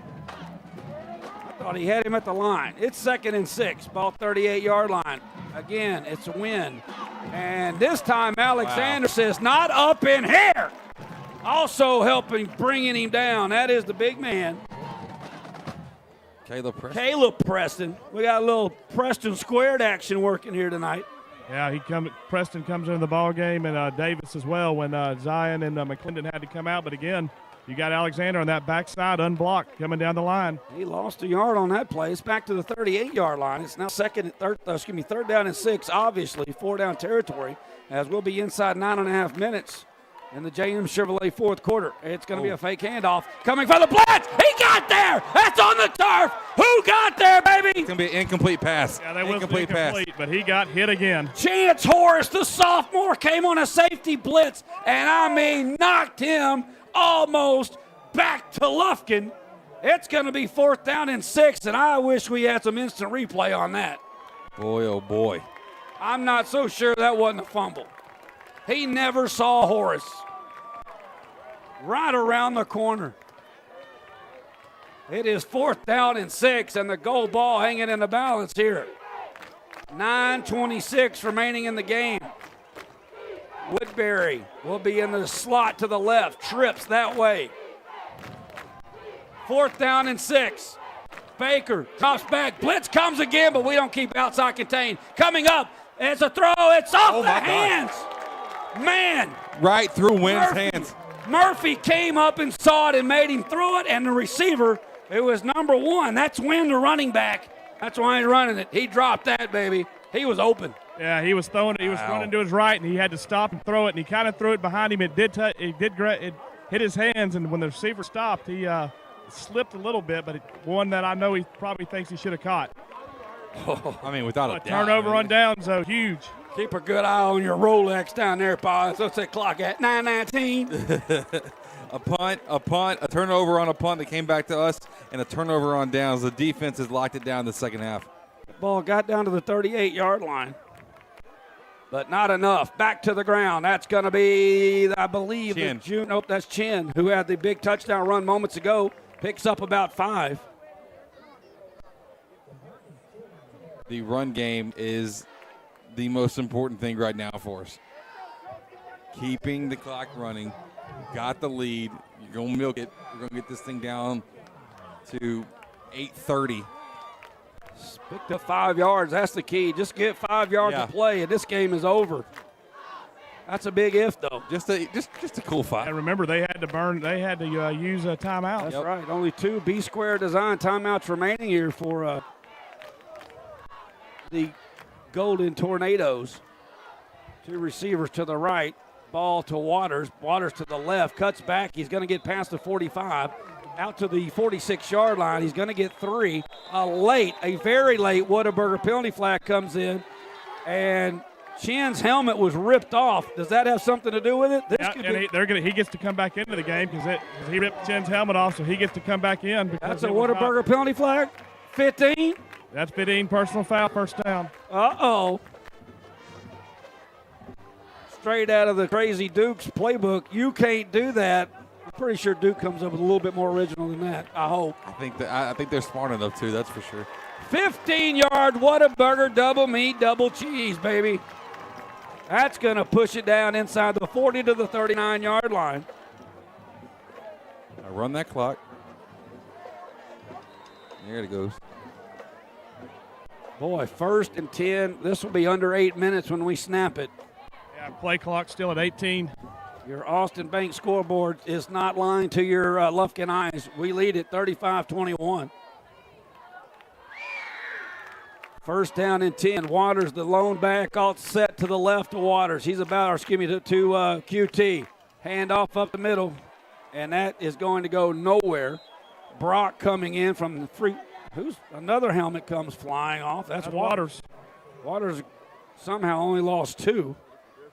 He's still sitting at around 104 for the night. Yeah, no doubt about it. Live.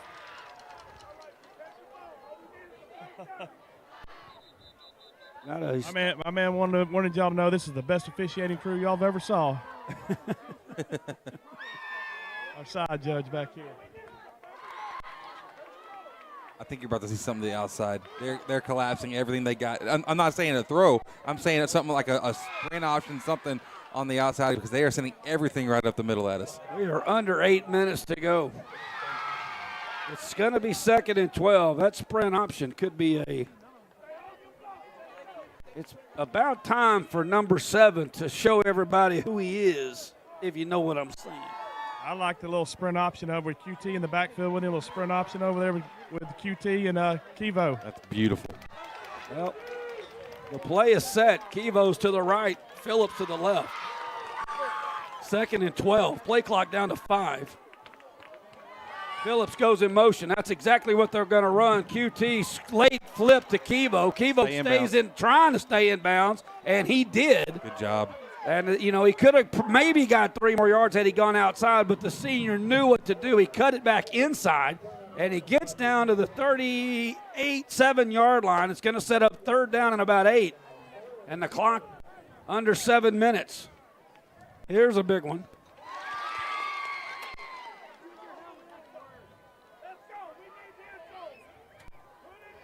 Boy, you get this in the end zone, I'm telling you right now.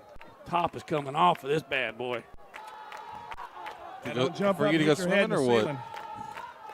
All right, QT in the gun. Kevo offset to his left. They're going to hand it to Kevo. Kevo is going to try to go right, but he can't.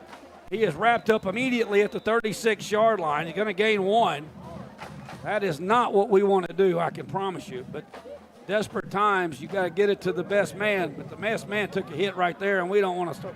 We don't need that. You got to pin him back here. 3rd, 4th down, and about 7. Just let it go on down, take the penalty, and punt it. Is that what you're calling for, JT? Yep. I try to take multiple penalties. That band's getting crunk. Kevo's, what are you doing? He's down. Kevo, get up. Oh, no. God. We weren't even going to run a play. He's got a cramp. But that's going to stop the clock and save him 25 seconds. And Coach Quick is not happy. He just got to stay up there because I don't think we were not going to run a play. No, we were going to take the penalty and punt, just like you said. But now the clock stops because Kevo went down, and I'm hoping it's just a cramp. It looked like it. I'm telling you, it's a humid night here for a November night. But the clock is, nope, they're running the clock again. I thought it would stop when he went down. And they gave us 25 seconds, so we're going to be able to run this to under 5.5 minutes left and then punt. Yeah, it's just a cramp. They're stretching it out. We'll run all that down. Take the 5-yard Whataburger penalty flag. I wouldn't even call it timeout. Hands are, unless he's planning on going for it now, which he may do. If he's not going for it, we need to take that. Of course, they could decline the penalty. All right, and just like you called it, Jeff, Coach, you and Coach Quick always thinking alike.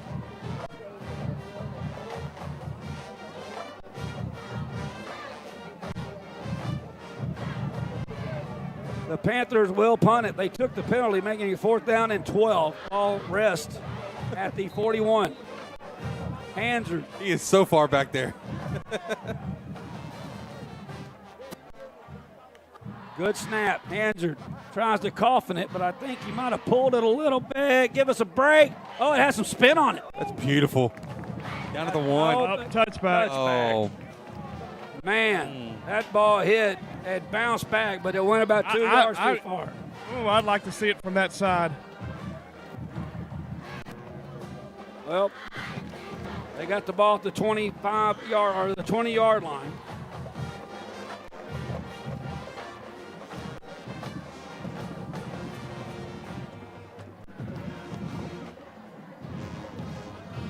Galveston ball takes over at the 20. The defense has given up one big play here in this half, but it has not been much. Can they keep it up? 5:17 remaining. Baker takes the handoff. Now wants to go deep, but double coverage over here, and Waters was running the route. You know, that fake, this is what Coach Quick was talking about. When you get them to that play action pass, that RPO means nothing now. We don't have to respect the run. Yep. Running is out the window. Great coverage there by Waters, and EY, Evan Young, running the route. 2nd down and 10.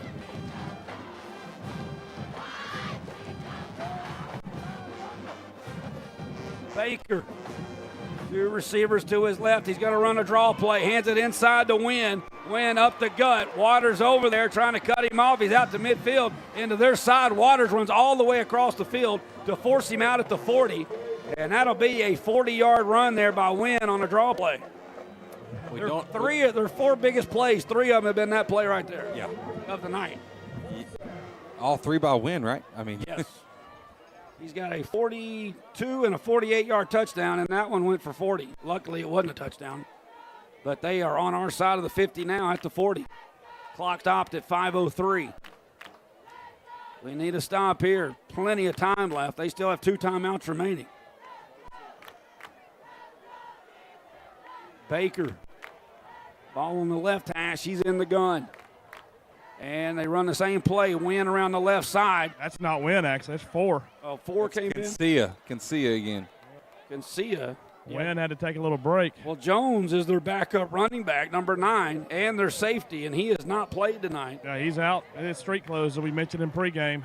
And their 3rd leading rusher was Jonah Williams. So they got Dion and Woodbury over here on the same side. Back to the ground. 4. And this one got Big Zion was mad about that. He said, come here, boy. And he put 2 paws on him and pulled him down to the 35-yard line. That's wasting some clock now. That's Jamaro Davis, the sophomore. Davis in there as well. In there. Here comes McClendon back in. It's going to be 3rd down and 6 after the yard loss there. Well, most importantly, that keeps that clock rolling. It's going to be under 4 minutes here. That's what I'm talking about. And 4:07 to go. Baker in the gun once again. He fakes that handoff. Pressure coming from Horace outside. And Horace got him. Wow. Chance Horace on the safety blitz around the outside corner. Got him again. That's the 2nd time in the half. How great of a game has he had tonight? About to say, he's making a play for our Commercial Texas Defensive Player of the Game. Commercial Bank of Texas Player of the Game. 2 sacks by the sophomore safety. That's back to the 40. It's 4th and 10. Both of them this critical second half when they've been deep in our territory. 4th and 10, 3:37. JM Chevrolet 4th quarter. This is it. They don't get it. This baby's over. 2 receivers either side. Come on, D. Timmons, where you at, baby? We got a. They're going to call it. They're going to use a B-square design timeout, so they only have 1 timeout left. That is huge. B-square design, number 2 timeout. They got 1 left. We'll keep it right here. 3:26 remaining in the ball game. JM Chevrolet 4th quarter. We'll also have our Woodland Heights Medical Center postgame show coming up. Visit with our head coach, brought to you by Layered Homes. And, of course, remarkable replays brought to you by Ralph and K. Coos. And, so much more. Only thing I'm worried about right now is if this thing goes the way that we hope it goes, I don't know if there's enough room in this press box for you to control yourself, Gary. I mean, I don't know, man. You're like a tiger, man. Like, you come uncaged, unleash something. I'm due. I'm just happy for everybody on that field, brother. It's a big game in a lot of ways. Yeah.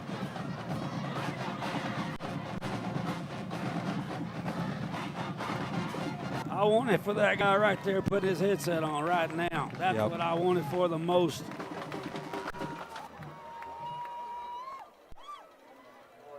So it's 4th down and 10. Game on the line here. Ball's on the left hash. Panthers dropping 7 into coverage. 3 down linemen in the box. And McClendon coming from the outside. Baker's looking left. Now back to the right. And McClendon got him. McClendon! Bring him to me. Back-to-back jack. And that, my friends, is how you play some defense. Alexander pushed 2 linemen back in there. That made him turn back to McClendon. And McClendon with another big sack, baby. He even had his helmet come off on that. He got held. He had his helmet ripped off. And that's how the defense does it right there. 3:21 to go.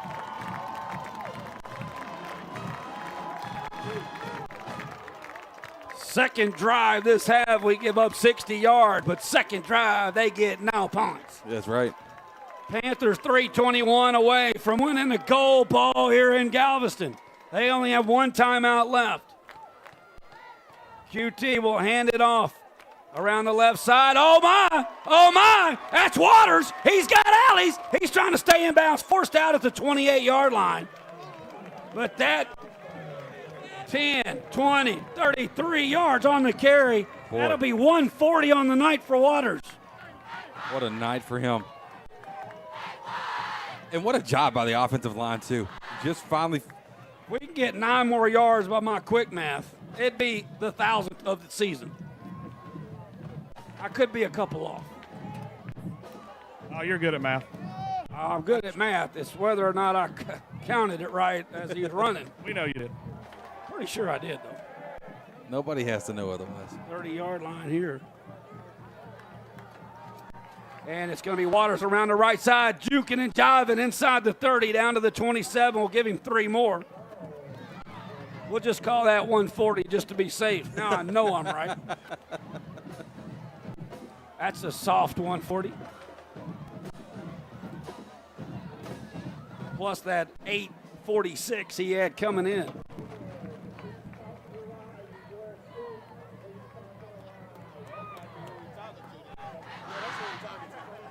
Take that time, baby. Let it milk it.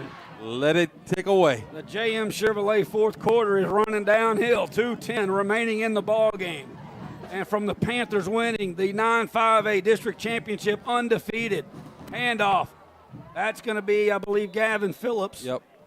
Phillips will be inside the 25-yard line down to around the 20. We're going to mark him at the 25. So it'll be 3rd down and 6 coming up, but we're at 150 and rolling. They got 1 timeout left.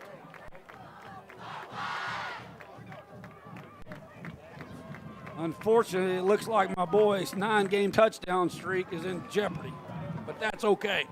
Start a new one next week. He had a huge run, he had a huge catch, and he had 2 huge punt returns in the first half. Yep. He's going to be well over 100 total yards, but he's not going to be in the box unless something goofy happens. And it'll be that could have almost been goofy. Waters gets the handoff, and he's going to lose 3 of our 1,000 I'm trying to get my man to tonight. And put us back to 137. And it'll be 4th. Actually, he just lost 2. 4th down and about 8. Under a minute. Under a minute.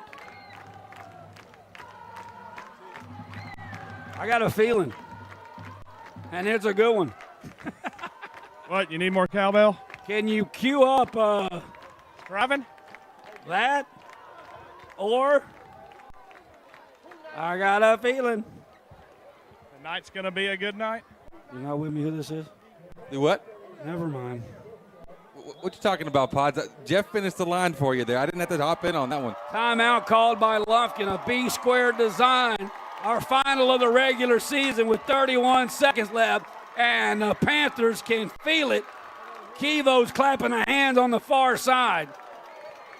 I don't know who gets this district MVP, and at the end of the day, it really doesn't matter. But if I got to vote, which I don't, when those coaches meet on Tuesday, which I do believe is in the hometown of the district champion, so they'll be eating somewhere in Lufkin, somebody's going to vote on that district MVP. And I don't know why in the world it wouldn't be number 2. There hadn't been somebody with more impact, I don't think, than Kevo. What he has meant to this team and how he's produced. Man, come on, what a celebratory they got. They got him.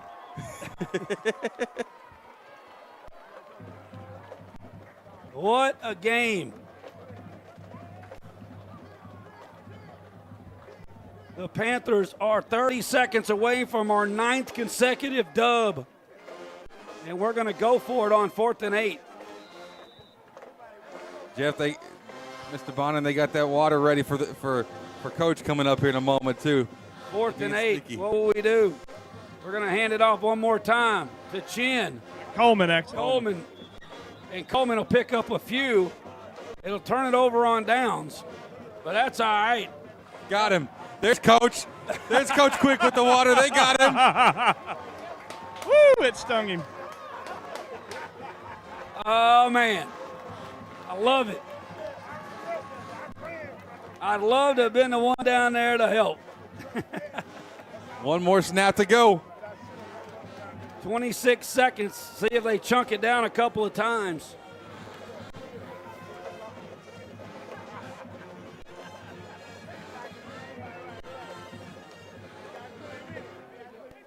There's 24 seconds. They got 1 timeout left.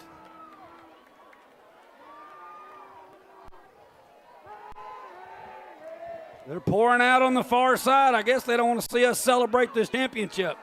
Well, they don't lose very much here. Well, let's see if Baker tries to make it count one more time. He will just hand it off. Backup running back coming in to make the tackle for Lufkin. And that could be it. I believe that's Johnson on the tackle. The clock is down, 15 seconds and rolling. They're not going to snap it.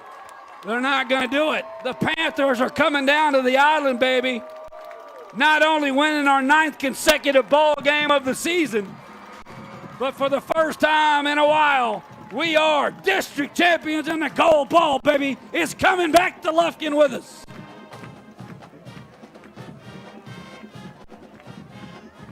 Man, what a cool moment. What a cool moment. These kids have fought so stinking hard all year, man. Every single bit of adversity they faced, coming back and answering, rising up to it. Excellent job, boys. Right into our Woodland Heights Medical Center post-game show, which could be elongated tonight. Woodland Heights Medical Center, what a post-game this will be. We'll visit with our head coach, Todd Quick. We'll try to wrap up the man, Kevo Taylor, and get a word with the senior.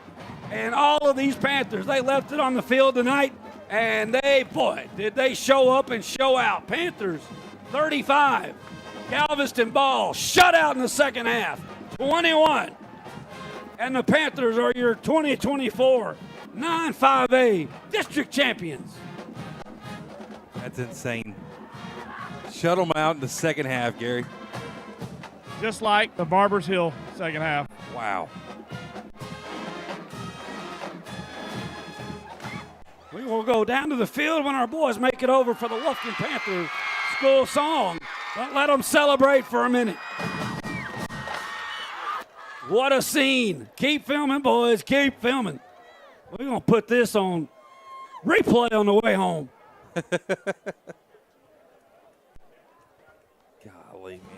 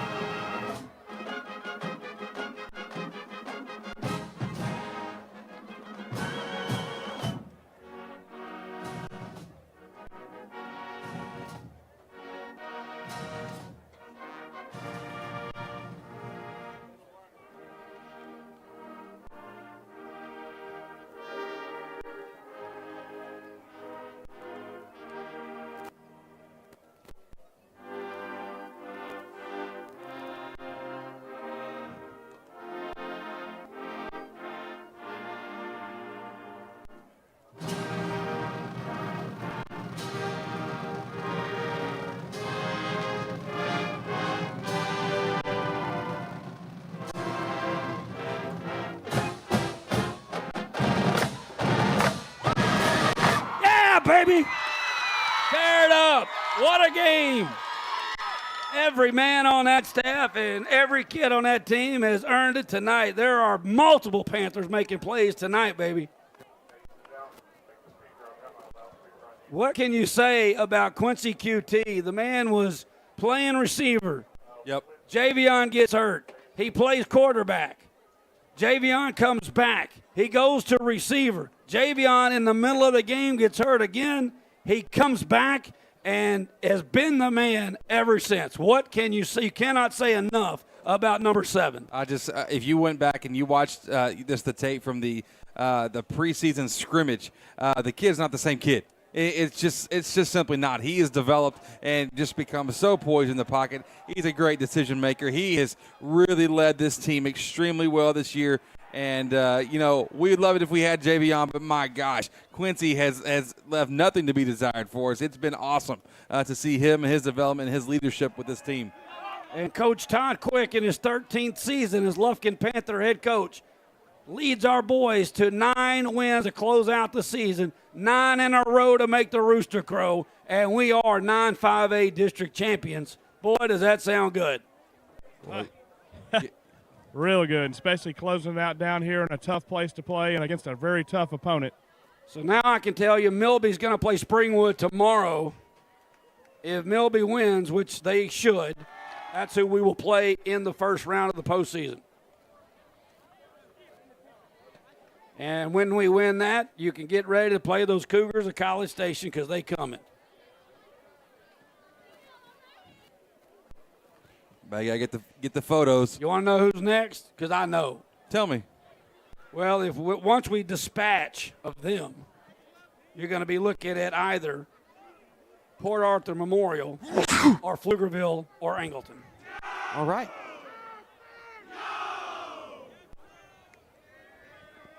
I mean, that's just a guess. That's just, I mean, you seem pretty confident with it. I don't know if you're He right. studied it. Don't let him lie to you. I did not map up a plan if we lost tonight. Was never in the cards. I don't study for negative stuff. That's right.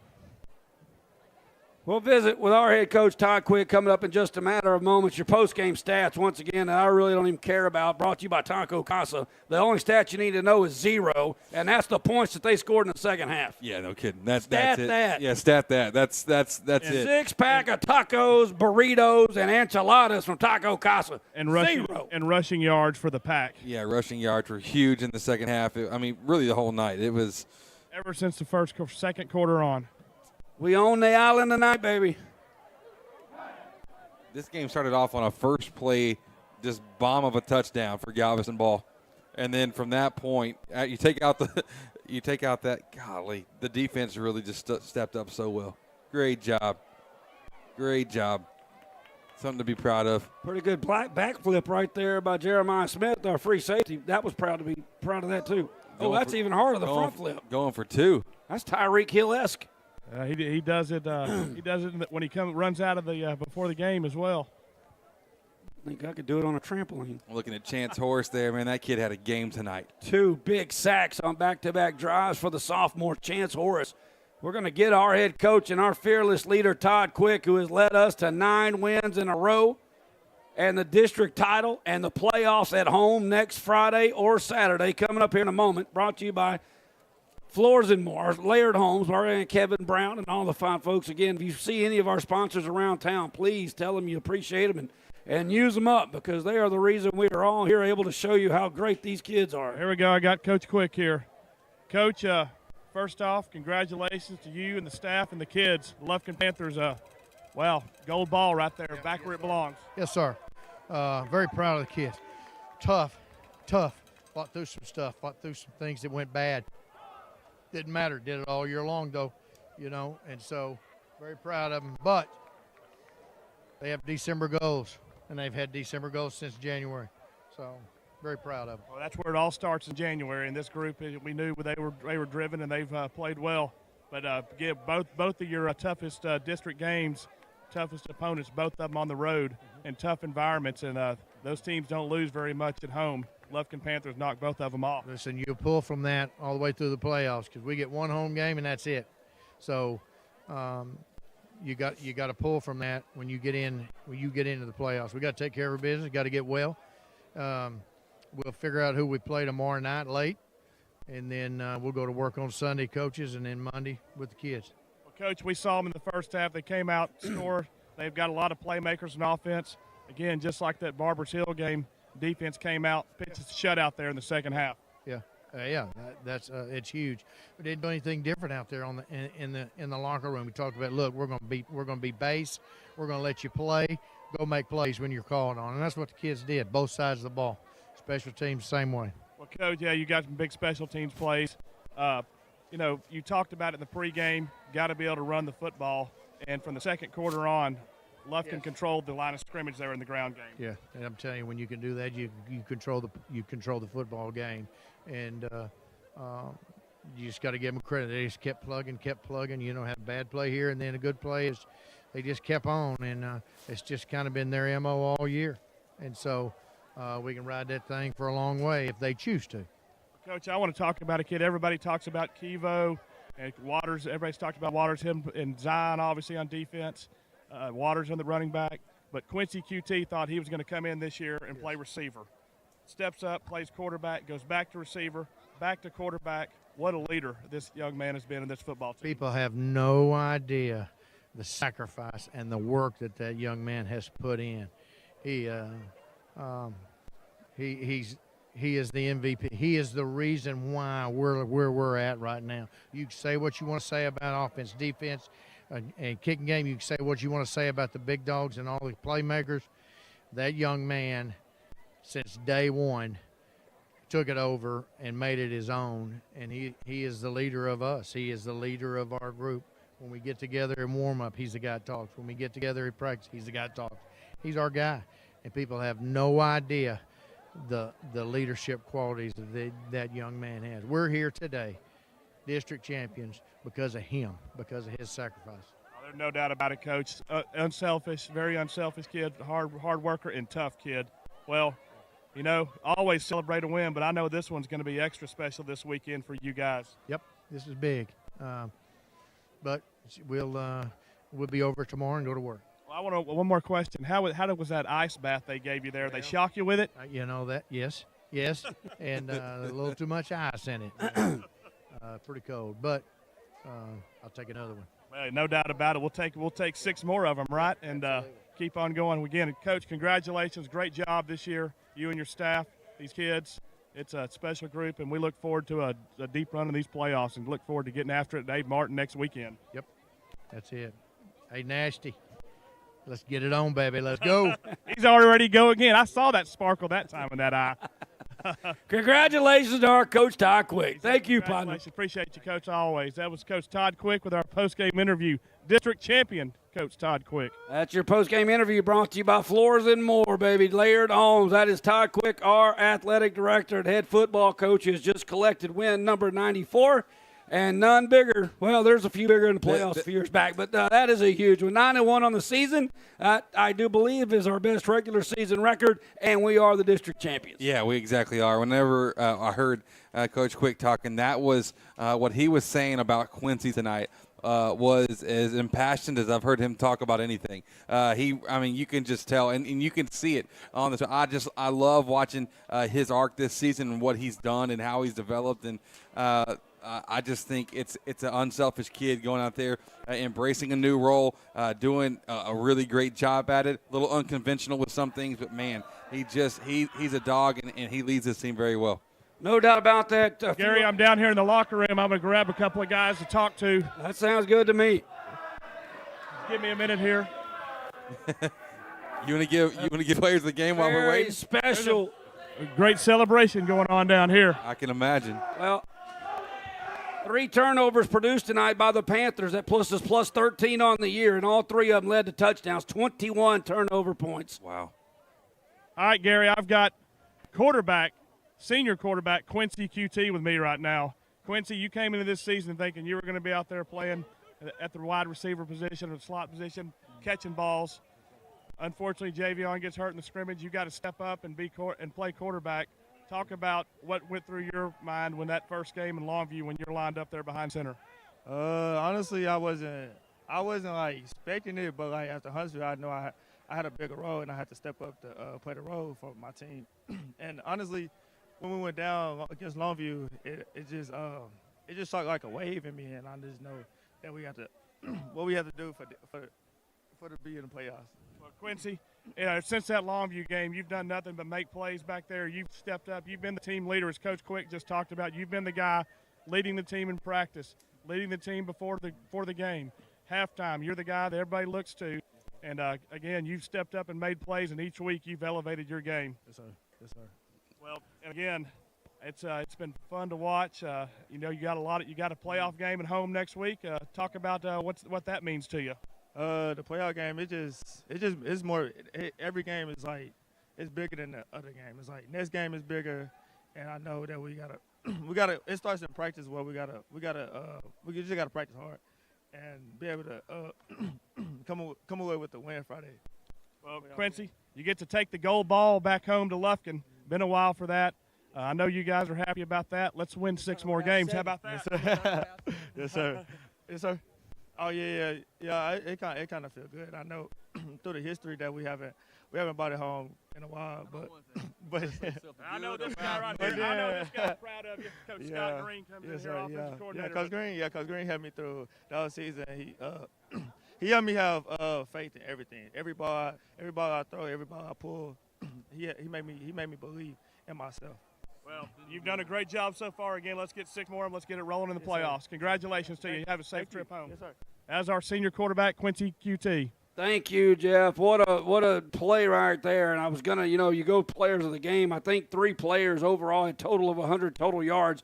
Waters had 130 rushing. Kevo had 100 total yards. But, man, Quincy QT has put this team on his back. He had 2 rushing touchdowns tonight, including the one that gave us the go-ahead at the time with 38 seconds to go before the half. Here you go. I'll let y'all hear a little bit of celebration in here.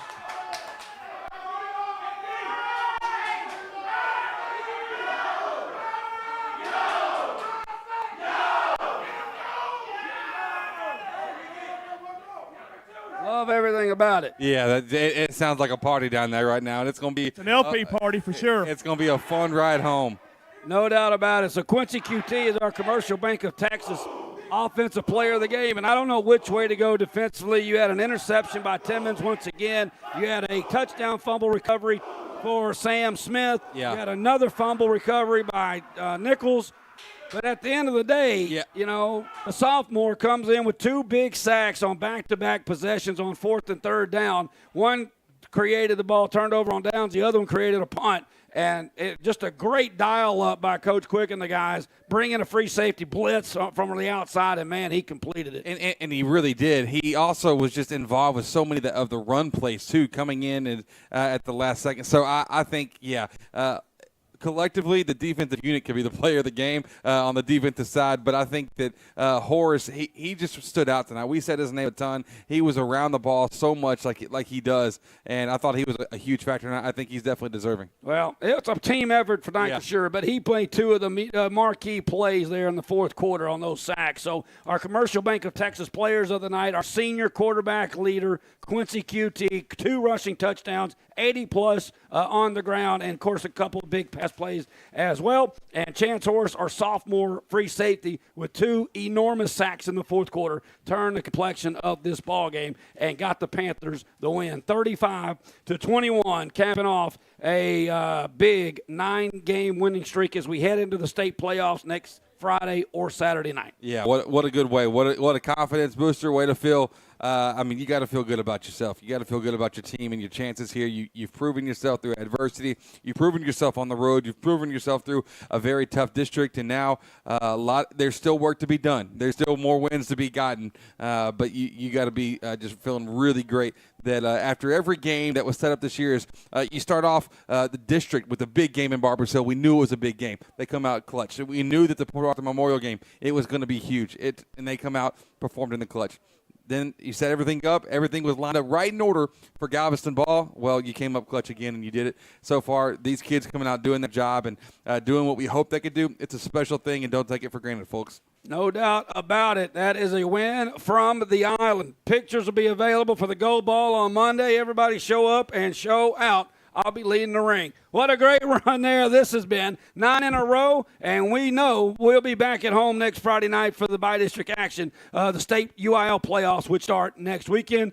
Tune in to us on Twitter, Jam Digital Media, myself at Big Nasty 500, and, of course, all of our coaches. As soon as we find out the playoff info, we will pass that along. It'll be tomorrow night. We'll get the info. It'll either be Friday or Saturday, but for sure it'll be at John Outlaw Memorial Field next weekend. Boy, great one. Can't wait for next week. Yeah, a lot of fun. Really excited for it. Let's get it here. As Coach Quick would say, let's get it on, baby. No doubt. Congratulations to Coach Todd Quick and all of our Lufkin Panthers players, staff, and fans. Everybody. Great win, 9-1, and we're bringing the gold ball back to East Texas. Thanks for tuning in, everyone. It has been a night for Def Todd, of course, our head coach Todd Quick, Quincy QT, and my man Chris Simmons, and all the people at Jam Digital Media. Thank you all for tuning in. Enjoy this win. We'll see you next week for a playoff game. That wraps up our Woodland Heights Medical Center postgame show. Gary Ives Jr. for Lufkin Game Time.